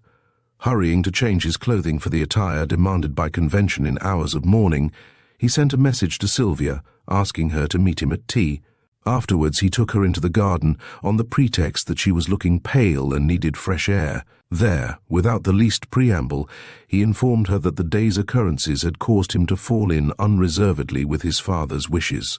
He urged her to agree to a quiet wedding at the earliest possible date, and pointed out that a prompt announcement of their pact would stifle any opposition on Hilton's part. Evidently he took it for granted that if Barkis was willing, Peggotty had no option in the matter. He forgot to mention such a trivial element as love. Their marriage had been planned by the arbiter of their destinies, and who were they that they should gainsay that august decision? Why, his father's death had made it a duty that they owed to a sacred memory. Though Sylvia's experience of the world was slight, and knowledge of her fellow creatures rather less, Cousin Robert's eagerness, as compared with his deficiencies as a wooer, warned her that some hidden but powerful motive was egging him on now. She tried to temporize, but the more she eluded him, the more insistent he became. At last she spoke plainly, and with some heat. "If you press for my answer today, it is no," she said, and a wave of color flooded her pale cheeks. "I think you can hardly have considered your actions. It is monstrous to talk of marriage when my uncle has only been dead a few hours." I refused to listen to another word. Perforce, Robert had left it at that. He had the sense to bottle up his anger. At any rate in her hearing, perhaps he reflected that the breaking of the ice would facilitate the subsequent plunge. Far more disturbed in spirit than her dignified repulse of Fenley had shown, Sylvia re-entered the house, passing the odd-looking little detective as she crossed the hall. She took refuge in her own suite, but determined forthwith to go out of doors again and seek shelter among her beloved trees. Through a window, as her rooms faced south, she saw Robert Fenley pacing moodily in the garden, where he was presently joined by the detective. Apparently, Fenley was as ungracious and surly of manner as he knew how to be, but Furneaux continued to chat with careless affability. Soon the two walked off in the direction of the lake. That was Sylvia's chance. She ran downstairs and was at the door when a footman came and said that Mrs. Bates wanted her on the telephone. At first, she was astounded by Trenholme's message, then sheer irritation at the crassness of things, and perhaps some spice of feminine curiosity led her to give the order which opened the gates of Roxton Park to a man she had never seen. The two met a few hundred yards down the avenue. Police Constable Farrow, who had been replaced by another constable while he went home for a meal, was on guard in the quarry wood again until the nightmen came on duty, and noticed Miss Manning leaving the house. He descended from his rock and strolled toward the avenue, With no other motive than a desire to stretch his legs, his perplexity was unbounded when he discovered Mortimer Fenley's ward, deep in conversation with the artist. "Well, I'm jiggered," he said, dodging behind a giant rhododendron. Whipping out a notebook and consulting his watch, he solemnly noted time and names in a laboriously accurate round hand. Then he nibbled his chin strap and dug both thumbs into his belt. His luck was in that day. He knew something now that was withheld from the Scotland Yard swells. Sylvia Manning and John Trenholme were acquaintances. Nay, more, they must be old friends. Under his very eyes they went off together into the park. Back to his rock went Police Constable Farrow, puzzled but elated. Was he not a repository of secrets? And that funny little detective had betaken himself in the opposite direction. Fate was kind indeed. He would have been still more surprised had fate permitted him to be also an eavesdropper, if listeners ever do drop from eaves. Sylvia was by no means flurried when she came face to face with Trenholme. The female of the species invariably shows her superiority on such occasions. Trenholme knew he was blushing and rather breathless. Sylvia was cool and distant. "You are Mr. Trenholme, I suppose," she said, her blue eyes meeting his brown ones in calm scrutiny. "Yes," he said, trying desperately to collect his wits. The well-balanced phrases conned while walking up the avenue had vanished in a hopeless blur at the instant they were needed. His mind was in a whirl. "I am Miss Manning," she continued. "It is hardly possible to receive visitors at the house this afternoon, and as I happened to be coming out when Mrs. Bates telephoned from the lodge, I thought you would have no objection to telling me here why you wish to see me. I have come to apologize for my action this morning," he said. "What action?" "I sketched you without your knowledge and, of course, without your permission." "You sketched me? Where?" "When you were swimming in the lake. You didn't dare." "I did. I'm sorry now, though you inspired the best picture I have ever painted, or shall ever paint." For an instant Sylvia forgot her personal troubles in sheer wonderment, and a ghost of a smile brightened her white cheeks. John Trenholme was a person who inspired confidence at sight, and her first definite emotion was one of surprise that he should look so disconsolate. "I really don't understand," she said. "The quality of your picture has no special interest for me. What I fail to grasp is your motive in trespassing in a private park and watching me or any lady bathing. Put that way, my conduct needs correcting with a horsewhip, but happily there are other points of view. Really, Miss Manning, I am absurdly tongue-tied, but I do beg of you to hear my explanation. Have you one?" "Yes. It might convince anyone but you. You will be a severe judge, and I hardly know how to find words to seek your forgiveness, but I was the victim of circumstances. Please don't regard me as a judge. At present, I am trying to guess what happened." Then John squared his shoulders and tackled the greatest difficulty he had grappled with for years. "The simple truth should at least sound convincing," he said. "I came to Roxton 3 days ago on a commission to sketch the village and its environment. This house and grounds are historical, and I applied for permission to visit them, but was refused. By chance, I heard of a public footpath which crosses the park close to the lake." Sylvia nodded. She, too, had heard much of that footpath. Its existence had annoyed Mortimer Fenley as long as she could remember anything. That friendly little nod encouraged Trenholme. His voice came under better control, and he contrived to smile. "I was told it was a bone of contention," he said, "but that didn't trouble me a bit, since the right-of-way opened the forbidden area. I meant no disturbance or intrusion. I rose early this morning, and would have made my sketches and got away without seeing you if it were not for a delightful pair of wrought-iron gates passed en route. They detained me 3/4 of an hour.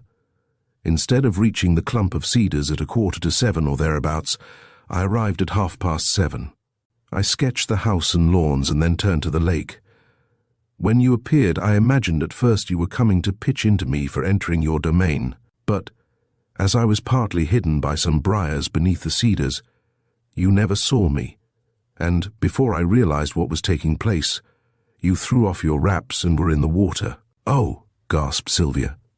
"Now, I ask you to regard the situation impersonally," said Trenholme, sinking his eyes humbly to the ground and keeping them there.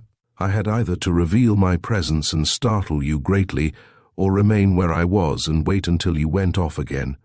Whether it was wise or not, I elected for the easier course.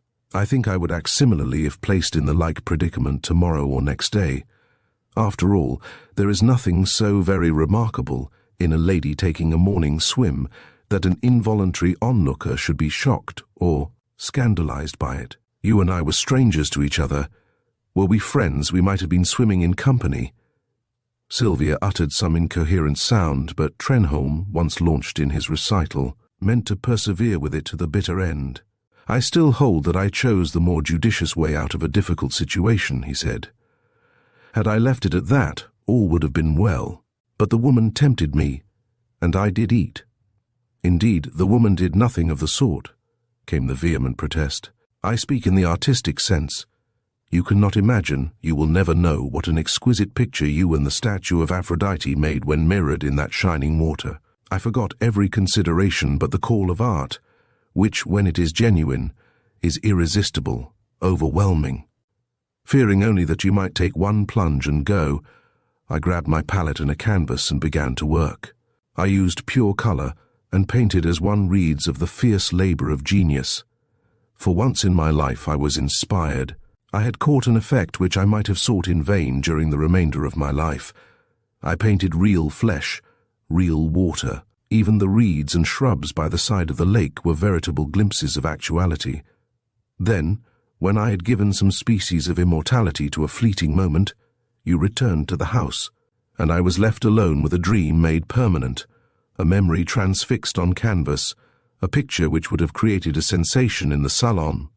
Oh, surely you would not exhibit me, breathed the girl. No, he said grimly.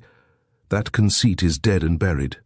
But I want you to realize that during those few minutes I was not John Trenholme, an artist struggling for foothold on the steep crags of the painter's Rock of Endeavor, but a master of the craft gazing from some high pinnacle at a territory he had won. If you know anything of painting, Miss Manning, you will go with me so far as to admit that my indiscretion was impersonal. I, a poet who expressed his emotions in terms of color, was alone with Aphrodite and a nymph, on a June morning, in a leafy English park. I don't think I should be blamed, but envied. I should not be confessing a fault, but claiming recognition as one favored of the gods. Trenholme was speaking in earnest now, and Sylvia thrilled to the music of his voice. But if her heart throbbed, and a strange fluttering made itself felt in her heart, her utterance, by force of repression, was so cold and unmoved that Trenholme became more downcast than ever. I do paint a little, she said, and I can understand that the statue and the lake offer a charming subject, but I'm still at a loss to know why you have thought fit to come here and tell me these things. It is my wretched task to make that clear at least, he cried contritely, forcing himself to turn and look through the trees at a landscape now glowing in the mellow light of a declining sun.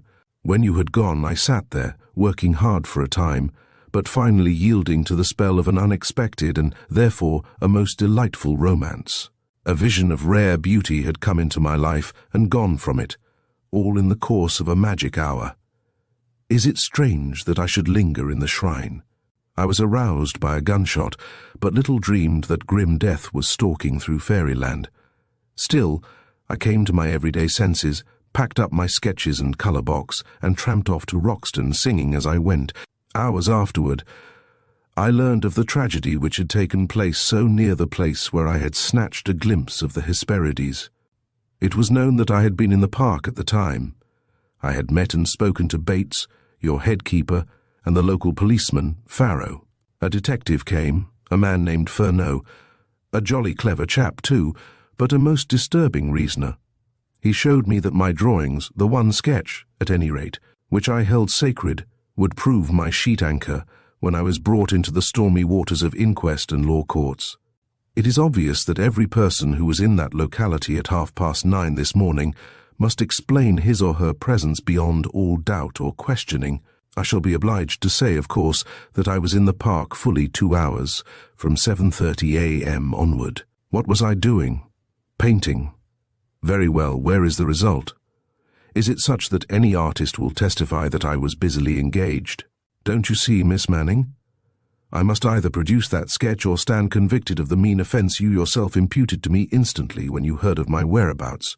"Oh, I didn't really imply that," said Sylvia, and a new note of sympathy crept into her voice.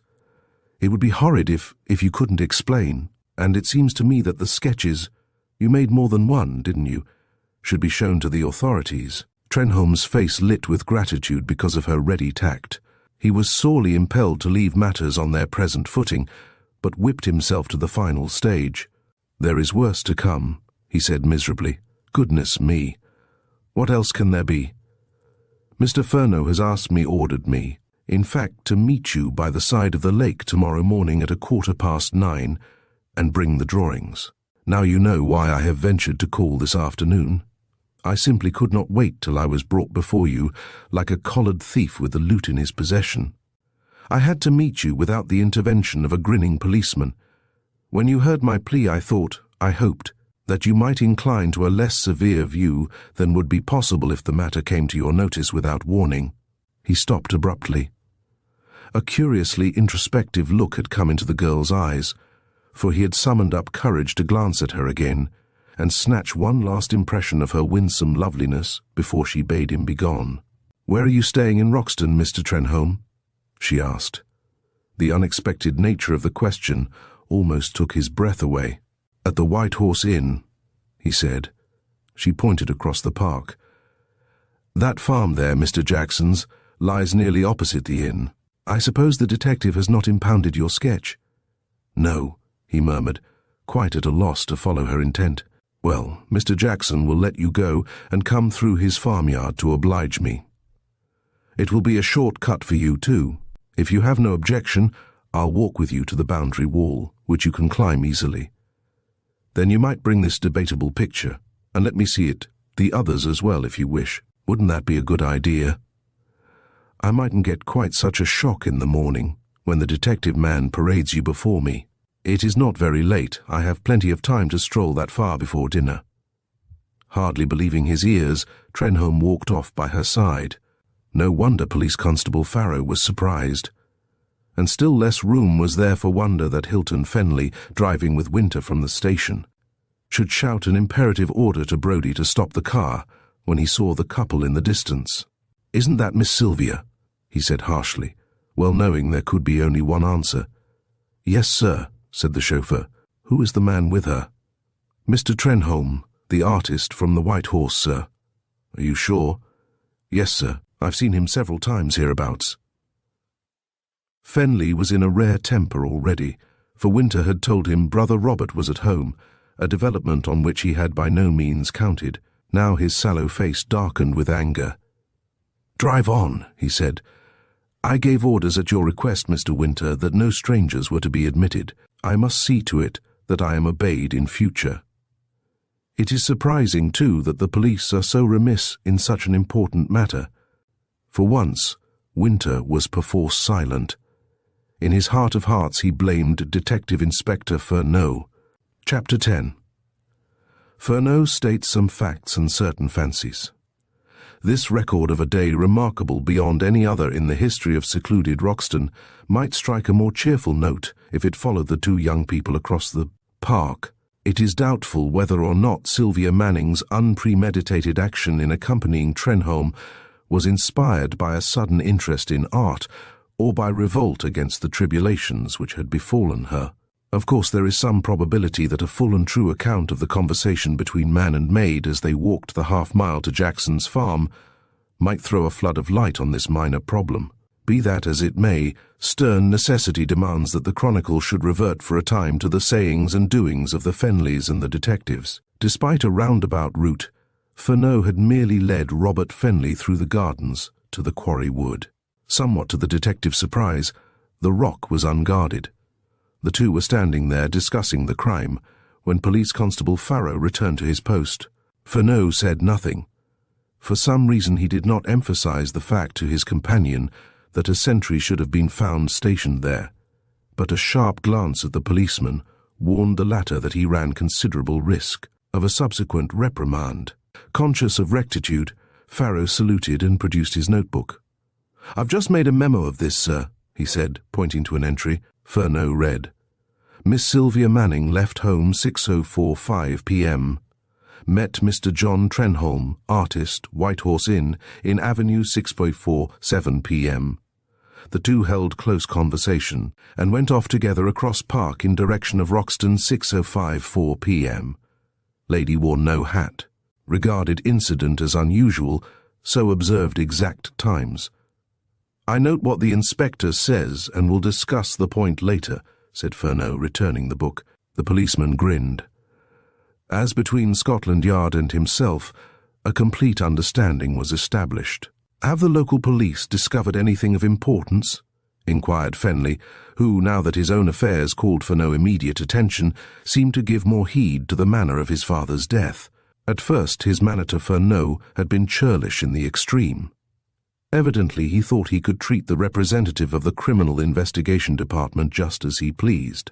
At this moment he elected to be gruffly civil in tone. "They are making full inquiries, of course," replied the detective, "but I think the investigation will be conducted in the main by my department, as I was saying. Mr. Fenley, undoubtedly the shot was fired from this locality. Dr. Stern, who is an authority on bullet wounds, is convinced of that, even if there was no other evidence, such as the chauffeurs and the artists I told you of, together with the impressions formed by Bates and others." "Were there no footprints?" was the next question, and Fenley eyed the ground critically.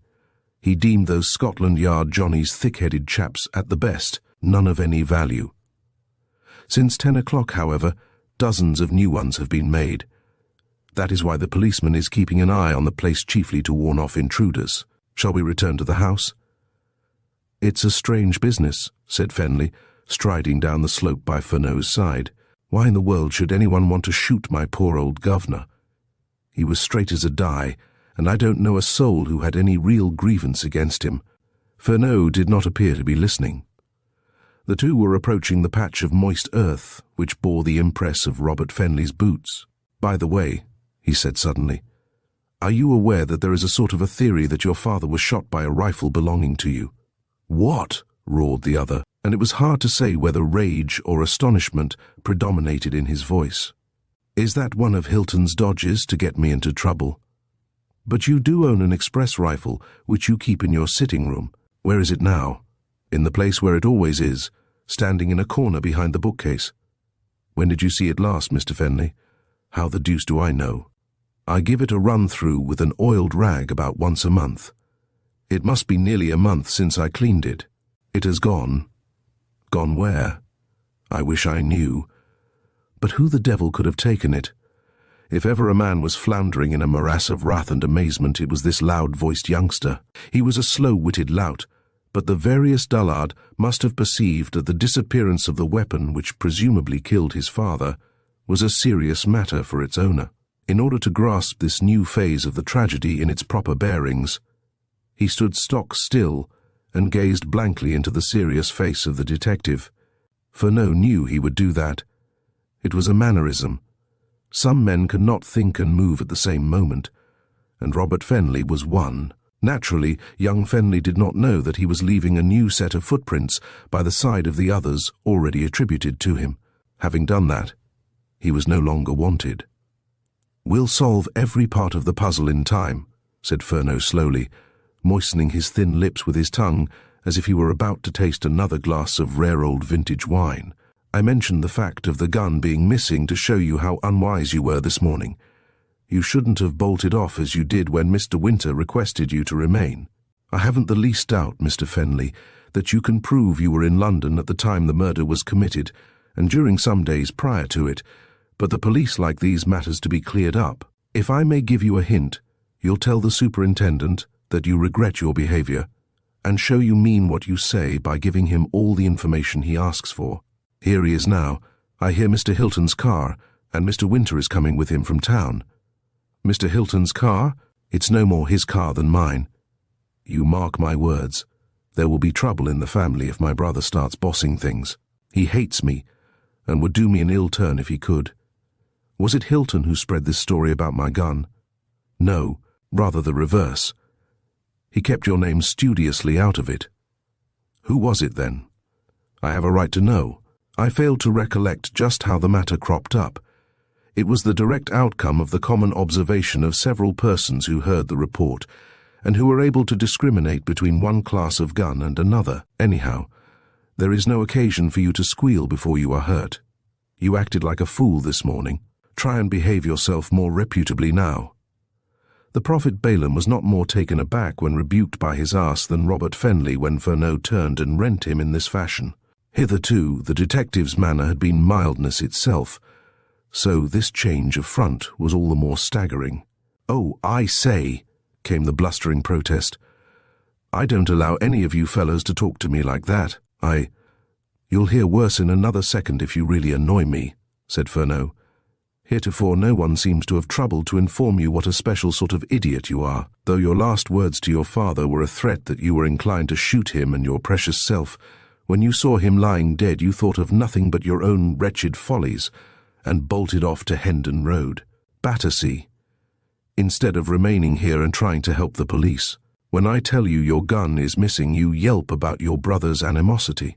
Before your father is laid in his grave, you threaten to upset the household because your brother acts as its master. Why shouldn't he?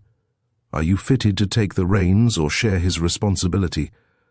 If you were at your right job, Robert Fenley, you'd be carrying bricks and mortar in a hod, for you haven't brains enough to lay a brick or use a trowel." The victim of this outburst thought that the little detective had gone mad, though the reference to Hendon Road had startled him, and a scared expression had come into his eyes. "Look here," he began, but Furneaux checked him again instantly. "I've looked at you long enough to sum you up as a sulky puppy," he said. "If you had any sort of gumption, you would realize that you occupy a singularly precarious position. Were it not for the lucky accident that my colleague and I were on the spot this morning, it is more than likely that the county police would have arrested you at sight. Don't give us any more trouble, or you'll be left to stew in your own juice. I've warned you, once and for all. If you care to swallow your spleen and amend your manners, I shall try to believe you are more idiot than knave. At present I am doubtful which way the balance tips." Furneaux stalked off rapidly, leaving the other to fume with indignation as he followed. With his almost uncanny gift of imaginative reasoning, the Jersey man had guessed the purport of Fenley's talk with Sylvia in the garden. He had watched the two from a window of the dining room, and had read correctly the girl's ill-concealed scorn, not quite devoid of dread, as revealed by face and gesture. To make sure, he waylaid her in the hall while she was hurrying to her own apartments. Then he sauntered after Robert Fenley, and only bided his time to empty upon him the vials of his wrath. He had taken the oaf's measure with a nice exactitude. To trounce him without frightening him also was only inviting a complaint to the commissioner. But Furneaux was well aware that the longer Robert Fenley's dull brain dwelt on the significance of that address in Battersea being known to the police, the less ready would he be to stir a hornet's nest into activity by showing his resentment. Obviously, Furneaux's methods were not those advocated in the police manual. Any other man who practiced them would risk dismissal, but the little un of the yard was a law unto himself. Meanwhile, he was hurrying after the big un, such, it will be recalled, were the respective nicknames Furneaux and Winter had received in the department, who had alighted from the car, and was listening to Hilton Fenley berating a servant for having permitted Trenholme to make known his presence to Miss Manning. The man, however, protested that he had done nothing of the sort. Miss Sylvia had been called to the lodge telephone, and the footman's acquaintance with the facts went no farther. Smothering his annoyance as best he could, Fenley rang up Mrs. Bates and asked for particulars. When the woman explained what had happened, he rejoined Winter in the hall, paying no heed to Furneaux, who was entering at the moment. "That artist fellow who was trespassing in the park this morning, if nothing worse is proved against him, must have a superb cheek," he said angrily. "He actually had the impertinence to ask Miss Manning to meet him, no doubt offering some plausible yarn as an excuse. I hope you'll test his story thoroughly, Mr. Winter.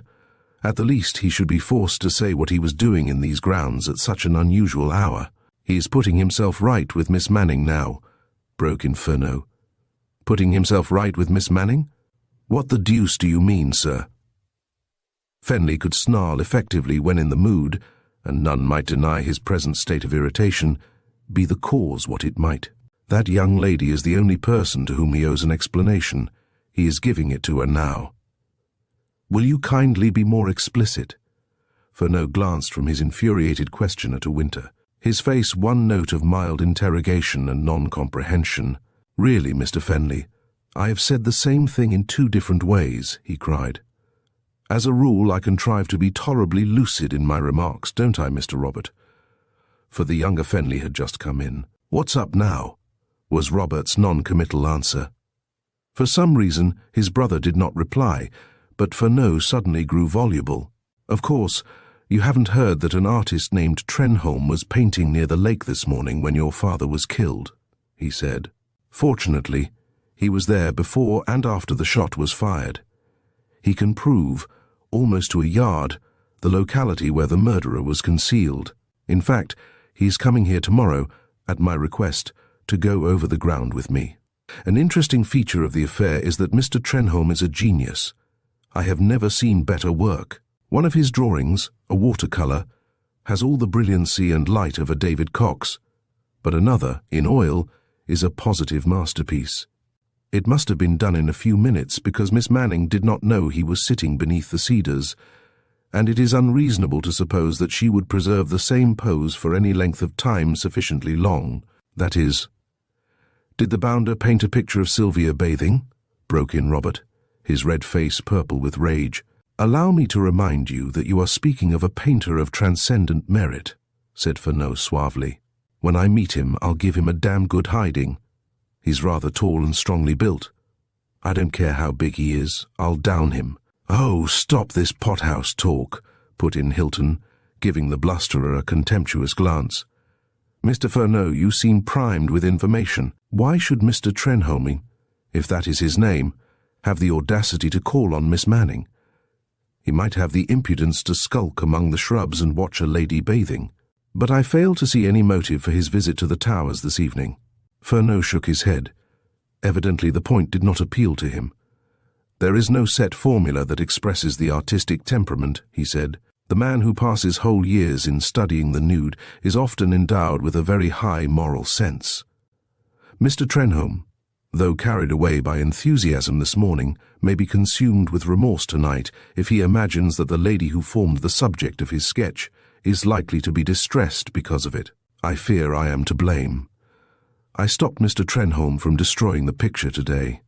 He meant burning it, since he had the sense to realize that he would be summoned as a witness, not only at tomorrow's inquest, but when the affair comes before the courts. I was bound to point out that the drawing supplied his solitary excuse for being in the locality at all. He saw that unwillingly, it is true, but with painful clearness, so I assume that his visit to Miss Manning was expiatory, a sort of humble obeisance to a goddess whom he had offended unwittingly. I assume, too, that his plea for mercy has not proved wholly unsuccessful, or Miss Manning would not now be walking with him across the park. What? Roared Robert. He turned to the gaping footman, for the whole conversation had taken place in the hall. Which way did Miss Sylvia go? He cried. Down the avenue, sir, said the man. I saw Miss Sylvia meet the gentleman, and after some talk they went through the trees to the right. Robert raced off. Winter, who had not interfered hitherto because Fenley always had a valid excuse for his indiscretions, made as if he would follow and restrain the younger Fenley, but Fenley caught his eye and winked. That sufficed. The superintendent contented himself with gazing after Robert Fenley, who ran along the avenue until clear of the quarry wood, when he too plunged through the line of elms and was lost to sight. Hilton watched his impetuous brother with a brooding underlook. He still held in his hand a leather portfolio bulging with papers, some of which he had placed there when Winter opened the door of the railway coach in St. Pancras station. The footman offered to relieve him of it, but was swept aside with a gesture. I have never known Robert so excited and erratic in his movements as he has been today, he said at last. I hope he will not engage in a vulgar quarrel with this Mr. Trenholme, especially in Miss Manning's presence. Apparently he could not quite control his voice, in which a sense of unctuous amusement revealed itself. Fenley could not resist such an opportunity. He had pierced Robert's thick skin. Now he undertook a more delicate operation. That would be doubly unfortunate, he said, chuckling quietly. If I am any judge of men, Mr. Robert Fenley would meet more than his match in our artist friend. While he would certainly undo all the good effect of an earlier and most serious and convincing conversation with the young lady, Hilton swung around on him. "When did my brother return from London?" he asked. "Shortly before 5 o'clock. He and Miss Manning had tea together, and afterward strolled in the gardens. I don't wonder at any artist wishing to sketch Miss Manning, do you? If I may be allowed to say it, I have never seen a more graceful and charming girl. May I inquire if you have made any progress in the particular inquiry for which I brought you here?" Hilton Fenley spoke savagely. He meant to be offensive, since the innuendo was unmistakable. Apparently, Fernow's remarks had achieved some hypodermic effect. "Oh, yes," was the offhand answer. "I have every reason to believe that Mr. Winter and I will make an arrest without undue loss of time. I am glad to hear it. Thus far your methods have not inspired the confidence I, as a member of the public, was inclined to repose in Scotland Yard. I am going to my rooms now, and dine at 7:45. About 9 o'clock, I wish to go into matters thoroughly with Mr. Winter and you. At present, I think it only fair to say that I am not satisfied with the measures. Whatever they may be, you have seen fit to adopt." He seemed to await a retort, but none came. So he strode across the hall and hurried up the stairs. Furneaux continued to gaze blankly down the long straight avenue, nor did he utter a word till a door opened and closed on the first floor in the southeast corner. Then he spoke. "Some people are very hard to please," he said plaintively. Winter beckoned to the footman. "Do you mind asking Mr. Tomlinson if he can come here for a moment?" he said. When the man disappeared, he muttered, "Why are you stroking everybody's fur the wrong way, Charles?" "A useful simile, James. If they resemble cats, we may see sparks. And each of those young men has something of the tiger in him. But things have gone horribly wrong all day after a highly promising start, too. I don't see that we are any nearer laying hands on a murderer because we have unearthed various little scandals in the lives of Mortimer, Fenley's sons. And what game are you playing with this artist, Trenholme?"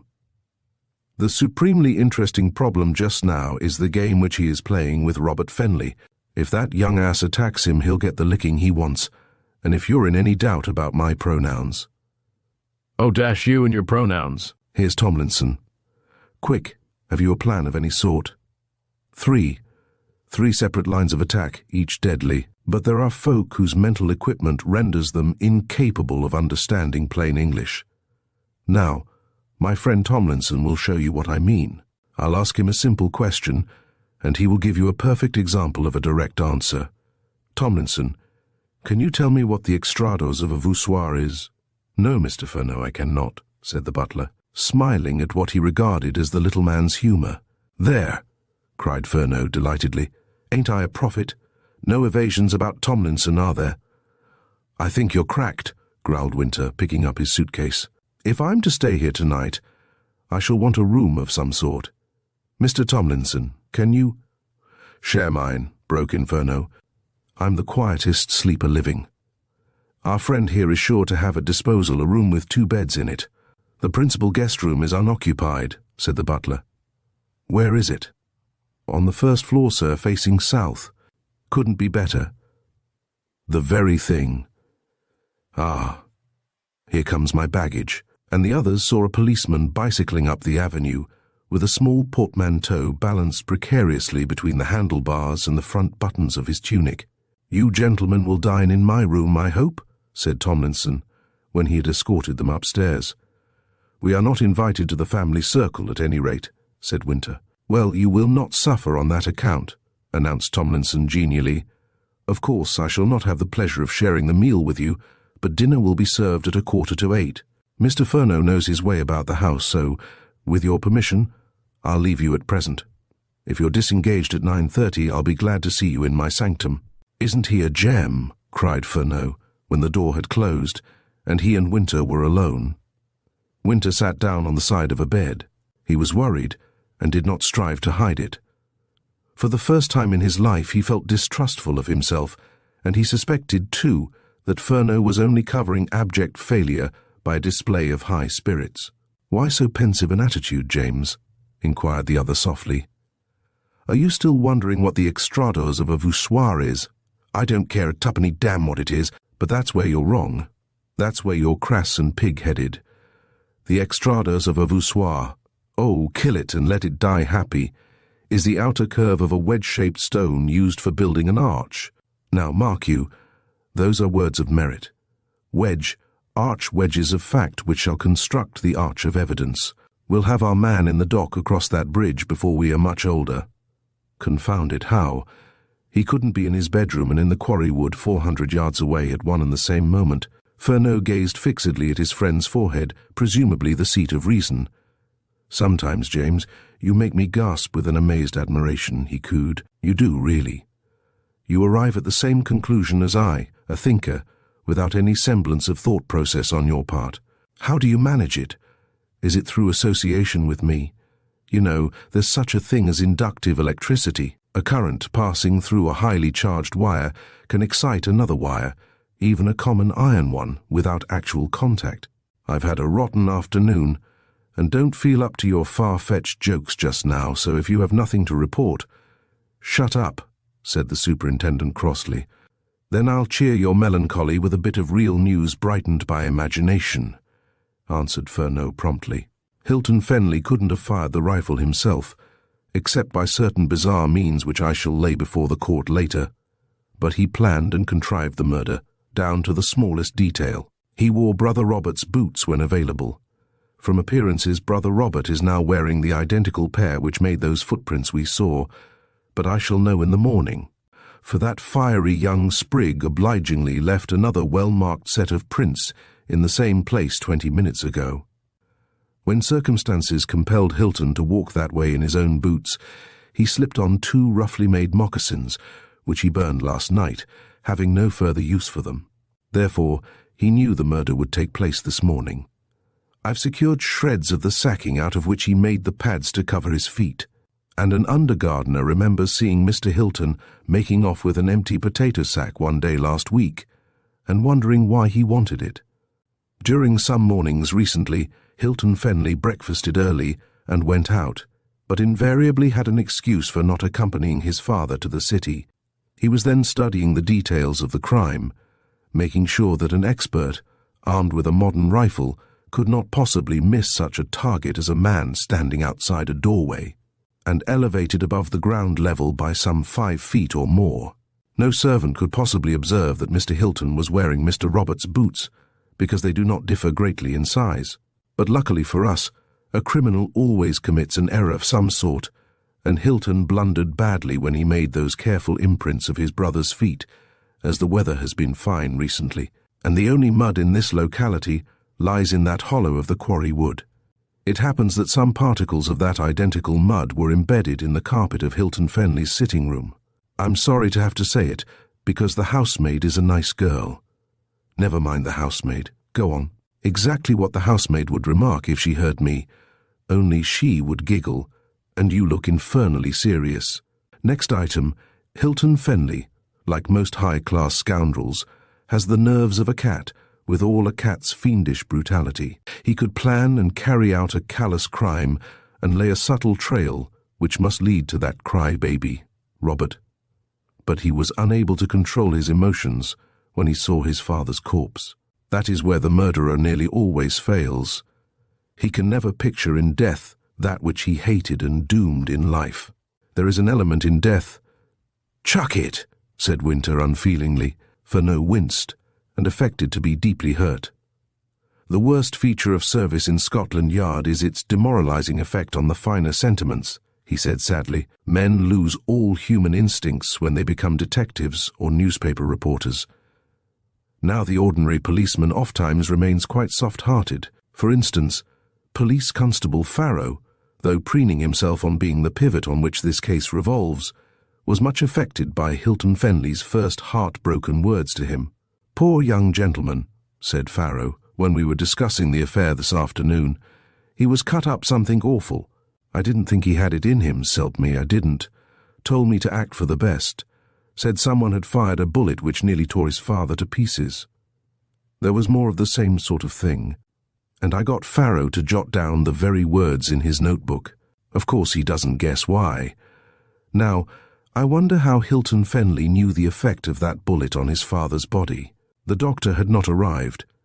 There had been only a superficial examination by Tomlinson of the orifice of the wound. What other mind in Roxton would picture to itself the havoc caused by an expanding bullet? The man who uttered those words knew what sort of bullet had been used. He knew it would tear his father's body to pieces. A neurotic imagination was at work, and that cry of horror was the soul's unconscious protest against the very fiendishness of its own deed. Oh yes, let these Fenleys quarrel about that girl, and we'll see Hilton marching steadily toward the Old Bailey. Of course, we'll assist him. We'll make certain he doesn't deviate or falter on the road. But he'll follow it, and of his own accord, and the first long stride will be taken when he goes to the quarry wood to retrieve the rifle which lies hidden there. Winter whistled softly. Then he looked at his watch. By Jove! Turned 7:30, he said. Ha! Cackled Furneaux. James is himself again. We have hardly a scrap of evidence, but that doesn't trouble our worthy superintendent a little bit, and he'll enjoy his dinner far better than he thought possible 10 minutes ago. Sac un homme d'une pipe. By the time you've tasted a bottle from Tomlinson's favourite bin, you'll be preparing a brief for the Treasury solicitor. Chapter 11. Some preliminary skirmishing. Now perhaps, taking advantage of an interval, while the representatives of Scotland Yard sought the aid of soap and water as a preliminary to a meal, it is permissible to wander in the gloaming with Sylvia Manning and her escort. To speak of the gloaming is a poetic license, it is true. 7 o'clock on a fine summer evening in England is still broad daylight, but daylight of a quality that lends itself admirably to the exigencies of romance. There is a species of dreaminess in the air. The landscape assumes soft tints unknown to a fiery sun. Tender shadows steal from undiscovered realms. It is permissible to believe that every night on Parnassus is a night in June. At first these two young people were at a loss to know what to talk about. By tacit consent, they ignored the morning's tragedy. Yet they might not indulge in the irresponsible chatter which would have provided a ready resource under normal conditions. Luckily, Trenholme remembered that the girl said she painted. "It is a relief to find that you also are of the elect," he said. "An artist will look at my pictures with the artist's eye. There are other sorts of eyes, Eliza's, for instance. Do you know Eliza of the White Horse?" Sylvia collected her wits, which were wool-gathering. "I think I have met her at village bazaars and tea-fights," she said. "Is she a stout, red-faced woman?" "Both to excess, but her chief attribute is her tongue, which has solved the secret of perpetual motion. Had it kept silent even for a few seconds at lunchtime today, that sharp-eyed and rabbit-eared detective would never have known of the second picture, your picture, because I can eke out my exhibits by a half-finished sketch of the lake and a pencil note of the gates. But putting the bits of the puzzle together afterwards, I came to the conclusion that Mary, our kitchen maid, passed my room, saw the picture on the easel, and was scandalized. She of course told Eliza, who went to be shocked on her own account, and then came downstairs and pitched into me. At that moment the Scotland Yard man turned up. Is it so very dreadful, then? Dreadful! It may fall far short of the standard set by my own vanity, but given any sort of skill in the painter, how can a charming study of a girl in a bathing costume, standing by the side of a statue of Aphrodite, be dreadful? Of course, Miss Manning, you can hardly understand the way in which a certain section of the public regards art. In studio jargon we call it the "Oh Ma" crowd, that being the favourite exclamation of the young ladies who peep and condemn. These people are the hopeless Philistines who argue about the sex of angels and demand that nude statues shall be draped. But my picture must speak for itself. Tell me something about your own work. Are you taking up painting seriously? Now, to be candid, Sylvia herself was not wholly emancipated from the state of Philistinism which Trenholme was railing at. Had he been less eager to secure a favourable verdict, or even less agitated by the unlooked-for condescension she was showing, he would have seen the absurdity of classing a girl of 20 with the lovers of art for art's sake, those earnest-eyed enthusiasts who regard a perfect curve or an inimitable flesh tint as of vastly greater importance than the squeamishness of the young person. Painters have their limitations, as well as Mrs. Grundy, and John Trenholme did not suffer a fool gladly. Sylvia, however, had the good sense to realize that she was listening to a man whose finer instincts had never been trammelled by conventions which might be wholesome in an academy for young ladies. Certainly she wondered what sort of figure she cut in this much-debated picture, but that interesting point would be determined shortly. Meanwhile she answered demurely enough, "I'm afraid you have taken me too seriously. I have hardly progressed beyond the stage where one discovers, with a sort of gasp, that trees may be blue or red and skies green. Though I am going to look at your pictures, Mr. Trenholme, it by no means follows that I shall ever dare to show you any of mine. Still, I think you must have the artistic soul," he said thoughtfully. "Why? There was more than mere physical delight in your swimming this morning. You revelled in the sunlight, in the golden air, in the sense of trees and shrubs and flowering grass. First-rate swimmer as you are, you would not have enjoyed that dip half as much if it were taken in a covered bath, where your eyes dwelt only on white tiles and dressing booths." The girl, subtly aware of a new element in life, was alarmed by its piercing sweetness, and with ruthless logic brought their talk back to a commonplace level. "Roxton seems to be a rather quaint place to find you in, Mr. Trenholme," she said. "How did you happen on our tiny village? Though so far from London we are quite a byway. Why did you pay us a visit?" So Trenholme dropped to earth again, and they spoke of matters of slight import till the boundary wall was reached. Sylvia hailed a man attending cattle in the farmyard, and the artist vaulted the wall, which was breast-high. The girl wondered if she could do that. When opportunity served, she would try. Resting her elbows on the coping stones, she watched Trenholme as he hurried away among the buildings and made for the village. She had never before met such a man, or anyone even remotely like him. He differed essentially from the Fenleys, greatly as the brothers themselves differed.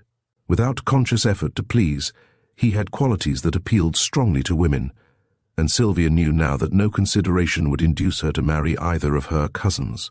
If asked to put her thought into words, she would have boggled at the task, for intuition is not to be defined in set speech. In her own way, she had summed up the characteristics of the two men with one of whom marriage had been at least a possibility. Hilton she feared, and Robert she despised, so if either was to become her husband, it would be Hilton. But 5 minutes of John Trenholme's companionship had given her a standard by which to measure her suitors, and both fell woefully short of its demands. She saw with startling clearness of vision that Hilton, the schemer, and Robert, the wastrel, led selfish lives. Souls they must possess, but souls starved by lack of spirituality, souls pent in dun prisons of their own contriving. She was so lost in thought that strayed from crystal-bright imageries to nebulous shapes at once dark and terrifying, that the first intimation she received of Robert Fenley's approach was his stertorous breathing. From a rapid walk he had broken into a jog-trot when he saw Trenholme vanish over the wall. Of late he seldom walked or rode a horse, and he was slightly out of condition, so his heavy face was flushed and perspiring, and his utterance somewhat laboured when the girl turned at his cry, "I say, Sylvia, you've given me such a chase." "Who the deuce is that fellow? And what are you doing here?" Robert had appeared at an inauspicious moment. Sylvia eyed him with a new disfavour. He was decidedly gross, both in manner and language. She was sure he could not have vaulted the wall. "I'm not aware that I called for any chasing on your part," she said, with an aloofness perilously akin to disdain. He halted, panting, and eyed her sulkily. "No, but dash it all, you can't go walking around with any rotten outsider who forces himself into your company," was the most amiable reply he could frame on the spur of the moment. "You are short of breath," she said, smiling in a curiously impersonal way. "Run back to the house. It will do you good." "All right, you run with me. The first gong will go any minute, and we've got to eat, you know, even though the pater is dead." It was an unhappy illusion. Sylvia stiffened. "My poor uncle's death did not seem to trouble you greatly this morning," she said. "Kindly leave me now. I'll follow soon. I am waiting for Mr. Trenholme, who wants to show me some sketches." "A nice time to look at sketches, upon my word. And who's Trenholme, I'd like to know?" Sylvia bethought herself. Certainly an explanation was needful, and her feminine wit supplied one instantly. "Mr. Trenholme was sent here by the Scotland Yard people," she said, a trifle less frigidly. "I suppose we shall all be mixed up in the inquiry the detectives are holding, and it seems that Mr. Trenholme was at work in the park this morning, when that awful affair took place. Unknown to me, I was near the spot where he was sketching before breakfast, and one of the detectives, the little one, says it is important that the fact should be proved. Mr. Trenholme called to tell me just what happened. So you see there is nothing in his action that should annoy any one, you least of any, since you were away from home at the time. But why has he mizzled over the wall? He is staying at the White Horse Inn, and has gone to fetch the drawings. Oh, I didn't understand. If that's it, I'll wait till he turns up. You'll soon get rid of him." Sylvia had no valid reason to urge against this decision, but she did not desire Robert's company, and chose a feminine method of resenting it. "I don't think Mr. Trenholme will be anxious to meet you," she said coolly. "Why not? You are such a transparent person in your likes and dislikes. You have never even seen him, in the ordinary sense of the word, yet you speak of him in a way so unwarranted, so ridiculously untrue, that your manner might annoy him." "My manner, indeed. Is he so precious, then? By gad, it'll be interesting to look this rare bird over." She turned her back on him and leaned on the wall again. Her slight, lissom figure acquired a new elegance from her black dress. Robert had never set eyes on Sylvia in such a costume before that day. Hitherto she had been a schoolgirl, a flapper, a straight-limbed, boyish young person in long frocks. But today she seemed to have put on a new air of womanliness, and he found it strangely attractive. "There's no sense in our quarrelling about the chap anyhow," he said with a gruff attempt to smooth away difficulties. "Of course I shan't let on I followed you. Just spotted you in the distance and joined you by chance, don't you know?" Sylvia did not answer. She was comparing Robert Fenley's conversational style with John Trenholme's, and the comparison was unflattering to Robert, so he too came and leaned on the wall. "I'm sorry if I annoyed you just now, Syl," he said. "That dashed little detective is to blame. He does put things in such a beastly unpleasant way." "What things?" "Why, about you and me and all of us. Gave me a regular lecture because I went back to town this morning. I couldn't help it, old girl. I really couldn't. I had to settle some urgent business, but that's all ended now. The pater's death has steadied me. No more gallivanting off to London for me. Settle down in Roxton, Board of Guardians on Saturdays, church on Sunday, tea and tennis at the vicarage, and you come to our place tomorrow. You know the sort of thing, old-fashioned, respectable and comfy. I'll sell my motorbike and start a car. Motorbikes make a fellow a bit of a vagabond, eh, what? They will go the pace. You can't stop 'em. 50 per and be hanged to the police, that's their motto." "It sounds idyllic," the girl forced herself to say lightly, but her teeth met with a snap, and her fingers gripped the rough surface of the stones, for she remembered how Trenholme had said of her that she revelled in the sunlight, in the golden air, in the scents of trees and shrubs and flowering grasses. There was a musical cadence in her voice that restored Robert's surly good humour. He was of that peculiar type of spoiled youth, whose laugh is a guffaw, and whose mirth ever holds a snarl. "Here comes your paint-slinger," he said. "Wonder if he really can stage a decent picture. If so, when the present fuss is ended, we'll get him to do a group.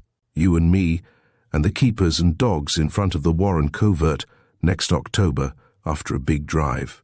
How would that be? I'm sure Mr. Trenholme will feel flattered." When Trenholme approached, he was not too well pleased to find Miss Manning in charge of a new cavalier. From items gathered earlier in the village, he guessed the newcomer's identity. Perhaps he expected that the girl would offer an introduction, but she only smiled pleasantly and said, "You must have hurried. I do hope I haven't put you to any inconvenience." "Eliza informed me that she had just popped my chicken in the oven, so there is plenty of time," he said. "I suppose it makes one hot to be constantly popping things into ovens. In the course of years, one should become a sort of salamander. Have you ever read the autobiography of that great artist and very complete rascal Benvenuto Cellini? He is the last person reputed to have seen a real salamander in the fire, and he only remembered the fact because his father beat him, lest he should forget it." "Ben who?" broke in Robert cheerfully. Benvenuto Cellini. Never heard of him. Well, let's have a peep-o. Miss Manning and I dine at 7:45. You've been taking some snapshots in the park, I'm told. If they've got any ginger in them. Probably you will describe them as hot stuff, said Trenholme, laying a portfolio on the wall in front of Sylvia and opening it. This is a pencil drawing of the Great Gates, he went on, ignoring Fenley. Of course they're wrens and therefore beautiful. Roxton Park holds a real treasure in those gates, Miss Manning. Here is a watercolour sketch of the house and grounds. Do you like it? Oh, it is exquisite. Why, you have caught the very glint of sunshine on the walls and roofs, and it is shimmering in the leaves of that copper beech. Ah, me! It looks so easy. Robert peered over her shoulder. Sylvia's gasp of admiration annoyed him, but he looked and said nothing. This, continued Trenholme, is an unfinished study of the lake. I was so busily occupied that I was not aware of your presence until you were quite near at hand. Then when you dived into the water, I grabbed a canvas and some tubes of paint. Here is the result completed, to a large extent, in my room at the inn. He took a picture out of a compartment of the portfolio specially constructed to protect an undried surface, and placed it at an angle that suited the light. His tone was unconcerned, for he had steeled himself against this crucial moment. Would she be angered? Would those limpid blue eyes, violet now in shadow, be raised to his in protest and vexed dismay? During the brief walk to and from the inn he had recollected the girl's age, her surroundings, the cramping influences of existence in a society of middle-class city folk. He felt like a prisoner awaiting a verdict when the issue was doubtful, and a wave of impulse might sway the jury one way or the other. But he held his head high, and his face flushed slightly, for there could be no gainsaying the message glowing from that cunning brushwork. There were two goddesses, one in marble and one palpitating with life. The likeness, too, was undeniable. If one was a replica of Greek art at its zenith, the other was unmistakably Sylvia Manning. The girl gazed long and earnestly. Her pale cheeks had reddened for an instant, but the flood of surprise and emotion ebbed as quickly as it flowed, and left her wan with parted lips. At last she looked at Trenholme and spoke. "Thank you," she said, and their eyes met. The artist understood, and he in turn blanched somewhat. Rather hastily he replaced the picture in its receptacle. Robert Fenley coughed and grinned, and the spell was broken. "You said I'd call it hot stuff," he said. "Well, you sized my opinion up to a T. Of course it's jolly clever. Any fellow can see that." "Good night, Mr. Trenholme," said Sylvia, and she made off at a rapid pace. Robert grinned again. "No young lady would stand that sort of thing," he chuckled. "You didn't really think she would— what? But look here, I'll buy it. Send me a line later." He hurried after Sylvia, running to overtake her. Trenholme stood there a long time, in fact, until the two were hidden by the distant line of trees. Then he smiled. "So you are Robert Fenley," he communed, packing the portfolio leisurely. "Well, if Sylvia Manning marries you, I'll be a bachelor all my days, for I'll never dare imagine I know anything about a woman's soul, though I'm prepared at this hour of grace to stake my career that that girl's soul is worthy of her very perfect body." Puffing a good deal, Fenley contrived to overhaul his cousin. "By jing, Sylvia, you can step out a bit," he said, "and you change your mind mighty quick. 5 minutes ago you were ready to wait any length of time till that Johnny turned up, and now you're doing more than 5 per. What's the rush? It's only 7:30, and we don't dress tonight." "I'm not dining downstairs," she answered. "Oh, I say, I can't stand Hilton all alone." "Nor can I stand either of you," she was tempted to retort, but contented herself by saying that she had arranged for a meal to be served in her aunt's room. Grumble and growl as he might, Robert could not shake her resolve. He was in a vile temper when he reached the dining-room. His brother had not arrived, so he braced himself for an ordeal by drinking a stiff whiskey and soda. When Hilton came in, the pair nodded to each other but ate in silence. At last, Robert glanced up at Tomlinson. "Just shove the stuff on the table and clear out," he said. "We'll help ourselves. Mr. Hilton and I want to have a quiet talk." Hilton gave him a quick underlook but did not interfere. Perhaps purposely, when the servants had left the room he opened the battle with a sneer. "I hope you didn't make a fool of yourself this evening," he said. "As how?" queried Robert, wondrously subdued to all appearance, though aching to give the other what he called a bit of his mind. "I understand you made after Sylvia and the artist, meaning to chastise somebody." "You were wrong," said Robert slowly. "You nearly always are. I make mistakes myself, but I own up handsomely. You don't. That's where we differ, see?" "I see differences," and Hilton helped himself to a glass of claret. "Trenholme, the artist's Johnny, is a clever chap, slightly cracked, as they all are, but dashed clever. By gad, you ought to see the picture he's painted of Sylvia. Anyhow, you will see it. I've bought it, really. I said I'd buy it, same thing. He'll jump at the offer. It'll hang in my dressing room. I don't suppose Sylvia will kick about a trifle like that when we're married." Hilton was holding the glass of wine to his lips. His hand shook, and he spilled a little, but he drank the remainder. "When did you decide to marry Sylvia?" he inquired, after a pause which might have been needed to gain control of his voice. "It's been decided for a long time," said Robert doggedly, himself showing some signs of enforced restraint. "It was the pater's wish, as you know. I'm sorry now I didn't fix matters before he died, but better late than never. I asked Sylvia today, and we've arranged to get married quite soon. Are you by any chance telling the truth?" "What the blazes do you mean?" And Robert's fist pounded the table heavily. "Exactly what I say. You say that you and Sylvia have arranged to get married quite soon. Those were your words. Is that true?" "Confound you, of course it is. Sylvia has actually agreed to that. I asked her. What more do you want?" "I am merely inquiring civilly what she said." "Dash it, you know what girls are like. You ought to. Isn't Eileen Garth a bit coy at times?" "One might remark that Mrs. Lyle also was coy." "Look here," began the other furiously, but the other checked him. "Let us stop bickering like a couple of counter-jumpers," he said, and a shrewder man than Robert might have been warned by the slow, incisive utterance. "You make an astonishing announcement on an occasion when it might least be expected, yet resent any doubt being thrown on its accuracy. Did or did not Sylvia accept you?" "Well, she said something about not wishing to talk of marriage so soon after the old man's death, but that was just her way of putting it. I mean to marry her, and when a fellow has made up his mind on a thing like that, it's best to say so and have done with it. Sylvia's a jolly nice girl, and has plenty of tin. I'm first in the field, so I'm warning off any other candidates. See?" "Yes, I see," said Hilton, pouring out another glass of wine. This time his hand was quite steady, and he drank without mishap. "Ain't you going to wish me luck?" said Robert, eyeing him viciously.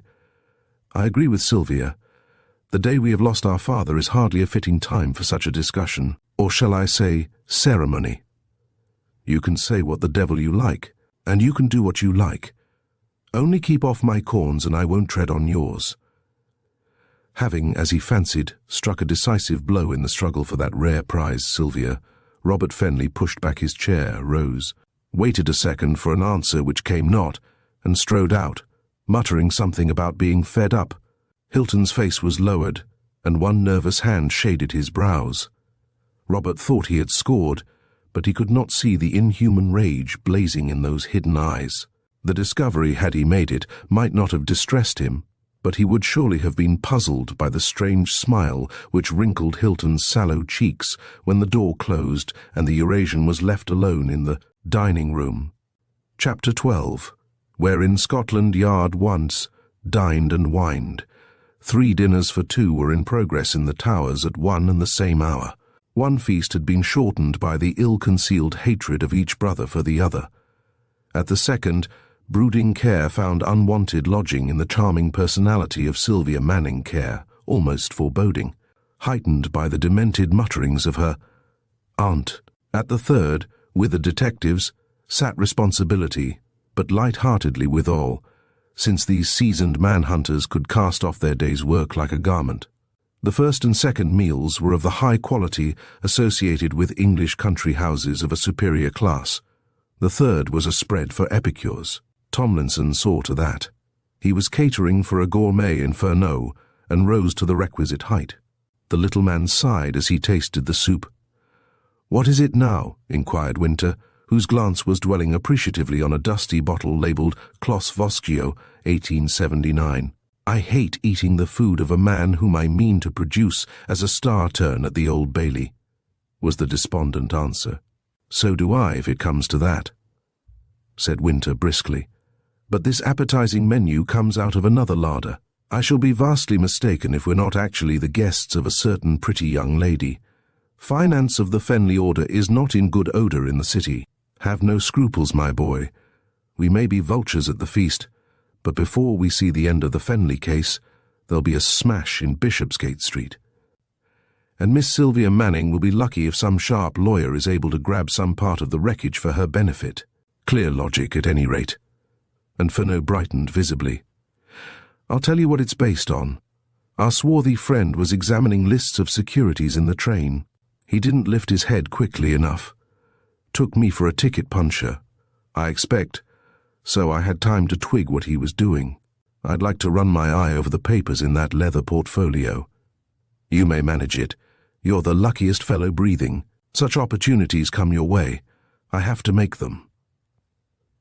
After an interlude played by Sol Colbert, Winter shot an amused question at his companion. "What's at the back of your head with regard to the artist and Miss Sylvia?" he said. "It's high time she spoke to a real man. These Fenleys are animals, all of them. John Trenholme is a genius and a good-looking one. I met the girl in a corridor a while ago and she was rather disconsolate, I thought, and with good reason. You've noticed how each brother eyes her. They'll fight like jackals before this night is out. I hope Sylvia will indulge in what women call a good cry. That will be Trenholme's golden hour. Some Frenchman, of course he was clever, being French, says that a man should beware when a woman smiles, but he may dare all when she weeps. Are we marriage brokers, then? We must set the Fenleys at each other's throats." "Yes," mused Winter aloud, when a Risque de Bon Moment had passed like a dream, "this affair is becoming decidedly interesting. But every why hath a wherefore, according to Shakespeare. Tell me," and his voice sank to a whisper, "tell me why you believe Hilton Fenley killed his father. You nosed your way into that problem this afternoon. Between his mother and that girl, Eileen Garth, he was in a tight place. He stole those bonds. I fancied it at the time, but I know it now. They were negotiated in Paris by a woman who occupied a room in the Hôtel d'Italie, Rue Caumartin, Paris, and one of her registered boxes bore the rail number. 517. You little devil," blazed out Winter, "and you never said a word when I told you. Astonishment has rendered you incoherent. You mean, of course, when you told me you had seen in Gloucester Mansions a box labelled in accordance with the facts I have just retailed, but I yield that minor point. It is a purist's, at the best. I have supplied a motive, one motive, for the crime. The plotter feared discovery, but there are dozens of others. He was impatient of the old man's rigid control. Hilton is sharp and shrewd, and he guessed things were going wrong financially. He knew that his father's methods were out of date, and believed he could straighten the tangle if the reins of power were not withheld too long. He saw that Sylvia Manning's gold was in the melting pot, and appreciated precisely the cause of the elder Fenley's anxiety that she should marry Robert. Once in the family, you know, her fortunes were bound up with theirs, while any cute lawyer could dish her in the marriage settlements if sufficiently well paid for a nasty job. When Sylvia was Mrs. Robert Fenley, and perhaps mother of a squalling Fenley, the head of the business could face the future if not with confidence, at least with safety. But where would Hilton be then? The girl lost, the money in jeopardy, and he himself steadily elbowed out. Cré nom. I've known men murdered for less convincing reasons. Men, yes, not fathers. Some sons are the offspring of Beelzebub. Consider the parentage in this instance.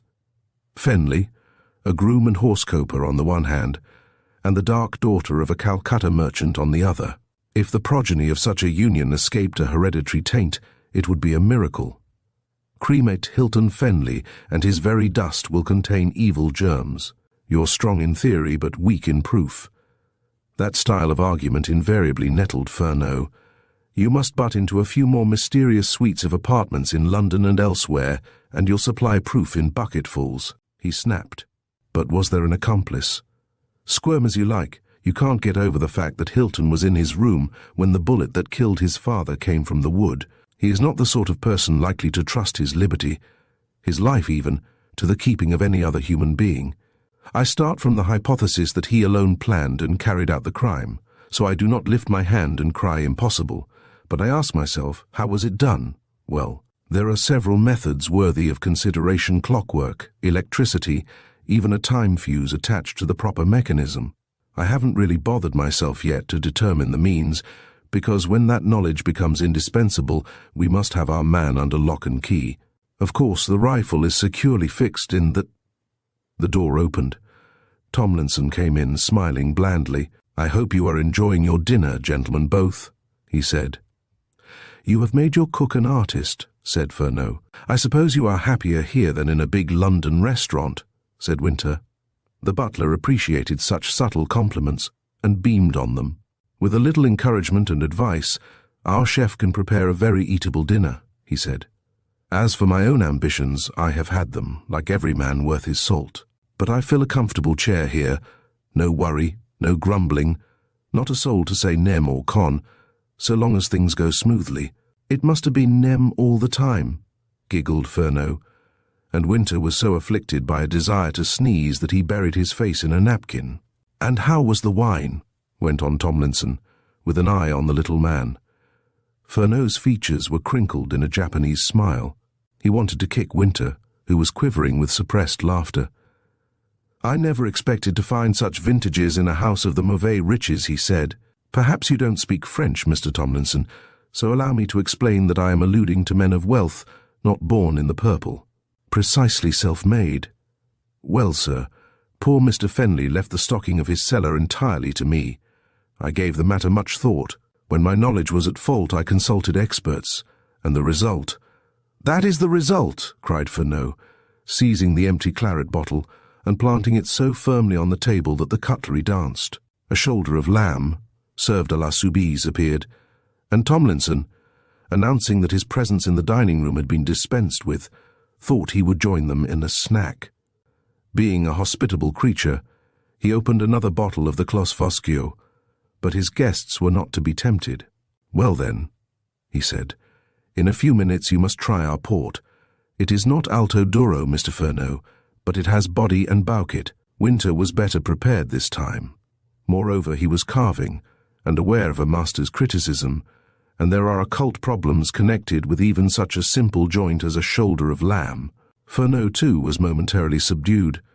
He seemed to be reflecting sadly that statues of gold, silver, and bronze may have feet of clay.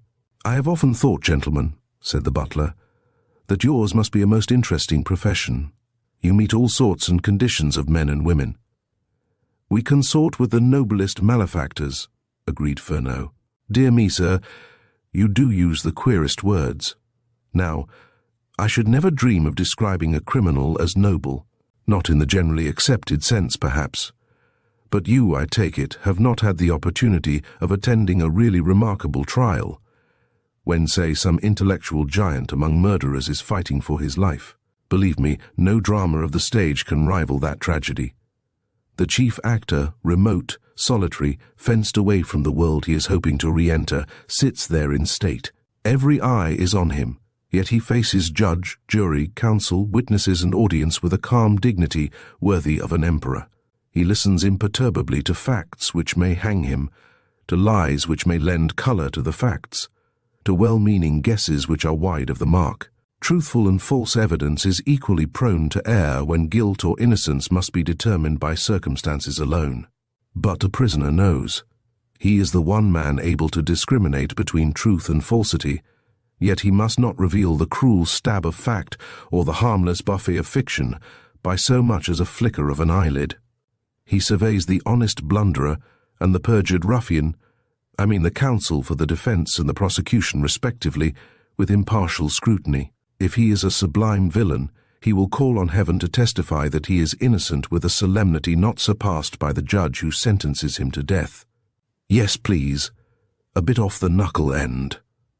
The concluding words were addressed to Winter, and Tomlinson started, for he was wrapped up in the scene Furneaux was depicting. That point of view had not occurred to me, he admitted. "You'll appreciate it fully when you see Mr. Fenley's murderer in the dock," said Furneaux. "Ah, sir. That brings your illustration home indeed. But shall we ever know who killed him?" "Certainly. Look at that high dome of intelligence glistening at you across the table. But that it is forbid to tell the secrets of the prison house, it could a tale unfold whose slightest word would harrow up thy soul. Harris." The footman entered, carrying a decanter. "Mr. Hilton Fenley's compliments, gentlemen, and will you try this port? He says Mr. Tomlinson will recommend it, because Mr. Fenley himself seldom takes wine. Mr. Fenley will not trouble you to meet him again this evening. Mr. Tomlinson, Mr. Fenley wants you for a moment." The butler rose. "That is the very wine I spoke of," he said. "If Mr. Hilton did not touch it, Mr. Robert evidently appreciated it." He glanced at Harris, but the footman did not even suspect that his character was at stake. The decanter was nearly full when placed on the sideboard. Now it was half empty. Singularly enough, both Winter and Furneaux had intercepted that questioning glance and had acquitted Harris simultaneously. "Are the gentlemen still in the dining room?" inquired Winter. "Mr. Hilton is there, sir, but Mr. Robert went out some time since. Please convey our thanks to Mr. Hilton. I'm sure we shall enjoy the wine." When Tomlinson and Harris had gone, the eyes of the two detectives met. They said nothing at first, and it may be remembered that they were reputedly most dangerous to a pursued criminal when working together silently. Winter took the decanter, poured out a small quantity into 2 glasses, and gave Furneaux one. Then they smelled and tasted and examined the wine critically. The rich red liquid might have been a poisonous decoction for the care they devoted to its analysis. Furneaux began. "I have so many sleepless nights that I recognize bromide, no matter how it is disguised," he murmured. "Comparatively harmless, though a strong dose," said Winter. "If one has to swallow 20 grains or so of potassium bromide, I cannot conceive any pleasanter way of taking them than mixed with a sound port." Winter filled one of the glasses 4 times, pouring each amount into a tumbler. Furneaux looked into a cupboard and found an empty beer bottle, which he rinsed with water. Meanwhile, Winter was fashioning a funnel out of a torn envelope, and in a few seconds the tumblerful of wine was in the bottle, and the bottle in Winter's pocket. This done, the big man lit a cigar, and the little one sniffed the smoke, which was his peculiar way of enjoying the weed. "It was most thoughtful of Mr. Hilton Fenley to try and secure us a long night's uninterrupted sleep," said Winter between puffs. "But what a vitiated taste in wine he must attribute to Scotland Yard," said Furneaux bitterly. "Still, we should be grateful to him for supplying a gill of real evidence. I may forgive him later. At present, I want to dilate his eyes with atropine, so that he may see weird shapes and be tortured of ghouls. Poor devil, he won't need atropine for that. Don't believe it, James. In some respects he's cold-blooded as a fish. Besides, he carries bromide tablets for his own use. He simply couldn't have arranged beforehand to dope us. He's getting scared. I should think so, indeed, in the Fenley sense, that is. His plot against Robert has miscarried in one essential. The rifle has not been found in the wood. Now I'm in chastened mood because the hour for action approaches, so I'll own up. I've been keeping something up my sleeve, just for the joy of watching you floundering midst deep waters. Of course, you chose the right channel. I knew you would, but it's a treat to see your elephantine struggles. For all that, it's a sheer impossibility that you should guess who put a sprag in the wheel of Hilton's chariot. Give you 3 tries for a new hat. You're desperately keen today on touching me for a new hat. Well, this time you have an outside chance. The others were certs for me. Winter smoked in silence for a space. "I'll take you," he said. "The artist?" "No." The Jerseyman shook his head. "Police Constable Farrow?" ventured Winter again. Furneaux's dismay was so comical that his colleague shook with mirth. "I wanted a new silk topper," wheezed Winter. "Silk topper be hanged. I meant a straw, and that's what you'll get. But how the deuce did you manage to hit upon Farrow?" He closed the quarry wood at the psychological moment. "You're sucking my brains, that's what you're doing," grumbled Furneaux. "Anyhow, you're right. Hilton had the scheme perfected to the last detail, but he didn't count on Farrow. After a proper display of agitation, Not all assumed either, because he was more shaken than he expected to be. He phoned the yard and the doctor. We couldn't arrive for nearly an hour, and the doctor starts on his rounds at 9 o'clock sharp. What so easy, therefore, as to wander out in a welter of grief and anger, and search the wood for the murderer on his own account? One solitary minute would enable him to put the rifle in a hiding place where it would surely be discovered. But Farrow stopped him. I wormed the whole thing out of our sentry this afternoon. Fenley tried hard to send Farrow and Bates off on a wild goose chase, but Farrow, quite mistakenly, saw the chance of his life and clung on to it. Had Farrow budged, we could never have hanged Hilton. Don't you see how the scheme works? He had some reason for believing that Robert will refuse to give a full account of his whereabouts this morning. Therefore, he must contrive that the rifle shall be found. Put the two damning facts together, and Robert is tied in a knot. Of course he would be forced to prove an alibi, but by that time all England would be yelping, "Thou art the man." In any event, Hilton's trail would be hopelessly lost. The true bouquet of our port and bromide begins to tickle my nostrils. A good-looking maid brought coffee, and Fenley grinned at her. "How do you think he'd look in a nice straw hat?" he asked, jerking his head toward Winter. The girl smiled. The little man's reputation had reached the kitchen. She glanced demurely at the superintendent's bullet head. "Not an ordinary straw." "You mean a Panama?" she said. "Certainly," laughed Winter. "Nothing of the sort," howled Fenley. "Just run your eye over him. He isn't an isthmus, he's a continent." "A common straw wouldn't suit him," persisted the girl. "He's too big a gentleman." "How little you know him," said Fenley. The girl blushed and giggled. "Go on," she said, and bounced out. "This inquiry will cost you a bit, my boy, if you're not careful," chuckled Winter. "I'll compound on a straw, but take my advice, and curb your sporting propensities. Now, if this coffee isn't doctored, let's drink it and interview Robert before the bromide begins to act." Robert Fenley received them in his own room. He strove to appear at ease and businesslike, but as Fenley had surmised, was emphatic in his refusal to give any clear statement as to his proceedings in London. He admitted the visit to Hendon Road, which, he said, was necessitated by a promise to a friend who was going abroad, but he failed to see why the police should inquire into his private affairs. Winter did not press him. There was no need. A scapegrace's record could always be laid bare when occasion served. But one question he was bound to put. "Have you any theory, however remote or far-fetched, that will account for your father's death in such a way?" he inquired. The younger Fenley was smoking a cigarette. A half-consumed whiskey and soda stood on a table, a bottle of whiskey and a siphon promised refreshers. He was not quite sober, but could speak lucidly. "Naturally, I've been thinking a lot about that," he said, wrinkling his forehead in the effort to concentrate his mind and express himself with due solemnity. "It's funny, isn't it, that my rifle should be missing?" "Well, yes." Some sarcastic inflection in Winter's voice seemed to reach a rather torpid brain. Fenley looked up sharply. "Of course, funny isn't the right word," he said. "I mean, it's odd, a bit of a mystery. Why should anybody take my gun if they wanted to shoot my poor old governor? That beats me. It's a lickery what? It is more important to know why anyone should want to shoot your father. That's it. Who benefits? Well, I suppose Hilton and I will be better off, no one else. And I didn't do it. It's silly even to say so, but there is only your brother left in your summary." "By Jove, yes. That's been running in my head.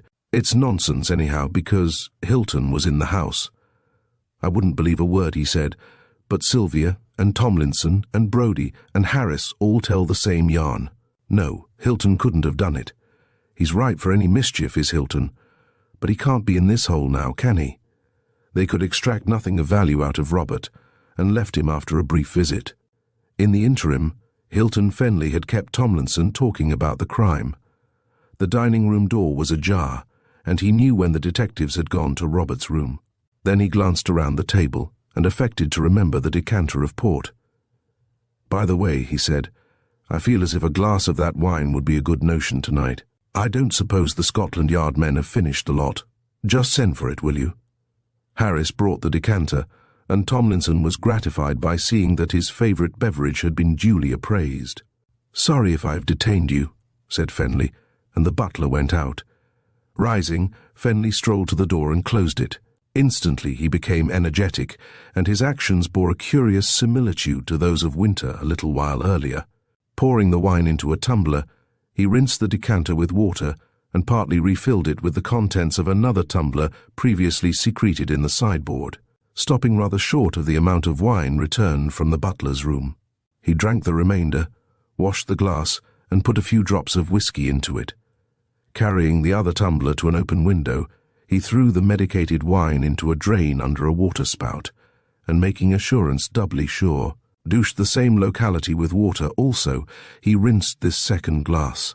He seemed to be rather pleased at his own thoroughness. As Fernot had said, Hilton Fenley was cold-blooded as a fish. Chapter 13. Close Quarters. Human affairs are peculiarly dependent on the weather.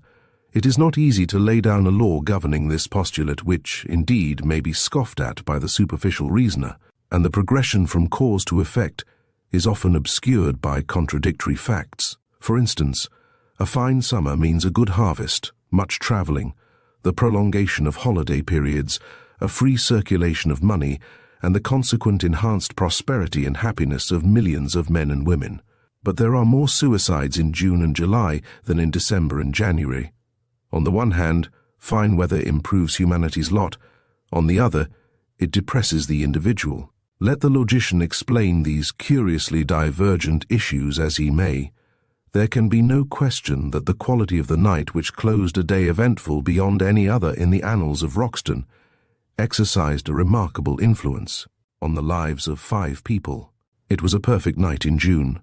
There was no moon, the stars shone dimly through a slight haze, but the sun had set late and would rise early, and his complete disappearance followed so small a chord of the diurnal circle that his light was never wholly absent. A gentle westerly breeze was so zephyr-like that it hardly stirred the leaves of the trees, but it wafted the scent of flowers and meadow land into open windows, and was grateful alike to the just and the unjust. Thus, to romantic minds, it was redolent of romance, and as Sylvia Manning's room faced south, and John Trenholme's faced north, and lay nearly opposite each other, though separated by a rolling mile of park, woodland, tillage and pasture, it is not altogether incredible that those two, gazing out at the same hour, should bridge the void with the eyes of the soul. It was a night, too, that invited to the open. In some favoured lands, where the almanac is an infallible clerk of the weather, fine nights succeed each other with the monotonous regularity of kings in an Amaranth dynasty.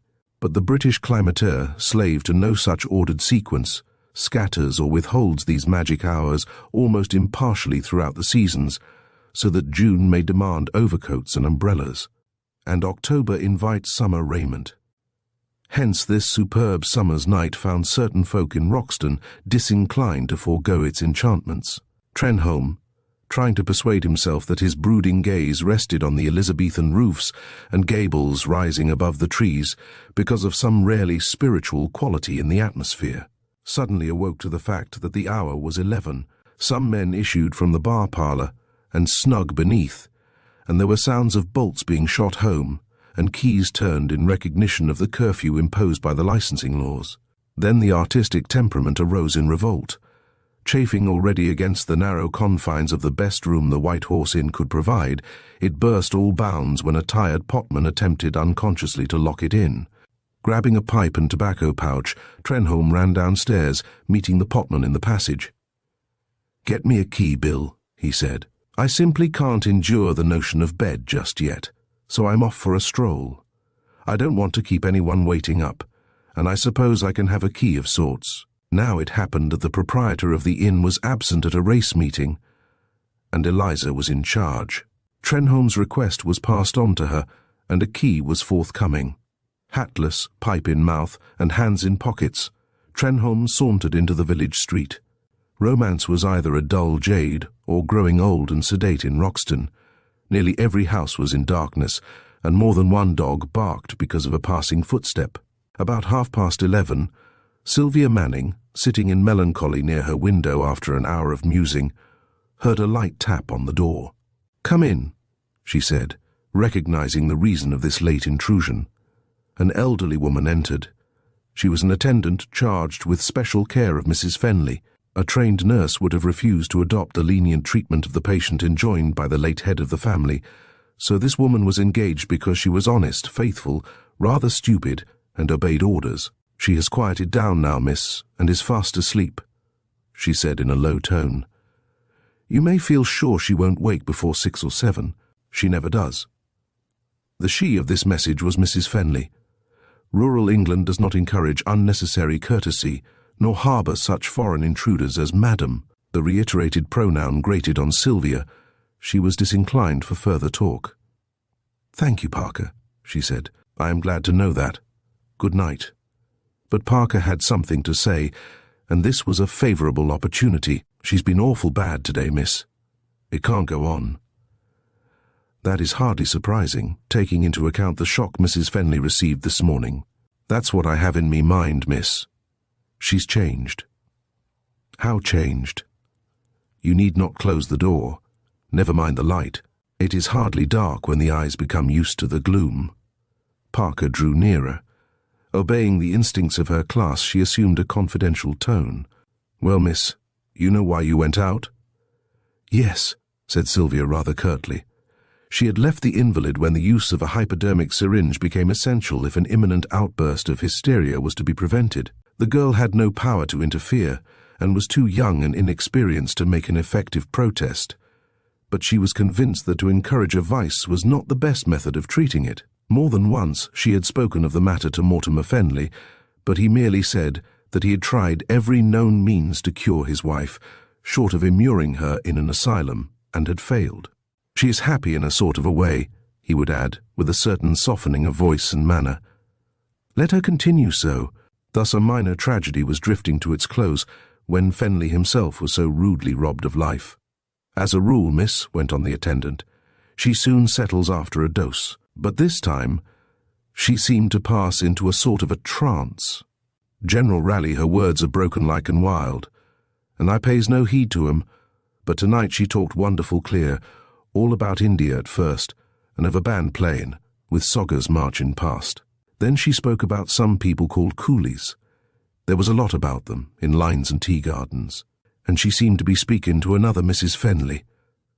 The woman's voice sank to an awe-stricken whisper, and Sylvia shivered somewhat in sympathy. "Another Mrs. Fenley." It was common knowledge in the household that Fenley had married a second time, but the belief was settled that the first wife was dead. Parker, by an unrehearsed dramatic touch, conveyed the notion that the unhappy creature in a neighbouring room had been conversing with a ghost. Somewhat shaken and perturbed, Sylvia wished more than ever to be alone, so she brought her informant back to the matter in hand. "I don't see that Mrs. Fenley's rambling utterances give rise to any fear of immediate collapse," she said, striving to speak composedly. "No, miss, that isn't it at all. I was just telling you what happened. There was a lot more.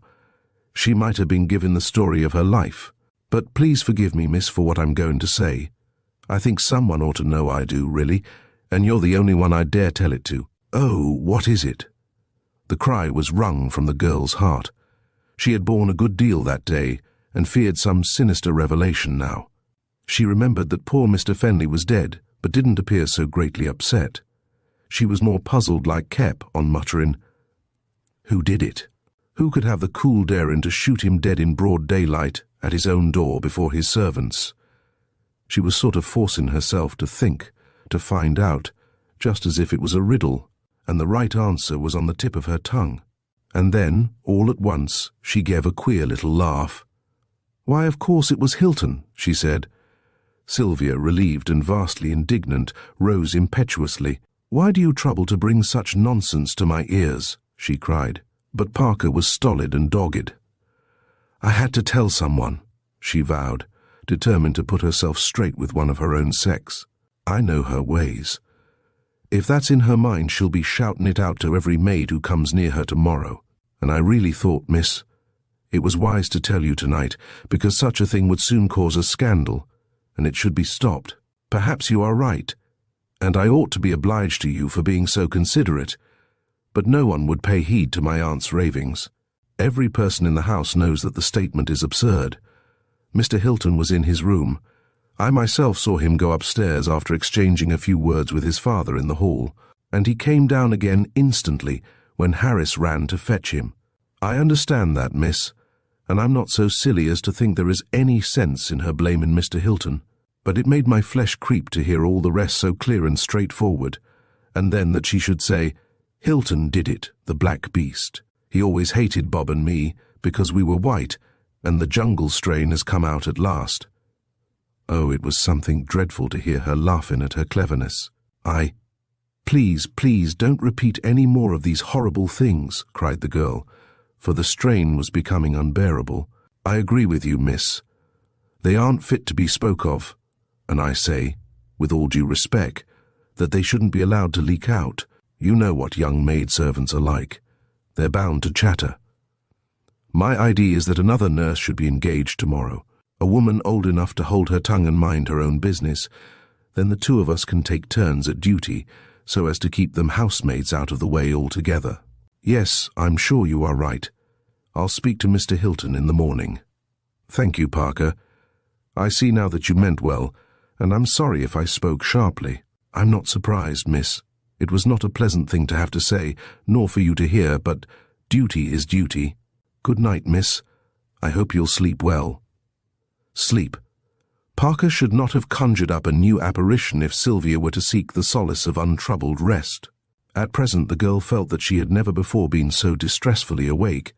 Splendidly vital in mind and body as she was, she almost yielded now to a morbid horror of her environment. Generations of men and women had lived and died in that ancient house, and tonight dim shapes seemed to throng its chambers and corridors. Physically fearless, she owned to a feminine dread of the unknown. It would be a relief to get away from this abode of grief and mystery. The fantastic dreaming of the unhappy creature crooning memories of a past life and a lost husband had unnerved her. She resolved to seek the fresh air and wander through gardens and park until the fever in her mind had abated. Now a rule of the house ordained that all doors should be locked and lower windows latched at midnight. A night watchman made certain rounds each hour, pressing a key into indicating clocks at various points to show that he had been alert. Mortimer Fenley had been afraid of fire. There was so much old woodwork in the building that it would burn readily, and a short circuit in the electrical installation was always possible, though every device had been adopted to render it not only improbable but harmless. After midnight, the doorbells and others communicated with a switchboard in the watchman's room, and a burglary alarm, which the man adjusted during his first round, rang there continuously if disturbed. Sylvia, leaving the door of her bedroom ajar, went to the servants' quarters by a back staircase. There she found McBain, the watchman, eating his supper. "I don't feel as though I could sleep," she explained, "so I'm going out into the park for a while. I'll unlatch one of the drawing-room windows and disconnect the alarm, and when I come in again I'll tell you." "Very well, miss," said McBain. "It's a fine night and you'll take no harm." "I'm not afraid of rabbits, if that is what you mean," she said lightly, for the very sound of the man's voice had dispelled vapours. "Oh, there's more than rabbits in the park tonight, miss. 2 policemen are stationed in the quarry wood." "Why?" she said with some surprise. "They don't know themselves, miss. The inspector ordered it. I met them coming on duty at 10 o'clock. They'll be relieved at 4. They have instructions to allow no one to enter the wood. That's all they know. If I go there, then, shall I be locked up?" "Not so bad as that, miss," smiled McBain. "But I'd keep away from it if I was you. Let sleeping dogs lie is a good motto. But these are not sleeping dogs. They're wide-awake policemen. Maybe, miss. They have a soft job, I'm thinking. Of course." The man checked himself, but Sylvia guessed what was passing in his mind. "You were going to say that the wretch who killed my uncle hid in that wood?" she prompted him. "Yes, miss, I was. He is not there now. He must have run away while we were too terrified to take any steps to capture him. Who in the world could have wished to kill Mr. Fenley?" "Ah, miss, there's no knowing. Those you'd least suspect are often the worst." McBain shook his head over this cryptic remark. He glanced at a clock. It was 5 minutes to 12. "It's rather late, miss. he hinted. Sylvia agreed with him, but she was young enough to be headstrong. "I shan't remain out very long," she said. "I ought to feel tired, but I don't, and I hope the fresh air will make me sleepy." To reach the drawing room, she had to cross the hall. Its parquet floor creaked under her rapid tread. A single lamp among a cluster in the ceiling burned there all night, and she could not help giving one quick look at the oaken settle which stood under the cross gallery. She was glad when the drawing-room door closed behind her. She had no difficulty with the window, but the outer shutters creaked when she opened them. Then she passed on to the first of the Italian terraces, and stood there irresolutely a few minutes, gazing alternately at the sky and the black masses of the trees. At first she was a trifle nervous. The air was so still, the park so solemn in its utter quietude, that the sense of adventure was absent, and the funeral silence that prevailed was almost oppressive. Half inclined to go back, woman-like she went forward. Then the sweet, clinging scent of a rosebed drew her like a magnet. She descended a flight of steps and gained the second terrace.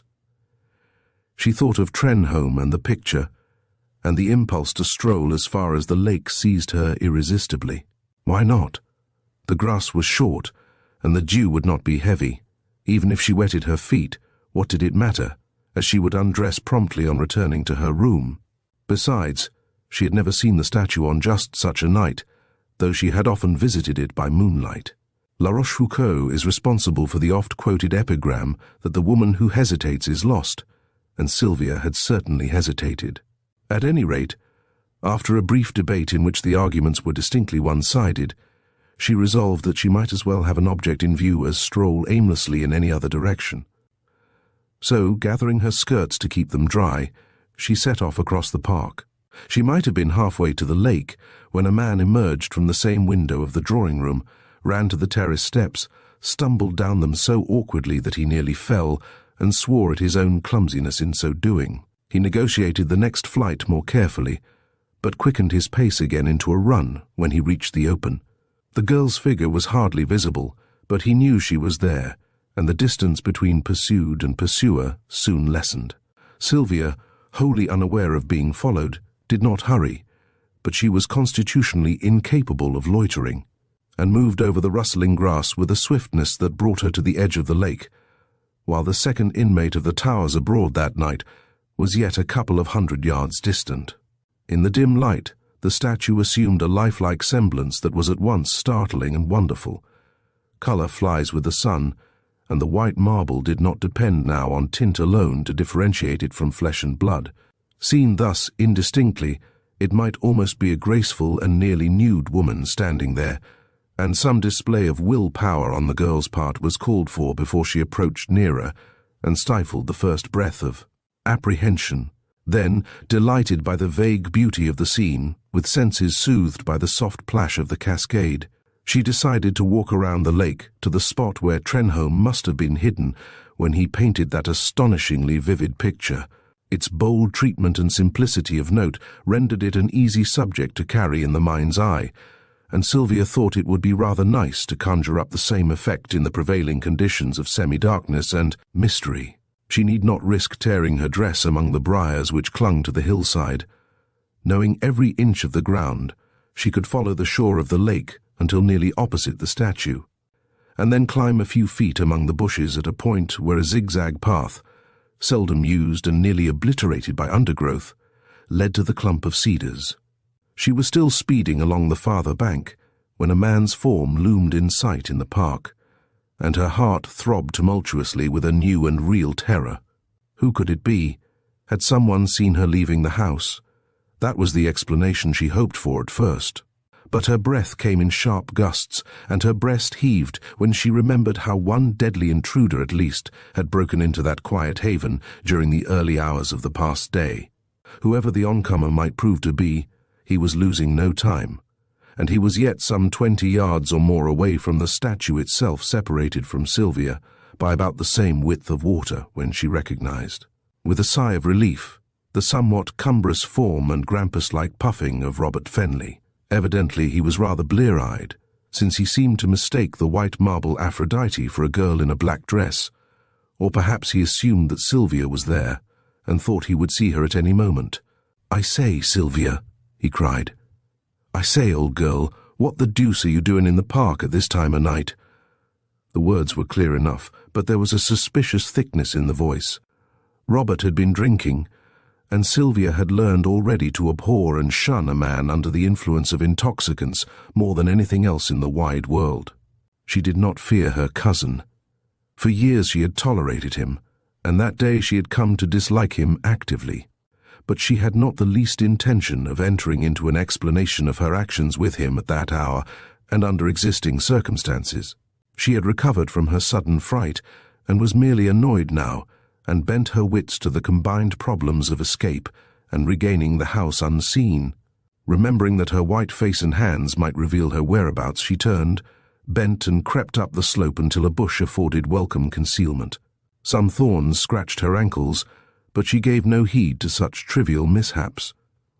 A rabbit jumped out from under her feet, and it cost something of an effort to repress a slight scream, but to her credit be it said, she set her lips tightly and was almost amused by the game of hide-and-seek thus unexpectedly thrust on her. Meanwhile, Robert had reached the little promontory on which the statue was poised, and no Sylvia was in sight.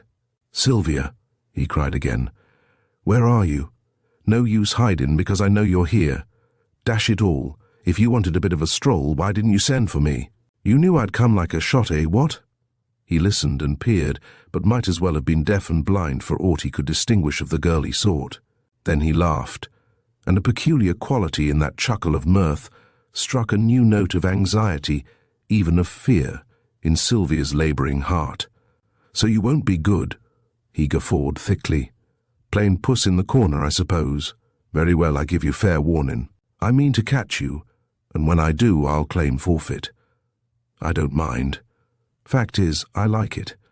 It's rather fun chasing one's best girl in the dark. Dashed if it isn't better'n a bit out of a French farce. Puss, puss, I see you, hiding there among the bushy bushes. Gad. How's that for a test after a big night? Bushy bushes. I must not forget that.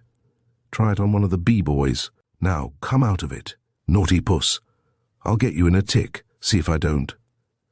He was keeping to the track Sylvia herself had taken, since the lie of the land was familiar to him as to her. Talking to himself, cackling at his own flashes of wit, halting after each few paces to search the immediate neighbourhood and detect any guiding sound, he was now on the same side of the lake as the girl, and coming perilously near. At each step, apparently, he found the growing obscurity more tantalizing.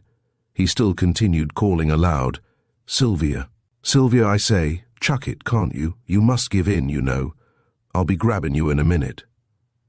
There were not lacking muttered ejaculations, which showed that he was losing his temper. Once he swore so emphatically that she thought he was acknowledging himself beaten, but some glimmering notion that she was crouching almost within reach, and would have the laugh of him in the morning, flogged him to fresh endeavour.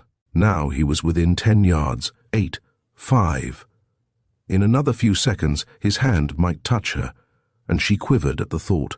If concealment could not save her, she must seek refuge in flight, since therein lay a sure means of escape. Not daring to delay, she tried to stand upright, but felt a pull on her dress as if a hand were detaining her.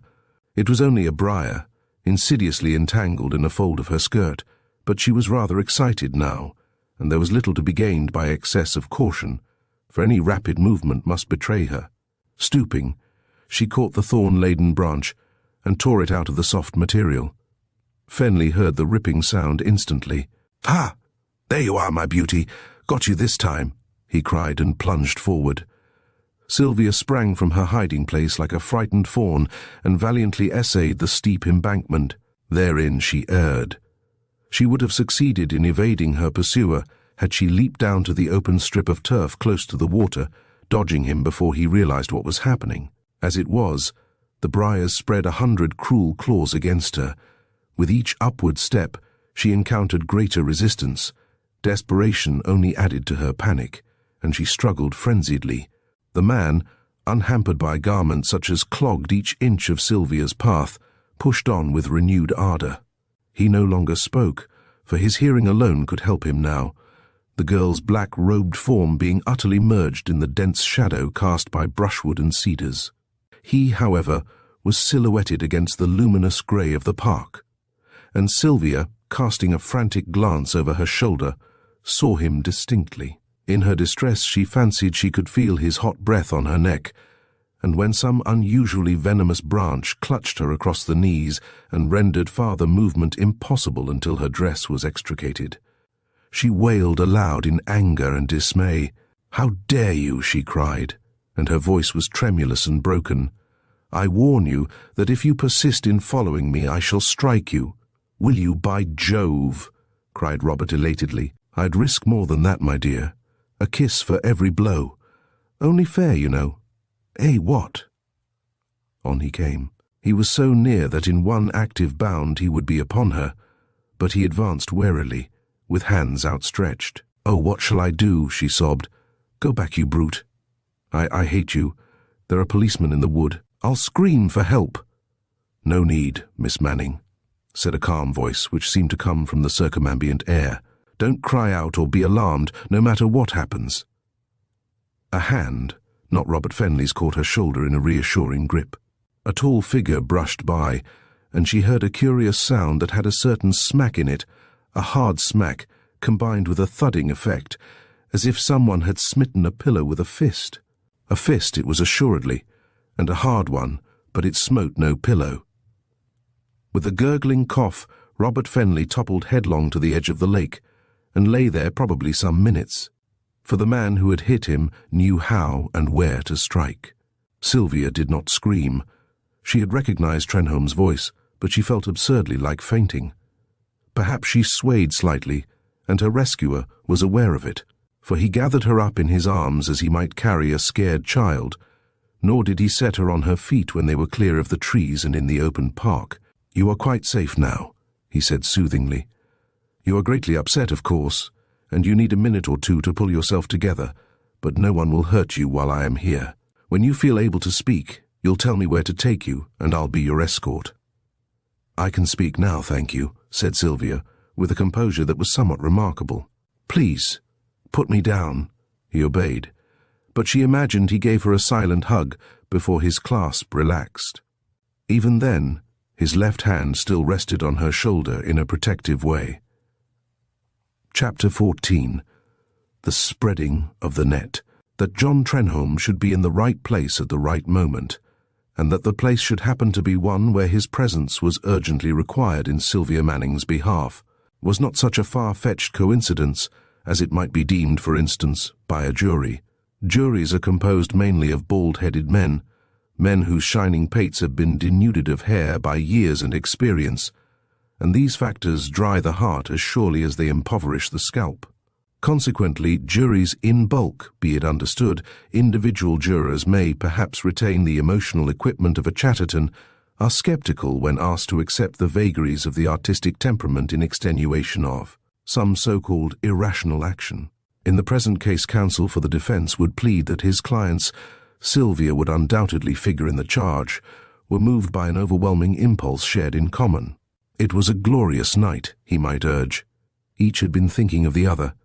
Each elected to stroll forth under the stars. Their sympathies were linked by the strange circumstances which had led to the production of a noteworthy picture. What more likely than that they should visit the scene to which that picture owed its genesis? Trenholme, it might be held, had not knowingly reached that stage of soul-sickness which brings the passionate cry to Valentine's lips. "Except I be by Sylvia in the night, there is no music in the nightingale. Unless I look on Sylvia in the day, there is no day for me to look upon. But gentlemen," the wily one would continue, "that indefinable excitation of the nervous system which is summed up in the one small word love must have a beginning, and whether that beginning springs from spore or germ, it is admittedly capable of amazingly rapid growth. The male defendant may not even have been aware of its existence, but subsequent events establish the diagnosis beyond cavil. And I would remind you that the melodious lines I have just quoted could not have been written by our immortal bard Shakespeare, if two gentlemen of Verona, and two Veronese ladies as well, had not yielded to influences not altogether unlike those which governed my clients on this memorable occasion. Juries invariably treat Shakespeare's opinions with profound respect. They know they ought to be well acquainted with his works, but they are not, and hope to conceal their ignorance by accepting the poet's philosophy without reservation. If, however, owing to the forensic skill of an advocate, romance might be held accountable for the wanderings of John and Sylvia, what of Robert? He, at least, was not under its magic spell. He, when the fateful hour struck, was merely drinking himself drowsy. To explain him, witnesses would be needed, and who more credible than a superintendent and detective inspector of the Criminal Investigation Department? When Winter had smoked, and Furneaux had contributed some personal reminiscences, the whole aim and object of which was the perplexing and mystification of that discreet person, Tomlinson, the two retired to their room at an early hour. The butler pressed them hospitably to try the house's special blend of Scotch whisky, but they had declined resolutely. Both acknowledged to an unwonted lassitude and sleepiness symptoms which Hilton Fenley might expect and inquire about. When they were gone, the major-domo sat down to review the day's doings. His master's death at the hands of a murderer had shocked and saddened him far more than his manner betrayed. If some fantastic chain of events brought Tomlinson to the scaffold, he would still retain the demeanour of an exemplary butler. But beneath the externals of his office he had a heart and a brain, and his heart grieved for a respected employer. And his brain told him that Scotland Yard was no wiser than he when it came to suspecting a likely person of having committed the crime, let alone arresting the suspect and proving his guilt. Of course, therein Tomlinson was in error. Even butlers of renown have their limitations, and his stopped far short of the peculiar science of felon hunting in which Winter and Furneaux were geniuses, each in his own line. Assuredly he would have been vastly astonished could he have seen their movements when the bedroom door closed on them. In fact, his trained ear might have found some new quality in such a commonplace thing as the closing of the door. Every lock and bolt and catch in the towers was in perfect working order, yet the lock of this door failed to click, for the excellent reason that it was jammed by a tiny wedge. Hence, it could be opened noiselessly if need be, and lest a hinge might squeak, each hinge was forthwith drenched with Vaseline. Further, a tiny circlet of India rubber, equipped with a small spike, was placed between door and jamb. Then, murmuring in undertones when they spoke, the detectives unpacked their portmanteau. Winter produced no article out of the ordinary run, but Furneaux unrolled a knotted contrivance which proved to be a rope ladder. "One or both of us may have to go out by the window," he said. "At any rate, we have Wellington's authority for the military axiom that a good leader always provides a line of retreat. I wonder what became of the rest of that wine," said Winter, rolling the beer bottle in a shirt and stowing it away. "I didn't dare ask. Tomlinson can put two and two together rather cleverly. He almost interfered when Harris brought the decanter, so I dropped the wine question like a hot potato. It had gone, though, when we came back from Robert's room. Hilton sent for it. Bet you another new hat he emptied." "You'll get no more new hats out of me," growled Furneaux savagely, giving an extra pressure to a pair of sharp hooks which gripped the windowsill, and from which the rope ladder could be dropped to the ground instantly. "Sorry, where did you retrieve that dirty towel?" For the little man had taken from a pocket an object which merited the description, and was placing it in his bag. "It's one of Hilton's. He used it to wipe bark moss off his clothes. Queer thing that such rascals always omit some trivial precaution. He should have burned the towel with the moccasins, but he don't. This towel will help to strangle him." "You're becoming a bloodthirsty detective," mused Winter aloud. "I've seldom seen you so vindictive. Why is it?" "I dislike snakes, and this fellow is a poisonous specimen. If there were no snakes in the world, we should all be so happy. Blessed if I see that. I have always suspected that your religious education had been neglected. Read the Bible and Milton, then you'll understand, and incidentally speak and write better English. Can you suggest any means whereby I can grasp your jokes without being bored to weariness? They're more soporific than bromide. Anyhow, it's time we undressed." Though the blind was drawn, the window was open. There was no knowing who might be watching from the garden, so they went through all the motions of undressing and placed their boots outside the door. Then the light was switched off, the blind raised, and they dressed again rapidly, donning other boots. Each pocketed an automatic pistol and an electric torch, and, by preconcerted plan, Winter sat by the window and Furneaux by the door. It was then 11:15, and they hardly looked for any developments until a much later hour, but they neglected no precaution.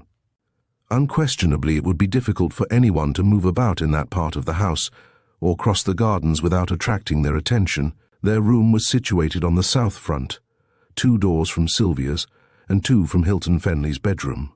The door lay in shadow beyond the range of the light burning in the hall. Sylvia's room was farther along the corridor. The door of Hilton's bedroom occupied the same plane. The door of his sitting room faced the end of the corridor. The walls were massive, as in all Tudor houses, and the doors so deeply recessed that there was space for a small mat in front of each. Ordinarily, boots placed there were not visible in the line of the corridor, but the detective's footgear stood well in view. There were 2 reasons for this. In the first place, Hilton Fenley might like to see them, so his highly probable if modest desire was gratified. Secondly, when Parker visited Sylvia and quitted her, and when Sylvia went downstairs, Furneaux's head, lying between 2 pairs of boots, could scarcely be distinguished, while his scope of vision was only slightly, if at all, diminished. Soon the girl's footsteps could be heard crossing the hall, and the raising of the drawing-room window and opening of the shutters were clearly audible. Winter, whose office had been a sinecure hitherto, now came into the scheme. He saw Sylvia's slight form standing beneath, marked her hesitancy, and watched her slow progress down the terraces and into the park. This nocturnal enterprise on her part was rather perplexing, and he was in 2 minds whether or not to cross the room and consult with Furneaux, when the latter suddenly withdrew his head, closed the door, and hissed, "Snore!" Winter crept to a bed and put up an artistic performance, a duet, musical, regular, not too loud. In a little while, his colleague's ST stopped him, and a slight crack of a finger against a thumb called him to the door, which was open again. Explanation was needless. Hilton Fenley, like the other watchers, hearing the creaking of window and shutters, had looked out from his own darkened room. In all likelihood, thanking his stars for the happy chance given thus unexpectedly, he noted the direction the girl was taking, and acted as if prepared for this very development. The truth being, of course, that he was merely adapting his own plans to immediate and more favorable conditions. Coming out into the corridor, he consulted his watch. Then he glanced in the direction of the room which held the 2 men he had cause to fear, such ample cause as he little dreamed of at that moment. To make assurance doubly sure, he walked that way, not secretly, but boldly, since it was part of his project now to court observation by others, at any rate, if not by the drugged emissaries of Scotland Yard. He waited outside the closed door and heard what he expected to hear, the snoring of 2 men sound asleep. Returning, he did not re-enter his own room, but crossed the head of the staircase to Robert's. He knocked lightly, and his brother's "Hello there, come in," reached Furneaux's ears. Not a word of the remainder of the colloquy that ensued was lost on either of the detectives. "Sorry to disturb you, Bob," said Hilton, speaking from the doorway, "but I thought you might not be in bed, and I've come to tell you that Sylvia has just gone out by way of the drawing-room and is wandering about the park." "Sylvia, on her lonesome?" was Robert's astounded cry. "Yes, it isn't right. I can't understand her behavior. I would have followed her myself, but in view of your statement at dinner tonight, I fancied it would save some annoyance if I entrusted that duty to you. Look here, Hilton, old chap, are you really in earnest?" "About Sylvia? Yes. I actually saw her.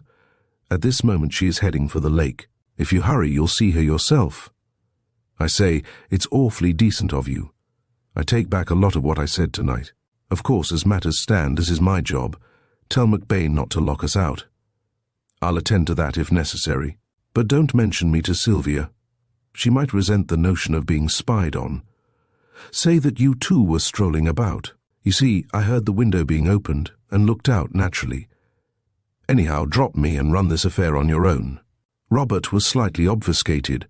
The fresh air quickly made him worse, but he was sensible of having grossly misjudged Hilton. "Right-o," he said, hurrying downstairs. "We'll have a talk in the morning. Dash it! It's 12 o'clock. That silly kid. What's she after, I'd like to know?" Robert gone, Hilton returned to his own room and rang a bell. McBain came and was asked if he was aware that Miss Sylvia had quitted the house.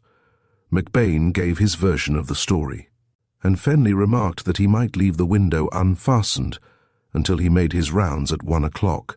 Seemingly as an afterthought, Hilton mentioned his brother's open door, and McBain discovered that Mr. Robert was missing also. By that time, the detectives, without exchanging a word, had each arrived at the same opinion as to the trend of events. Hilton Fenley was remodeling his projects to suit an unforeseen development.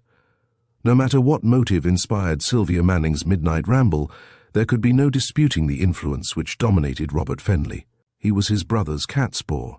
When his rifle was found next day, McBain's testimony would be a tremendous addition to the weight of evidence against him, since any unprejudiced judgment must decide that the pursuit of his cousin was a mere pretense to enable him to go out and search for the weapon he had foolishly left in the wood. Hilton might or might not admit that he told Robert of the girl's escapade. If he did admit it, he might be trusted to give the incident the requisite kink to turn the scale against Robert. Surveying the facts with cold impartiality afterwards, Scotland Yard decided that while Hilton could not hope that Robert would be convicted of the murder, the latter would assuredly be suspected of it, perhaps arrested and tried, and in any event his marriage with Sylvia Manning would become a sheer impossibility. Moreover, once the rifle was found by the police, the only reasonable prospect of connecting Hilton himself with the crime would have vanished into thin air. If that weapon were picked up in the quarry wood, or for that matter in any other part of the estate, the hounds of the law were beaten. Winter's level-headed shrewdness and Fernow's almost uncanny intuition might have saddled Hilton with blood guiltiness, but a wide chasm must be bridged before they could provide the requisite proof of their theory. In fact, thus far they dared not even hint at bringing a charge against him. To succeed, they had to show that the incredible was credible, that a murderer could be in a room within a few feet of his victim, and in a wood distant fully 400 yards. It was a baffling problem, not wholly incapable of solution by circumstantial evidence, but best left to be elucidated by Hilton Fenley himself. They believed now that he was about to oblige them by supplying that corroborative detail which, in the words of Pooh-Bah, lends artistic verisimilitude to an otherwise bald and unconvincing narrative. Winter drew Furneaux into the room and breathed the words into his ear. "You go. You stand less chance of being seen. I'll search his room. If there is a misfire, show a signal after 5 minutes." "Right," Furneaux, standing back from the window, but in such a position that a light would be visible to anyone perched on the rock in the wood, pressed the button of an electric torch 3 times rapidly. Then he lowered the rope ladder and clambered down with the nimbleness of a sailor. In all probability, Hilton Fenley was still talking to McBain and creating the illusion that the last thing he would think of was a stroll out of doors at that late hour. But the little man took no chances. Having surveyed the ground carefully during the day, he was not bothered now by doubts as to the most practicable path. Creeping close to the house till he reached the yew hedge, and then passing through an arch, he remained in the shadow of the hedge till it turned at a right angle in front of the Italian garden. From that point to the edge of the quarry wood was not a stone's throw, and clumps of rhododendrons and other flowering shrubs gave shelter in plenty. Arrived at the mouth of the footpath which he had marked by counting the trees in the avenue, he halted and listened intently. There was no sound of rustling grass or crunched gravel. Hilton was taking matters leisurely. 15 minutes would give him ample time for the business he had in hand. Even if Robert and Sylvia reached home before him, which was unlikely, far more unlikely even than he imagined, he could say that he thought it advisable to follow his brother and help in the search for the girl. The same excuse would serve if he met any of those pestilential police prowling about the grounds. Indeed, he could dispatch the alert and intelligent ones on the trail of the wanderers, especially on Roberts. In a word, matters were going well for Hilton, so well that Furneaux laughed as he turned into the wood. Here the detective had to advance with care. Beneath the trees the darkness was now so complete that it had that peculiar quality of density which everyday speech likens to a wall. Cats, gamekeepers, poachers, and other creatures of predatory and nocturnal habits can find and follow a definite track under such conditions. But detectives are nearly human, and Furneaux was compelled to use the torch more than once. He ran no risk in doing this. Hilton Fenley could not yet be in a position to catch the gleam of light among the trees. The one thing to avoid was delay, and Furneaux had gained rather than lost time, unless Fenley was running at top speed. After crossing the damp hollow, the Jerseyman had no further difficulty. He breasted the hill and kept a hand extended so as to avoid colliding with a tree trunk. Expecting at any instant to have a bull's-eye lantern flashed in his eyes, which he did not want to happen, he said softly, "Hi! You two, don't show a light. How near are you?" "Oh, it's you, sir," said a voice. "We thought it would be. We saw the signal, and you said you might be the first to arrive. Any second signal?" "No, sir." Furneaux recognized the pungent scent of the colza oil used in policemen's lamps. "By gad," he said, "if the average criminal had the nose of the veriest cur-dog, he'd smell that oil a mile away. Now, where are you?" "There." He had butted into a constable's solid bulk. "Take me to the rock quick. We must hide behind it, on the lower side. Is this the place?" "Right. Squat down, both of you, and make yourselves comfortable, so that you won't feel your position irksome and move perhaps at the wrong moment. When you feel me crawling away, follow to the upper foot of the rock no farther. Stand upright then, and try to keep your joints from cracking.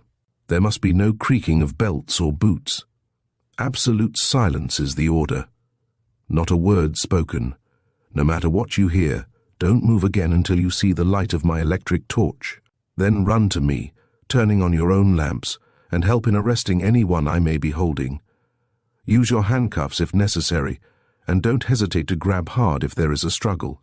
Remember, you are to arrest anyone, no matter who it may be. Got that?" "Yes, sir," came two eager voices. "Don't be excited. It will be an easy thing. If we make a mistake, I bear the responsibility. Now, keep still as mice when they hear a cat." One of the men giggled. Both constables had met Furneaux in the local police station that afternoon, as he had asked the inspector to parade the pair who would be on duty during the night. It was then that he had arranged a simple code of flash signals, and warned them to look out for Winter or himself during the night. Any other person who turned up was not to be challenged until he reached the higher ground beyond the rock, but that instruction was to be acted on only in the unavoidable absence of one of the Scotland Yard officers. Privately, the constables hoped Furneaux would be their leader. They deemed him a funny little josser, and marvelled greatly at his manner and appearance. Still, they had heard of his reputation. The inspector, in an expansive moment, had observed that Monkey Face was sharper than he looked. Thinking example better than precept, Furneaux did not reprove the giggler. Lying there, screened even in broad daylight by the bulk of the rock, and some hazels growing vigorously in that restricted area owing to the absence of foliage overhead, he listened to the voices of the night, never dumb in a large wood. Birds fluttered uneasily on the upper branches of the trees. Indeed, Furneaux was lucky in that the occasional gleam of the torch had not sent a pheasant hurtling off with frantic clamour ere ever the rendezvous was reached, and some winged creature, probably an owl, swept over the rock in stealthy flight. The rabbits were all out in the open, nibbling grass and crops at leisure, but there were other tiny forms rustling among the shrubs and scampering across the soft carpet of fallen leaves. Twitterings and subdued squeaks and sudden rushes of pattering feet, the murmuring of myriad fronds in the placid breeze, the whispering of the neighbouring elms. Even the steady chant of the distant cascade all swelled into a soft and continuous chorus, hardly heard by the country policemen, accustomed as they were to the sounds of a woodland at night, but of surprising volume and variety to the man whose forests lay in the paved wilderness of London. Suddenly a twig cracked sharply, and a match was struck. It was of the safety type and made little noise, but it was too much for the nerves of a bird, which flew away noisily. Fenley pursed his lips and wanted to whistle. He realized now what an escape he had earlier. But the intruder seemed to care less about attracting attention than making rapid progress. He came on swiftly, striking other matches when required, until he stood on the bare ground near the rock. Not daring to lift a head, none of the three watchers could see the newcomer, and in that respect, their hiding place was almost too well chosen. Whoever it was, he needed no more matches to guide his footsteps. They heard him advancing a few paces, then he halted again. After a marked interval, punctuated by a soft whirring noise hard to interpret, there were irregular scrapings and the creaking of a branch. Fenley arose. Keeping a hand on the rock until he was clear of the shrubs, he crept forward on thievish feet. His assistants, moving more clumsily to their allotted station, were audible enough to him, but to a man unconscious of their presence and actively climbing a tree, they were remote and still as Uranus and Saturn. The scraping of feet and heavy breathing, to say nothing of the prompt flight of several birds, led the detective unerringly to the trunk of a lofty chestnut which he had already fixed on as the cover, whence the shot that killed Mortimer Fenley was fired. He was convinced also that the rifle was yet hidden there, and his thin lips parted in a smile now that his theory was about to be justified. He could follow the panting efforts of the climber quite easily. He knew when the weapon was unlashed from the limb to which it was bound, and when the descent was begun. He could measure almost the exact distance of his prey from the ground, and was awaiting the final drop before flashing the torch on his prisoner when something rapped him smartly on the forehead. It was a rope, doubled and twisted, and subsequent investigation showed that it must have been thrown in a coil over the lowermost branch in order to facilitate the only difficult part of the climb offered by 10 feet of straight bole. That trivial incident changed the whole course of events. Taken by surprise, since he did not know what had struck him, Fenley pressed the governor of the torch a second too soon, and his eyes, raised instantaneously, met those of Hilton Fenley, who was on the point of letting go the branch and swinging himself down. During a thrilling moment they gazed at each other, the detective cool and seemingly unconcerned, the self-avowed murderer livid with mortal fear. Then Fenley caught the rope and held it. "I thought you'd go climbing tonight, Fenley," he said. "Let me assist you. Tricky things, ropes. You're at the wrong end of this one." Even Homer nods, but Fenley had erred 3 times in as many seconds. He had switched on the light prematurely, and his ready banter had warned the parricide that a well-built scheme was crumbling to irretrievable ruin. Moreover, he had underrated the nervous forces of the man, thus trapped and outwitted.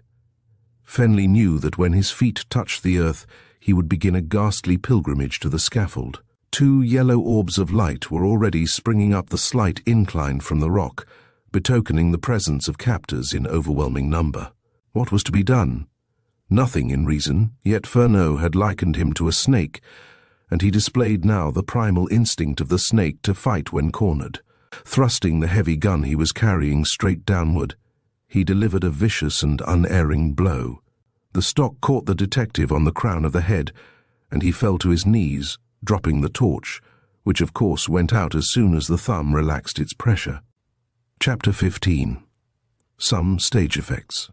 Fenley himself dropped almost simultaneously with the rifle, landing with both feet on Fenley's back, and thus completing the little man's discomfiture. By that time, the 2 policemen were nearly upon him, but he was lithe and fierce as a cobra, and had seized the rifle again before they could close with him. Jabbing the nearer adversary with the muzzle, he smashed a lamp and sent its owner sprawling backward. Then, swinging the weapon, he aimed a murderous blow at the second constable. The man contrived to avoid it to a certain extent, but it glanced off his left arm and caught the side of his head, and he too measured his length.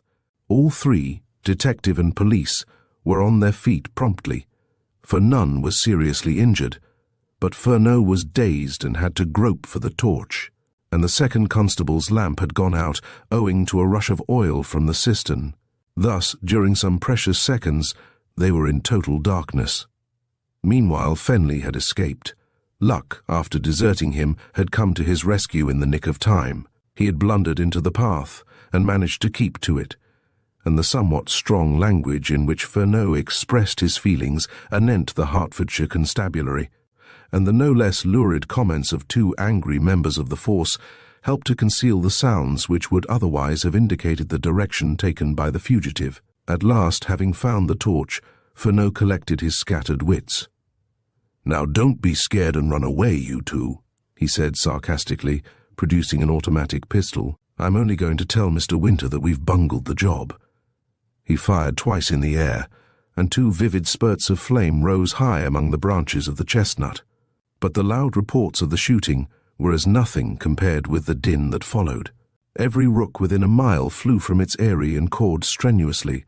Pheasants clucked and clattered in all directions, owls hooted, and dogs barked in the kennels in the stable yard, and in nearly every house of the two neighbouring villages. "I don't see what good that'll do, sir," was the rueful comment of the policeman who had, in his own phrase, collected a thick ear, and was now feeling the spot tenderly. "He hasn't shinned up the tree again, that's a positive certainty." "I should have thought that a really clever fellow like you would guess that I wanted to raise a row," said Fenley. "Have you breath enough left to blow your whistles?" "But, sir, your orders were, 'Blow and be damned to you.' Don't I know the fault is mine? Blow and crack your cheeks. Blow wild peals, my Roberts, else we are copped coppers." The mild radiance of the torch showed that the detective's face was white with fury and his eyes gleaming red. To think that a dangling rope's end should have spoiled his finest capture, undone a flawless piece of imaginative reasoning, which his own full record had never before equalled. It was humiliating, maddening. No wonder the policeman thought him crazy. But they whistled with a will. Winter heard them, and was stirred to strange activities. Robert Fenley, recovering from an ague and sickness, heard and marvelled at the pandemonium which had broken loose in the park. The household at the Towers was aroused. Heads were craned out of windows, women screamed, and men dressed hastily. Keepers, estate hands, and stablemen tumbled into their garments and hurried out, armed with guns and cudgels. An unhappy woman, tossing in the fitful dreams of drug-induced sleep, was awakened by the pistol shots and terrified by the noise of slamming doors and hurrying feet. She struggled out of bed and screamed for an attendant, but none came. She pressed an electric bell, which rang continuously in the night watchman's room, but he had run to the front of the house and was unlocking the front door, where a squad of willing men soon awaited Winter's instructions. For the superintendent, after rushing to the telephone, had shouted an order to McBain before he made off in the direction of the quarry wood. The one toxin which exercises a dread significance in a peaceful and law-abiding English community at the present day struck a new and awful note in Hilton Fenley's brain. Fool that he was, why had he fought? Why was he flying? Had he brazened it out, the police would not have dared arrest him. His brain was as acute as the best of theirs. He could have evolved a theory of the crime as subtle as any detective's, and who so keen-witted as a son eager to avenge a father's murder. But he had thrown away a gambler's chance by a moment of frenzied struggle. He was doomed now. No plausible explanation would serve his need. He was hunted. The pack was after him. The fox had broken cover, and the hounds were in full cry. Whither should he go? He knew not. Still clutching the empty gun, for which he had not even one cartridge in his pockets, he made hopelessly for the open park. Already some glimmer of light showed that he was winning free of these accursed trees, which had stretched forth 1,000 hands to tear his flesh and trip his uncertain feet. That way, at least, lay the world. In the wood he might have circled blindly until captured. Now a drawback of such roaring maelstroms of alarm and uncertainty is their knack of submerging earlier and less dramatic passages in the lives of those whom fate drags into their sweeping currents. Lest, therefore, the strangely contrived meeting between Sylvia and her knight-errant should be neglected by the chronicler. It is well to return to those two young people at the moment when Sylvia was declaring her unimpaired power of standing without support. Trenholme was disposed to take everything for the best in a magic world. Whatever is right is a doctrine which appeals to the artistic temperament. inasmuch as it blends fatalism and the action of providence in proportions so admirably adjusted that no philosopher yet born has succeeded in reducing them to a formula. But Eve did not bite the apple in that spirit. It was forbidden. She wanted to know why. Sylvia's first thought was to discover a reasonable reason for Trenholme's presence. Of course, there was one that jumped to the eye, but it was too absurd to suppose that he had come to the tryst in obedience to the foolish vagaries which accounted for her own actions. She blushed to the nape of her neck at the conceit, which called for instant and severe repression, and her voice reflected the passing mood. "I don't wish to underrate the great service you have rendered me," she said coldly, "and I shall always be your debtor for it. But I cannot help asking how you came to be standing under the cedars at this hour of the night." "I wonder," he said. She wriggled her shoulder slightly, as a polite intimation that his hand need not rest there any longer, but he seemed to misinterpret the movement, and drew her an inch or so nearer, whereupon the wriggling ceased.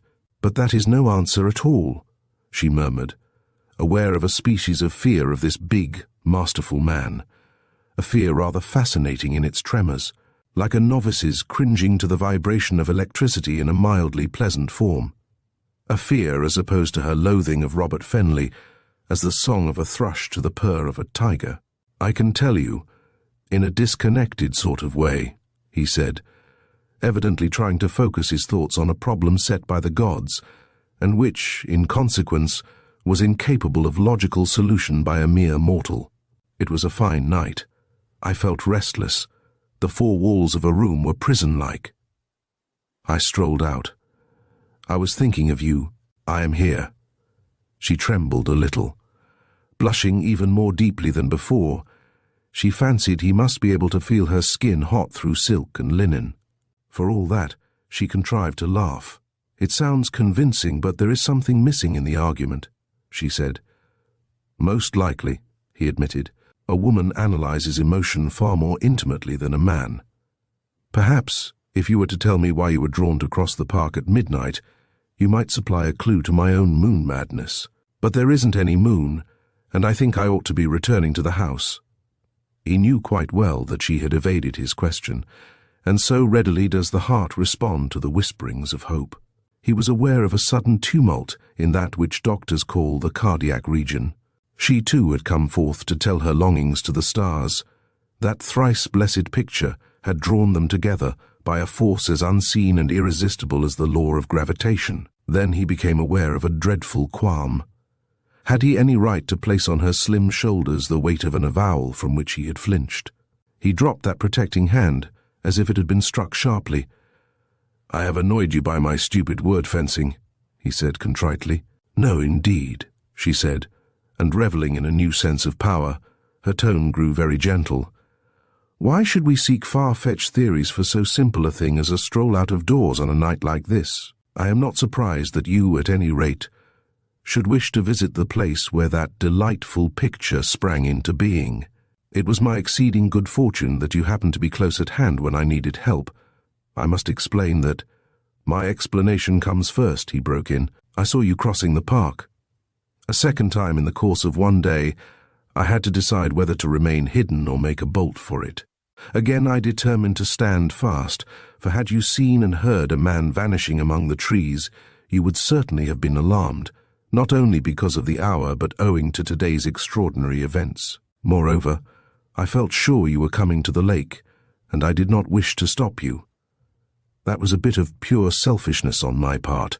I wanted you to come. If ever a man was vouchsafed the realization of an unspoken prayer, I am that man tonight." Trenholme had never before made love to any woman, but lack of experience did not seem to trouble him greatly. Sylvia, however, though very much alive to that element in his words, bethought herself of something else which they implied. "Then you heard what my cousin Robert said," she commented, every syllable. When the chance of an effectual reply offered, I recalled his disjointed remarks collectively. "Did you hit him very hard?" "Just hard enough to stop him from annoying you further tonight." "I suppose he deserved it. He was horrid. But I don't wish you to meet him again just now. He is no coward, and he might attack you." "That would be most unfortunate," he agreed. So, if you don't mind, we'll take a roundabout way. By skirting the quarry wood, we can reach the avenue near the place where we met this evening. Do you remember? Perfectly. I shall be very old before I forget. But I mean the place where we met. Of course. You could hardly pretend that you had forgotten meeting me. As soon would the daffodil forget where last it bloomed. Daffodils that come before the swallow dares and take the winds of March with beauty. Not that I should quote you a winter's tale, but rather search my poor store for apter lines from A Midsummer Night's Dream. I know a bank whereon the wild thyme blows, where oxlips and the nodding violet grows, quite over-canopied with luxurious woodbine, with sweet musk roses, and with eglantine there sleeps Titania. Believe me, I have an excellent memory for some things. They walked together in silence a little way, and dreamed, perchance, that they were wandering in Oberon's realm with Hermia and Lysander. Then Sylvia, stealing a shy glance at the tall figure by her side, acknowledged that once she filled the role of Titania in a schoolroom version of the play. We had no man, she said, but the masks and costumes served us well. After a day's study I could be a fairy queen once more. I pray thee, gentle mortal, sing again. Mine ear is much enraptured of thy note. She stopped suddenly. The next lines were distinctly amorous. He laughed with ready appreciation of her difficulty, but generously provided a way out. Poor mortal, he tittered, and must I wear an ass's head to be in character? A loud report, and then another, brought them back rudely from a make-believe wood near Athens to a peril-haunted park in an English county. For the second time that night Sylvia knew what fear meant. Intuitively, she shrank close to the strong man who seemed destined to be her protector, and when an arm clasped her again, she cowered close to its sheltering embrace. "Oh, what is it?" she wailed in terror. "It is hard to say," he answered quietly, and the confidence in his voice was the best assurance of safety he could have given. Those shots were fired from some sort of rifle, not of the same caliber as that which was used this morning, but unquestionably a rifle. Perhaps it is one of these modern pistols. I don't wish to alarm you needlessly, Miss Manning, but there is some probability that the police have discovered the man who killed Mr. Fenley, and there is a struggle going on. At any rate, let us remain out here in the open. We shall be as safe here as anywhere." Sylvia, who had not been afraid to venture alone into the park at midnight, was now in a quite feminine state of fright. She clung to Trenholme without any pretense of other feeling than one of unbounded trust. Her heart was pounding frantically, and she was trembling from head to foot. The police whistles were shrilling their insistent summons for help, and Trenholme knew that the commotion had arisen in the exact part of the quarry wood whence the murderous bullet had sped that morning. He was unarmed, of course, being devoid of even such a mildly aggressive weapon as a walking stick, but there was doubt in his mind that the best thing to do was to stand fast. He was not blind to the possibility of imminent danger, for the very spot they had reached lay in a likely line of retreat for any desperado whom the police might have discovered and be pursuing. Naturally, he took it for granted that the criminal had fired the 2 shots, and the fact that the whistles were still in full blast showed that the chase had not been abandoned. Still, the only course open was to take such chances as came their way. He could always shield the girl with his own body, or tell her to lie flat on the ground while he closed with an assailant if opportunity served. Being a level-headed, plucky youngster, he was by no means desirous of indulging in deeds of daring do. The one paramount consideration was the safe conduct of Sylvia to the house, and he hoped sincerely that if a miscreant were trying to escape, he would choose any route save that which led from the wood to Roxton village. "Don't hesitate if I bid you throw yourself down at full length," he said, unconsciously stroking Sylvia's hair with his free hand. "In a minute or two we'll make for the avenue. Meanwhile, let us listen. If anyone is coming in this direction we ought to hear him, and forewarned is forearmed." Choking back a broken question, she strove submissively to check her distressed sobbing. Were it not for the hubbub of thousands of rooks and pheasants, they would assuredly have caught the sounds of Hilton Fenley's panic-stricken onrush through the trees. As it was, he saw them first, and, even in his rabid frenzy, recognized Sylvia. It was only to be expected that he should mistake Trenholme for his brother, and in a new spasm of fright, He recollected he was carrying the rifle. Robert Fenley, of course, would identify it at a glance and could hardly fail to be more than suspicious at sight of it. With an oath, he threw the telltale weapon back among the undergrowth, and summoning the last shreds of his shattered nerves to lend some degree of self-control, walked rapidly out into the open park. Sylvia saw him and shrieked. Trenholme was about to thrust her behind him when some familiar attribute about the outline of the approaching figure caused her to cry, "Why, it's Hilton!" "Yes, Sylvia," came the breathless answer. "You heard the firing, of course? The police have found some fellow in the wood. You and Bob make for the avenue. I'm going this way in case he breaks cover for the Roxton gate. Hurry! You'll find some of the men there. Never mind about me. I'll be all right." He was running while he talked, edging away toward the group of cedars. And, under the conditions, it was not for Trenholme to undeceive him as to the mistake in regarding the artist as Robert Fenley. In any event, the appearance of Hilton from that part of the wood seemed to prove that the man whom the law was seeking could not be in the same locality. So Trenholme did not hesitate to urge Sylvia to fall in with her cousin's instructions. For the time, then, they may be left to progress uninterruptedly to safety and not very prompt enlightenment. The flight of the self-confessed murderer calls for more immediate attention. Probably, after the first moment of suspense, and when he was sure that escape was still not utterly impracticable, he intended to cross the park to the northwest and climb the boundary wall. But a glimpse of the black line of trees daunted him. He simply dared not face those pitiless sentinels again. He pictured himself forcing a way through the undergrowth in the dense gloom, and failing perhaps, for the vegetation was wilder there than in any other portion of the estate. So, making a detour, he headed for the unencumbered parkland once more, and gained the wall near Jackson's farm about the time that Trenholme and Sylvia entered the avenue. He was unquestionably in a parlous state. Bareheaded, unarmed, he could not fail to attract attention in a district where every resident knew the other, nor could he resist capture when the hue and cry went forth. What to do he knew not. Even if he managed to reach the railway station unchallenged, the last train of the day had left for London soon after 11, and the earliest next morning was timed for 5 o'clock.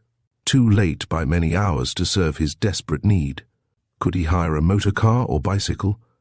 The effort was fraught with every variety of risk. There was a small garage at Easton, but those cunning detectives would be raising the countryside already, and the telephone would close every outlet. For the first time in his life, Hilton Fenley realized that the world is too small to hold a murderer. He was free, would soon have the choice of a network of main roads and lanes in a rural district at the dead hour of the night, yet he felt himself securely caged as some creature of the jungle trapped in a pit. Crossing Jackson's farmyard, not without disturbing a dog, just quieting down after the preceding racket, he hurried into the village street, having made up his mind to face the inevitable and arouse the garage keeper. By the irony of fate, he passed the cottage in which Police Constable Farrow was lying asleep and utterly unaware of the prevalent excitement, to join in which he would have kept awake all that night and the next. Then the turn of fortune's wheel befriended Fenley again. Outside a house stood Dr. Stern's car, a closed-in runabout in which both the doctor and his chauffeur were sheltered from inclement weather. The chauffeur was lounging on the pavement, smoking a cigarette, and Fenley, of course, recognized him. His heart leaped. Let him be bold now, and he might win through. A handkerchief wiped some of the blood off his face where the skin had been broken by the trees, and he avoided the glare of the lamps. "Hello, Tom," he said. "Where is the doctor?" "Inside, sir," with a glance toward an upper room where a light shone. "What's happened at the tower, sir? Was it shooting I heard a while since?" "Yes. A false alarm, though. The police thought they had found some suspicious character in the grounds." "By jinx, sir. Did they fire at him?" Fenley saw that the story was weak and hastened to correct it. No, he said. "The police don't shoot first. That was my brother, Robert. You know what a harebrained fellow he is. Said he fired in order to make the man double back. But that is a small matter. Can I have one word with Dr. Stern?" "I'll see, sir," and the chauffeur went to the house. Fenley had estimated Hilton Fenley correctly in ascribing to him the quality of cold-bloodedness. 99 men among 100 would have appropriated the motor car then and there, but Fenley saw by waiting a minute and displaying the requisite coolness he might succeed in throwing his pursuers off the trail for some hours. Stern came. It chanced that he was watching a good patient through a crisis and would be detained until daybreak. "Hello, Hilton," he cried. "What's up now, and what's the racket in the park?" Fenley explained, but hurried to the vital matter. "My car is out of action," he said. "I was going to the Eastern Garage to hire one when I saw yours standing here. Lend it to me for a couple of hours, there's a good fellow. I'll pay well for the use of it." "Pay? Nonsense. Jump in. Take Mr. Fenley where he wants to go, Tom. Where to first, Hilton?" "St. Albans. I'm exceedingly obliged. And look here, Stern, I insist on paying. We can settle that afterwards. Off with you. I'll walk home, Tom." Away sped the car. Running through Easton, Fenley saw 2 policemen stationed at a crossroad. They signalled the car to stop, and his blood curdled. But, in the same instant, they saw the chauffeur's face. The other occupant was cowering as far back in the shadow as possible. "Oh, it's Dr. Stern," said one. "Right, Tom. By the way, have you seen anything of—" "Go on, do," growled Fenley, drowning the man's voice. "I'm in a vile hurry." That was his last real hairbreadth escape for that night at any rate, though other thrills were in store. The chauffeur was greatly surprised when bidden to go on from St. Albans to London and take the High Barnet Road to the city. But Fenley produced a £5 note at the right moment, and the man reflected that his master would not hesitate to oblige a wealthy client, who evidently meant to make good the wear and tear on the car. In about an hour, Fenley alighted on the pavement opposite the firm's premises in Bishopsgate Street. If a policeman had chanced to be standing there, the fugitive would have known that the game was up, but the only wayfarers in that part of the thoroughfare were some street cleaners. Now that he saw a glimmer of light where hitherto all was darkness, he was absolutely clear-brained and cool in manner.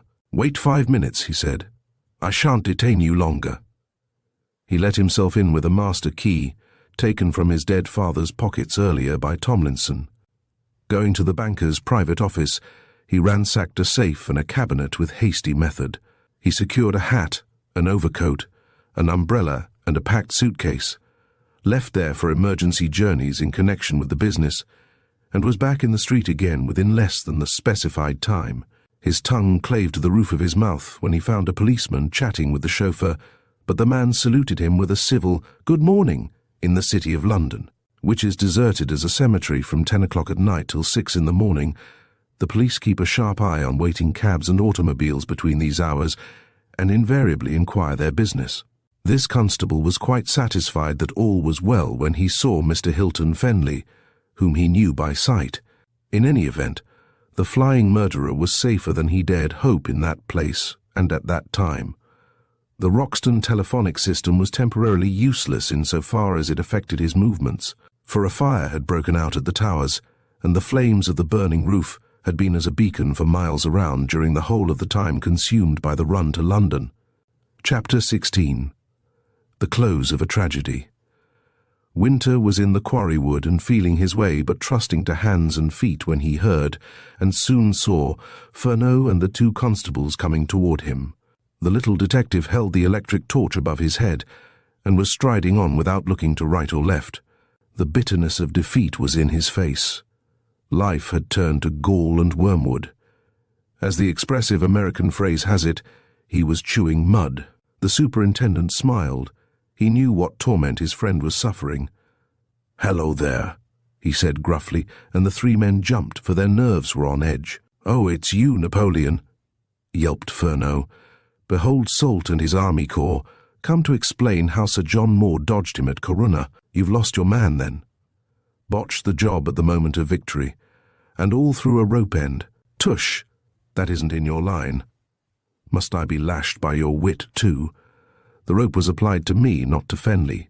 "You don't mean to say, sir," broke in one of the astounded policemen, "that you think Mr. Hilton killed his own father?" "Was it you who got that punch in the tummy?" "Yes, sir." "Well, save your breath. You'll want it when the muscles stiffen. Crenomdom pipe. To think that I, Fenley of the Yard, should queer the finest pitch I ever stood on. Oh, come now, Charles, said Winter. Don't cry over spilt milk. You'll catch Fenley all right before the weather changes. What really happened?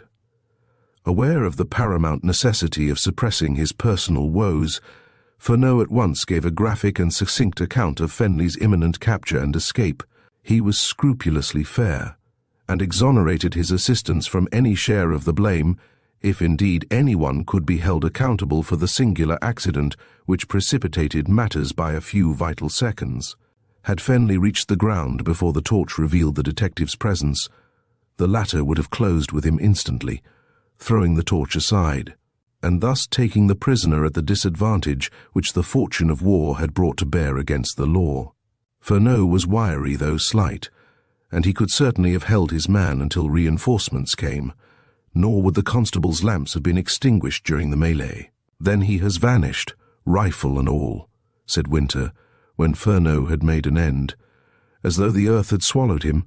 1,000 years ago it would have done so, was the humiliated confession. None of you have any notion which direction he took.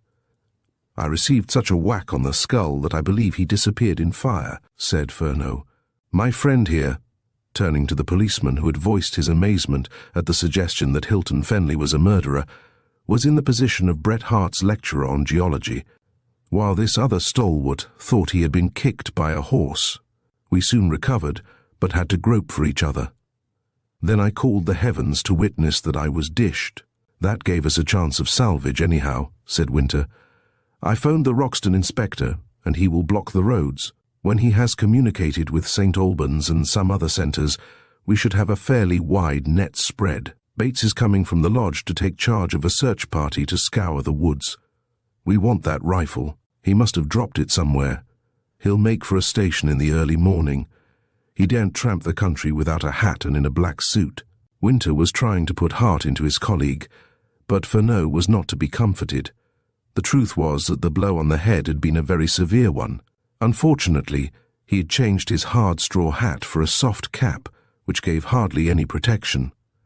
Had Fenley's perch been a few inches lower when he delivered that vindictive thrust, Scotland Yard would probably have lost one of its most zealous officers, so the Jerseyman said nothing, having nothing to say that was fit for the ears of the local constabulary, and Winter suggested that they should return to the mansion and give Bates instructions. Then he, Winter, would telephone headquarters, have the main roads watched, and the early continental trains kept under surveillance.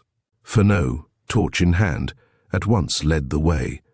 Thus the party was visible before it entered the avenue, and two young people who had bridged months of ordinary acquaintance in one moment of tragedy, being then on the roadway, saw the gleam of light and waited.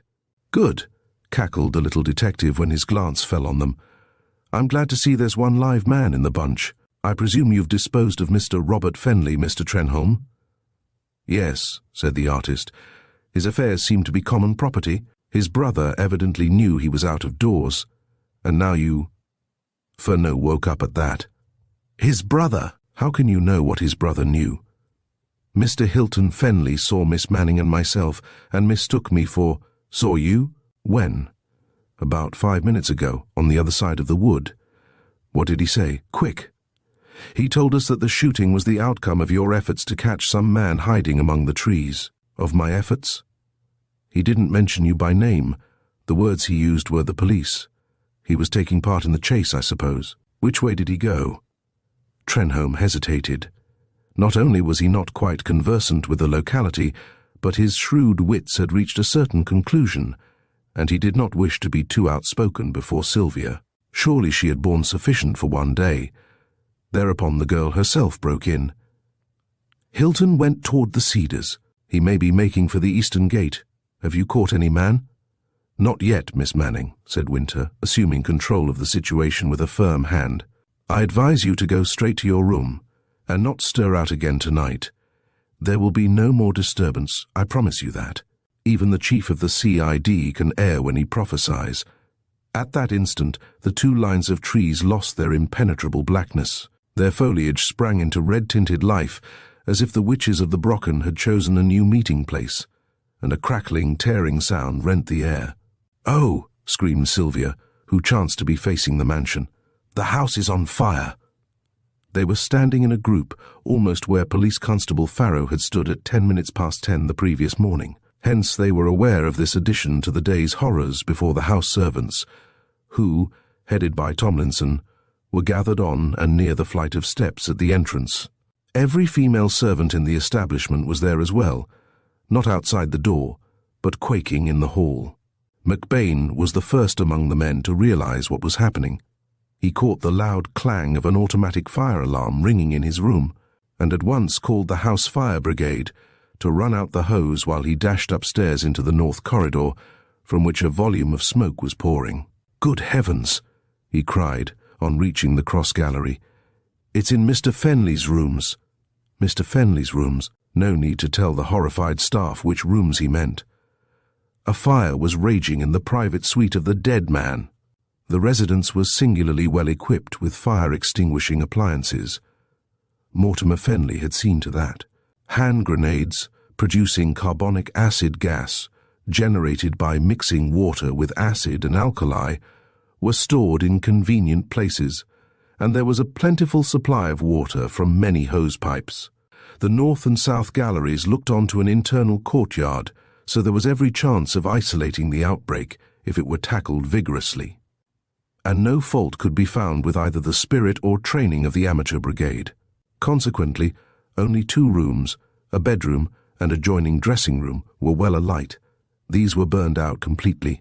A sitting room on one side was badly scorched, as was a spare room on the other.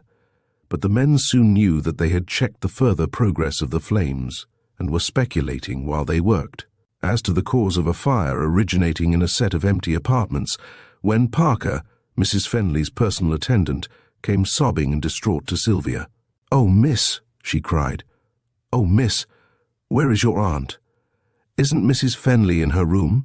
asked the girl, yielding to a sense of neglect in not having gone to see if Mrs. Fenley was alarmed, though the older woman was not in the slightest danger. The 2 main sections of the building were separated by an open space of 40 feet, and the towers had exceedingly thick walls. "No, miss, I can't find her anywhere," said the woman, well aware that if anyone was at fault it was herself. "You know when I saw you. I went back then and she was sleeping, so I thought I could leave her safely." "Oh, miss, what has become of her? Maybe she was aroused by the shooting."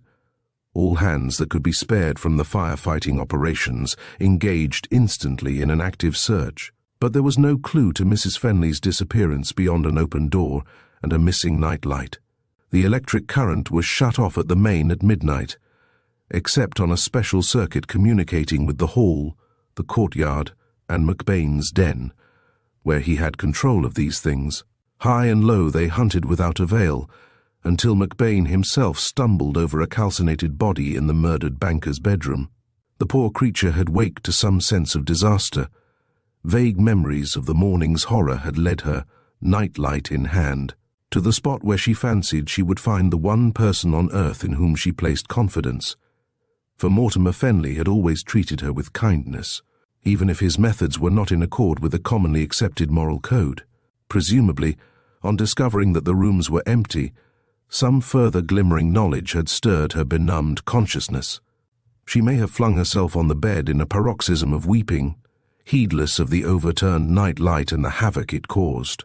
That, of course, is sheer guesswork, though the glass dish which held the light was found later on the charred floor, which was protected to some extent by a thick carpet. At any rate, she had not long survived the husband who had given her a pomp and circumstance for which she was ill-fitted. They were buried in the same grave, and Hertfordshire sent its thousands to the funeral. Soon after her fate became known, Winter wanted Furneaux, but his colleague was not in the house. The telephone having broken down, owing to the collapse of a standard, and the necessity of subduing the fire having put a stop to any immediate search being made in the park, Winter thought that the pair of them would be better employed if they transferred their energies to the local police station.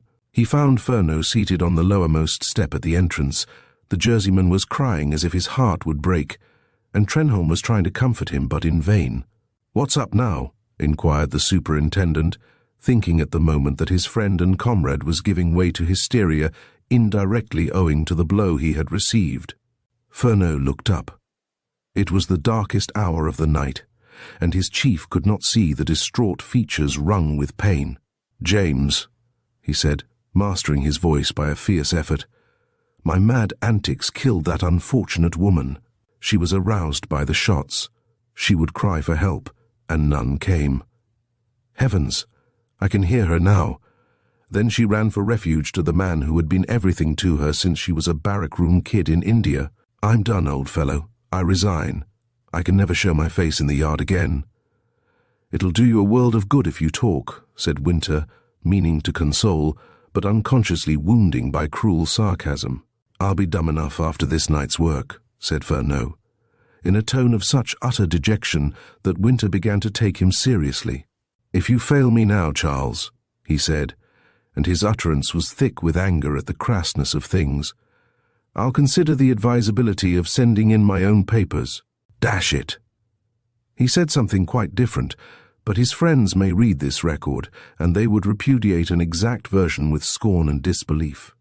Are we going to admit ourselves beaten by a half-bred hound like Hilton Fenley? Not if I know it, or I know you.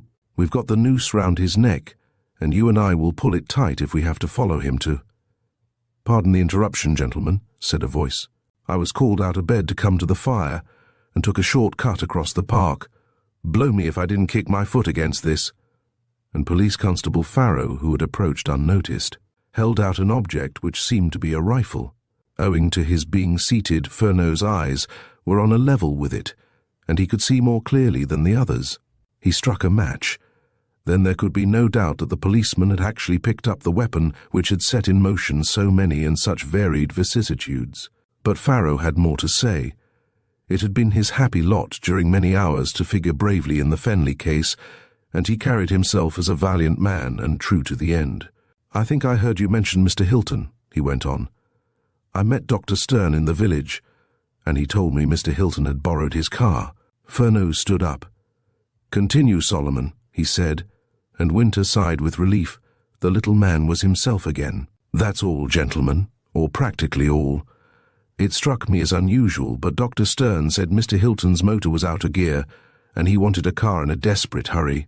"He did indeed," growled Furneaux. "You're quite sure there is no mistake?" "Mistake, sir? How could there be? The doctor was walking home." "That's an unusual thing. He never walks a yard if he can help it." "Mr. Hilton borrowed the car to go to St. Albans." "Did he indeed? Just how did he come to find the car waiting for him?" "Oh, that's the queer part of it. Dr. Stern is looking after poor old Joe Bland, who's mighty bad with their— Now, if I haven't gone and forgotten the name, something Itis and Mr. Hilton must have seen the car standing outside Bland's house. But what was he doing in Roxton at 12:30? That's what beats me.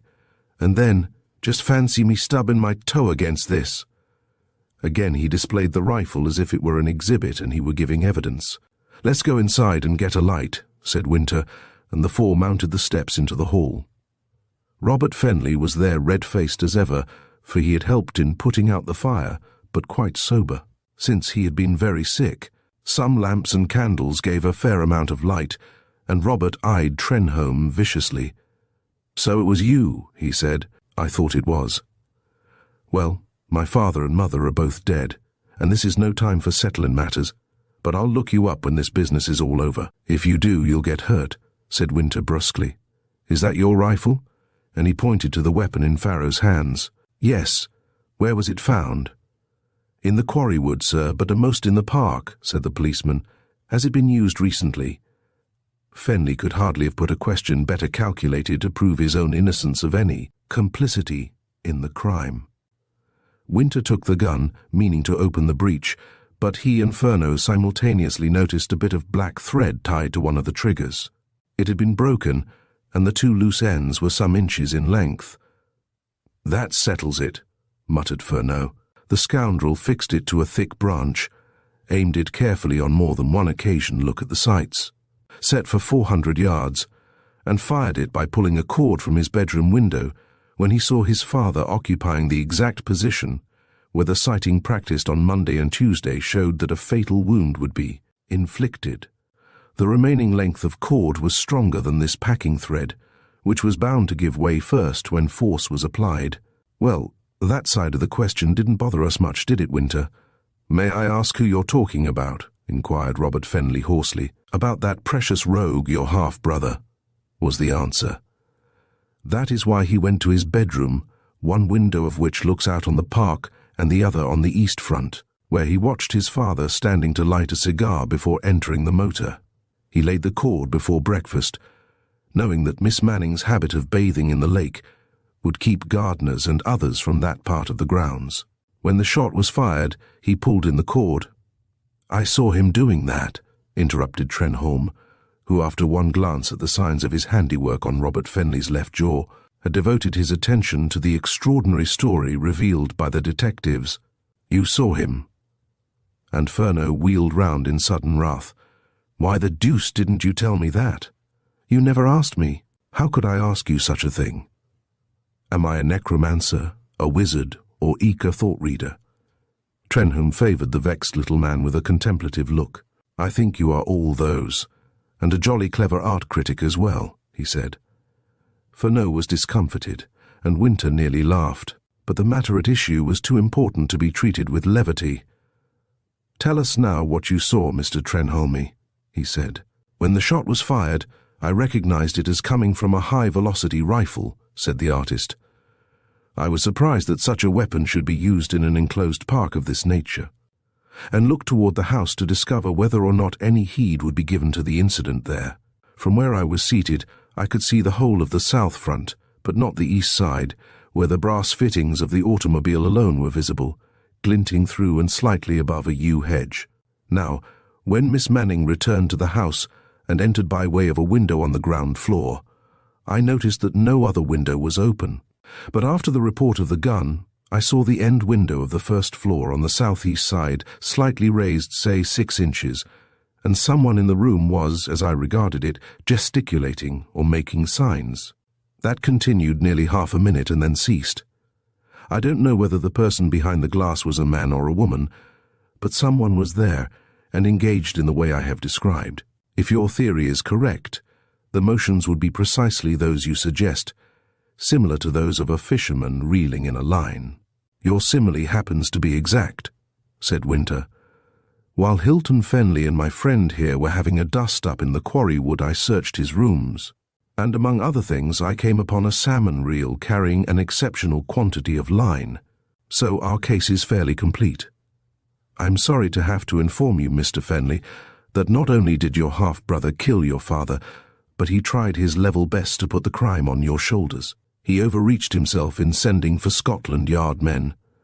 We have seen too much of the seamy side of life to accept as gospel truth the first story we hear.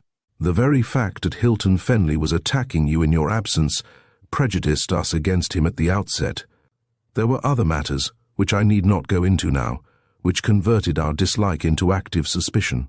But it is only fair that you should understand how narrow was your escape from arrest. Had the local police been in sole charge, I am bound to say you would have passed this night in a cell. Luckily for you, Mr. Furneaux and I set our faces against the notion of your guilt from the beginning. Long before we saw you, we were keeping an eye on the real criminal. When you did appear, your conduct only confirmed our belief in your innocence. I told you why, you will remember, piped Furneaux.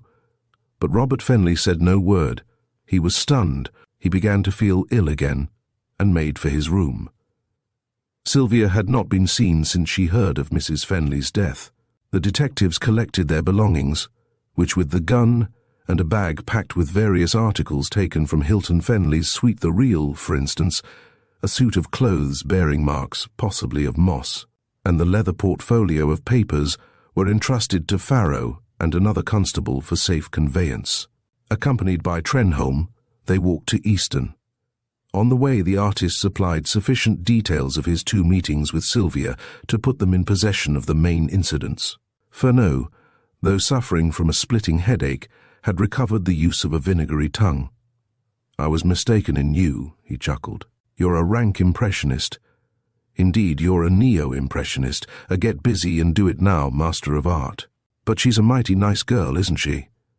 Meaning Miss Manning, said Trenholme coldly. No, Eliza, sorry, I misunderstood. Trenholme, you've got it bad. Got what bad? The matrimonial measles. You're sickening for them now. One of the worst symptoms in the man is his curt refusal to permit anybody else to admire one bright particular star of womanhood. If the girl hears another girl gushing over the young man, she's ready to scratch her eyes out. By Jove, it'll be many a day before you forget your visit to Roxton Park this morning, or yesterday morning, or whenever it was. I'm mixed. Life has been very strenuous during the past 15 hours. If you love me, James, put my poor head under a pump, or I'll be dreaming that our lightning sketch performer here, Long John Trenholme, late candidate for the PRA, but now devoted to the cult of Hymen, is going to marry Eliza of the White Horse, and that the fair Sylvia is pledged to cook us a dinner tomorrow night, or is it tonight? Oh, Gemini, how my head aches. Don't mind a word he's saying, Mr. Trenholme, put in Winter. Hilton Fenley hit him a smack with that rifle, and it developed certain cracks already well marked, but he's a marvellously cute little codger when you make due allowance for his peculiar ways, and he has a queer trick of guessing at future events with an accuracy which has surprised me more times than I can keep track of. Trenholme was too good a fellow not to put up with a little mild chaff of that sort. He looked at the horizon, where the faint streaks of another dawn were beginning to show in the northeast. Please God, he said piously, if I'm deemed worthy of such a boon, I'll marry Sylvia Manning, or no other woman. And, when the chance offers, Eliza of the White Horse shall cook you a dinner to make your mouth water. Thus will Mr. Furneaux's dream come true, because dreams go by contraries. Chapter 17. A Settlement. Winter tried to persuade his mercurial-spirited friend to snatch a few hours' rest. The police inspector obligingly offered a bed. But short of a positive order, which the superintendent did not care to give, nothing would induce Furneaux to let go his grip on the Fenley case. Wait till the doctor's car comes back, he urged. The chauffeur will carry the story a few pages farther. At any rate, we shall know where he dropped Fenley, and that is something. Winter produced a big cigar, and Trenholme felt in his pockets for pipe and tobacco. No, you don't, young man, said the big man firmly. You're going straight to your room in the White Horse, and I'll tell you why. From what I've heard about the Fenleys, they were a lonely crowd. Their friends were business associates, and they seemed to own no relatives, while Miss Manning, if ever she possessed any, has been carefully shut away from them. The position of affairs in the Towers will be strained tomorrow. The elder Fenleys are dead. One son may be in jail, or, if he isn't, might as well be, and the other, as soon as he feels his feet, will be giving himself airs. Now, haven't you a mother or an aunt who would come to Roxton and meet Miss Manning, and perhaps help her to get away from a house which is no fit place for her to live in at present? My mother can be here within an hour of. The opening of the telegraph office, said Trenholme. Write the telegram now, and the constable on night duty will attend to it. When your mother arrives, tell her the whole story, and send her to Miss Manning. Don't go yourself. You might meet Robert Fenley, and he would certainly be cantankerous. If your mother resembles you, she will have no difficulty in arranging matters with the young lady. If I resemble my mother, I am a very fortunate man, said the artist simply. I thought it would be that way, was the smiling comment. One other thing. I don't suppose for a minute that Miss Manning is acquainted with a reputable firm of solicitors. If she is, tell her to consult them, and get them to communicate with Scotland Yard, where I shall supply or leave with others certain information which should be acted on promptly in her behalf. If, as I expect, she knows no lawyer, see that she takes this card to the address on it and give Messrs. Gibb, Morris, and Gibb my message. You understand? Yes. Finally, she must be warned to say nothing of this to Robert Fenley. In fact, the less that young Spark knows about her affairs, the better. After tonight's adventure, that hint is hardly needed, perhaps, but it is always well to be explicit. Now off with you. I'm not tired. Can I be of any service? Yes. I want you to be ready for a long day's work in Miss Manning's interests. Mr. Furneaux and I may be busy elsewhere. Unquestionably, we shall not be in Roxton. We may even be far from London. Miss Manning will want a friend. See to it that you start the day refreshed by some hours of sleep." "Goodbye," said Trenholme promptly. "Sorry you two will miss Eliza's dinner, but that is only a feast deferred. By the way, if I leave Roxton, I'll send you my address." "Don't worry about that," smiled the superintendent. "Our friend the inspector here will keep tab on you. Before you're finished with inquests, police courts and assizes, you'll wish you'd never heard the name of Fenley. By Jove, I nearly forgot to caution you. Not a word to the press. Fie you," he whistled. "If they get on to this story in its entirety, won't they publish chapter and verse?" So Trenholme went out into the village street and walked to his quarters in the White Horse Inn. It was not yet 2 o'clock, but dawn had already silvered the northeast arc of the horizon. Just 20 hours earlier, an alarm clock had waked him into such a day as few have experienced. Many a man has been brought unexpectedly into intimate touch with a tragedy of no personal concern, but seldom indeed do the fates contrive that death and love and high adventure should be so closely bound, and packed pell-mell into one long day, only to think of it. When he stole upstairs with the clock to play a trick on Eliza, he had never seen Sylvia nor so much as heard her name spoken. When he sang of love and the dawn while striding homeward through the park, he had seen her, yet did not know her, and had no hope of ever seeing her again. When he worked at her picture, he had laboured at the idealization of a dream which bade fair to remain a dream. And now, by some magic jugglery of ordinary events, each well within the bounds of credibility, yet so overwhelmingly incredible in their sequence and completeness, he was Sylvia's lover, her defender, her trusted knight-errant. Even the concluding words of that big, round-headed, sensible detective had brought a fantasy nearer attainment. If Sylvia were rich, why then a youngster who painted pictures for a living would hardly dare think of marrying her. But if Sylvia were poor, and Winter's comments seemed to show that these financiers had been financing themselves at her expense, what earthly reason was there that she should not become Mrs. John Trenholme at the earliest practicable date? None that he could conceive. Why, a fellow would have to be a fool indeed who did not know when he had met the one woman in the world. He had often laughed at other fellows who spoke in that way about the chosen one. Now he understood that they had been wise and he foolish. But suppose Sylvia— oh, dash it! No need to spoil one's brief rest by allowing a beastly doubt like that to rear its ugly head.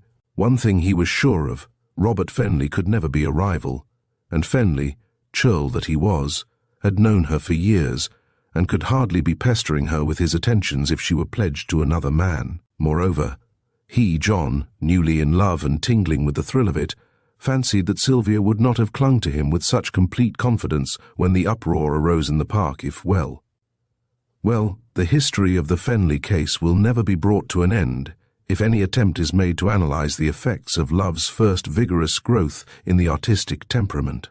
About 3:15, Doctor, Stern's little landaulet was halted at the same cross-road where a policeman had stopped it nearly 3 hours earlier. "That you, Tom?" said the constable. "You're wanted at the station." "What station?" inquired the chauffeur.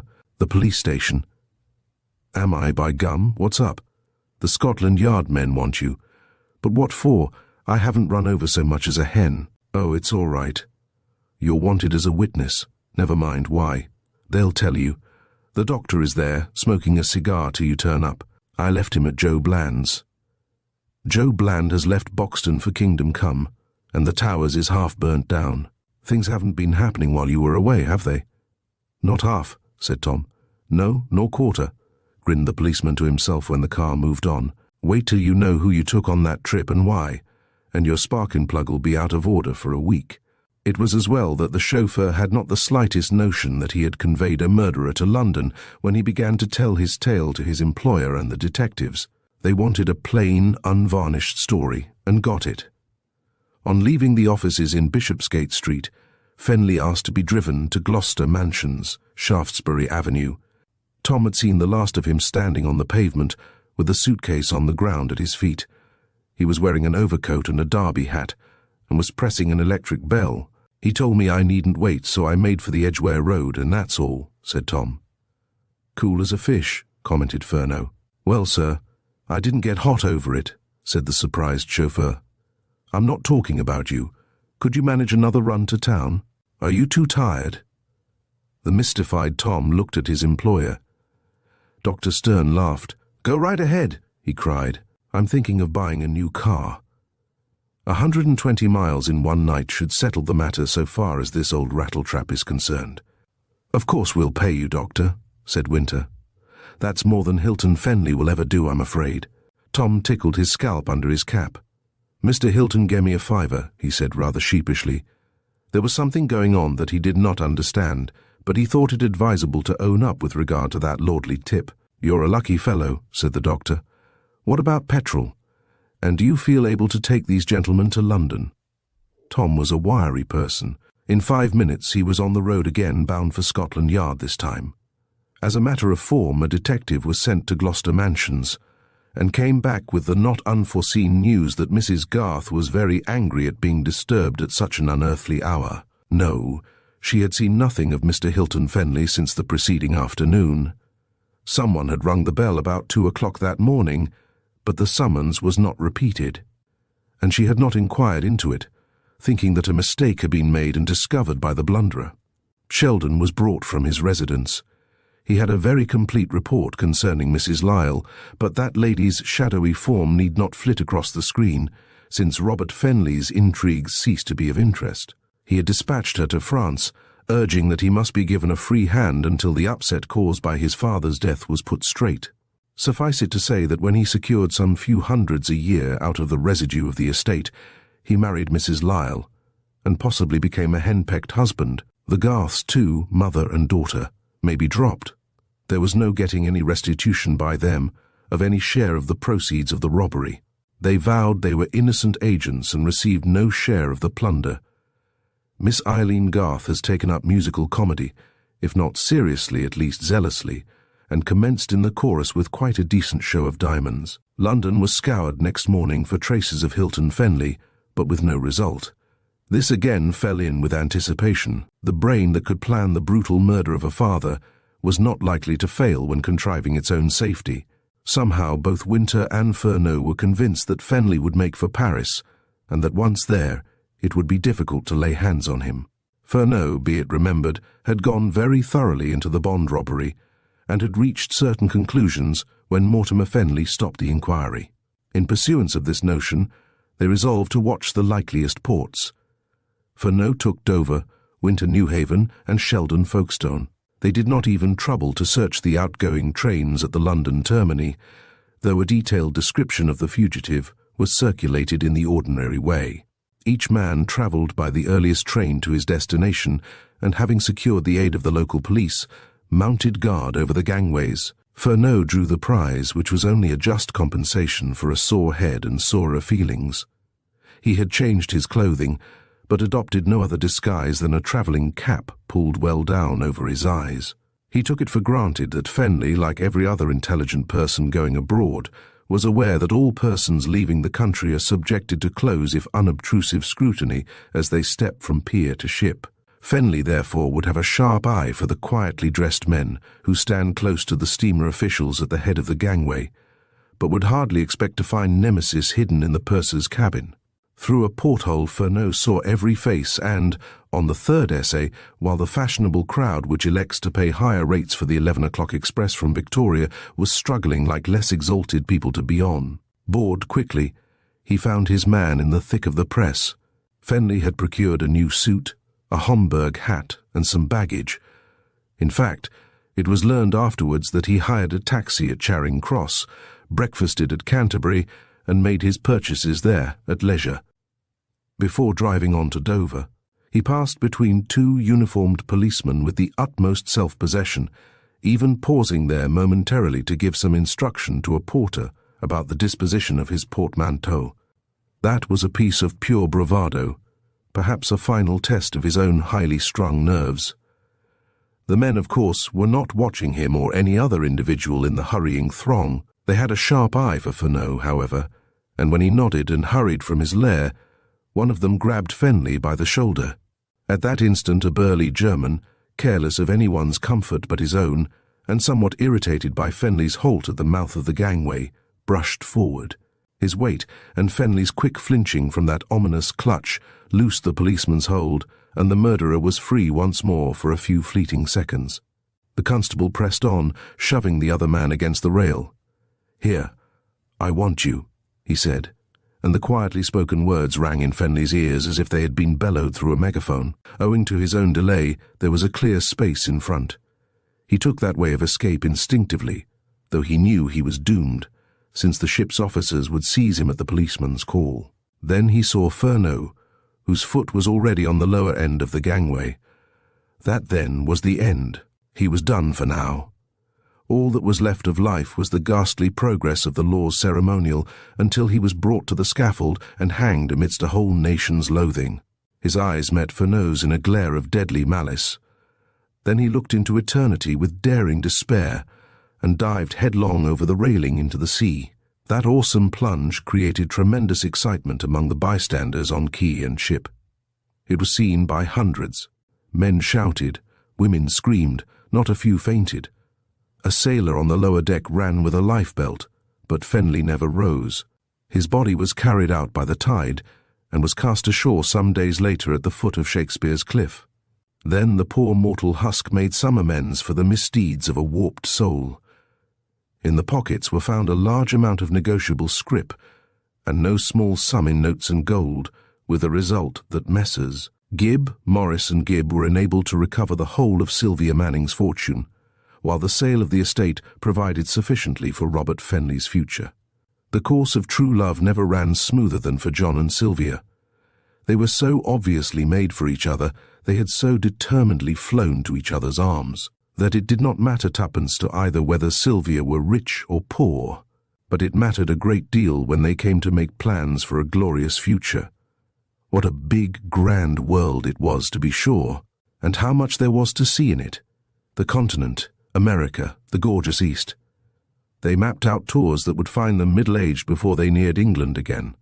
Does life consist, then, in flitting from hotel to hotel, from train to steamship? Not it.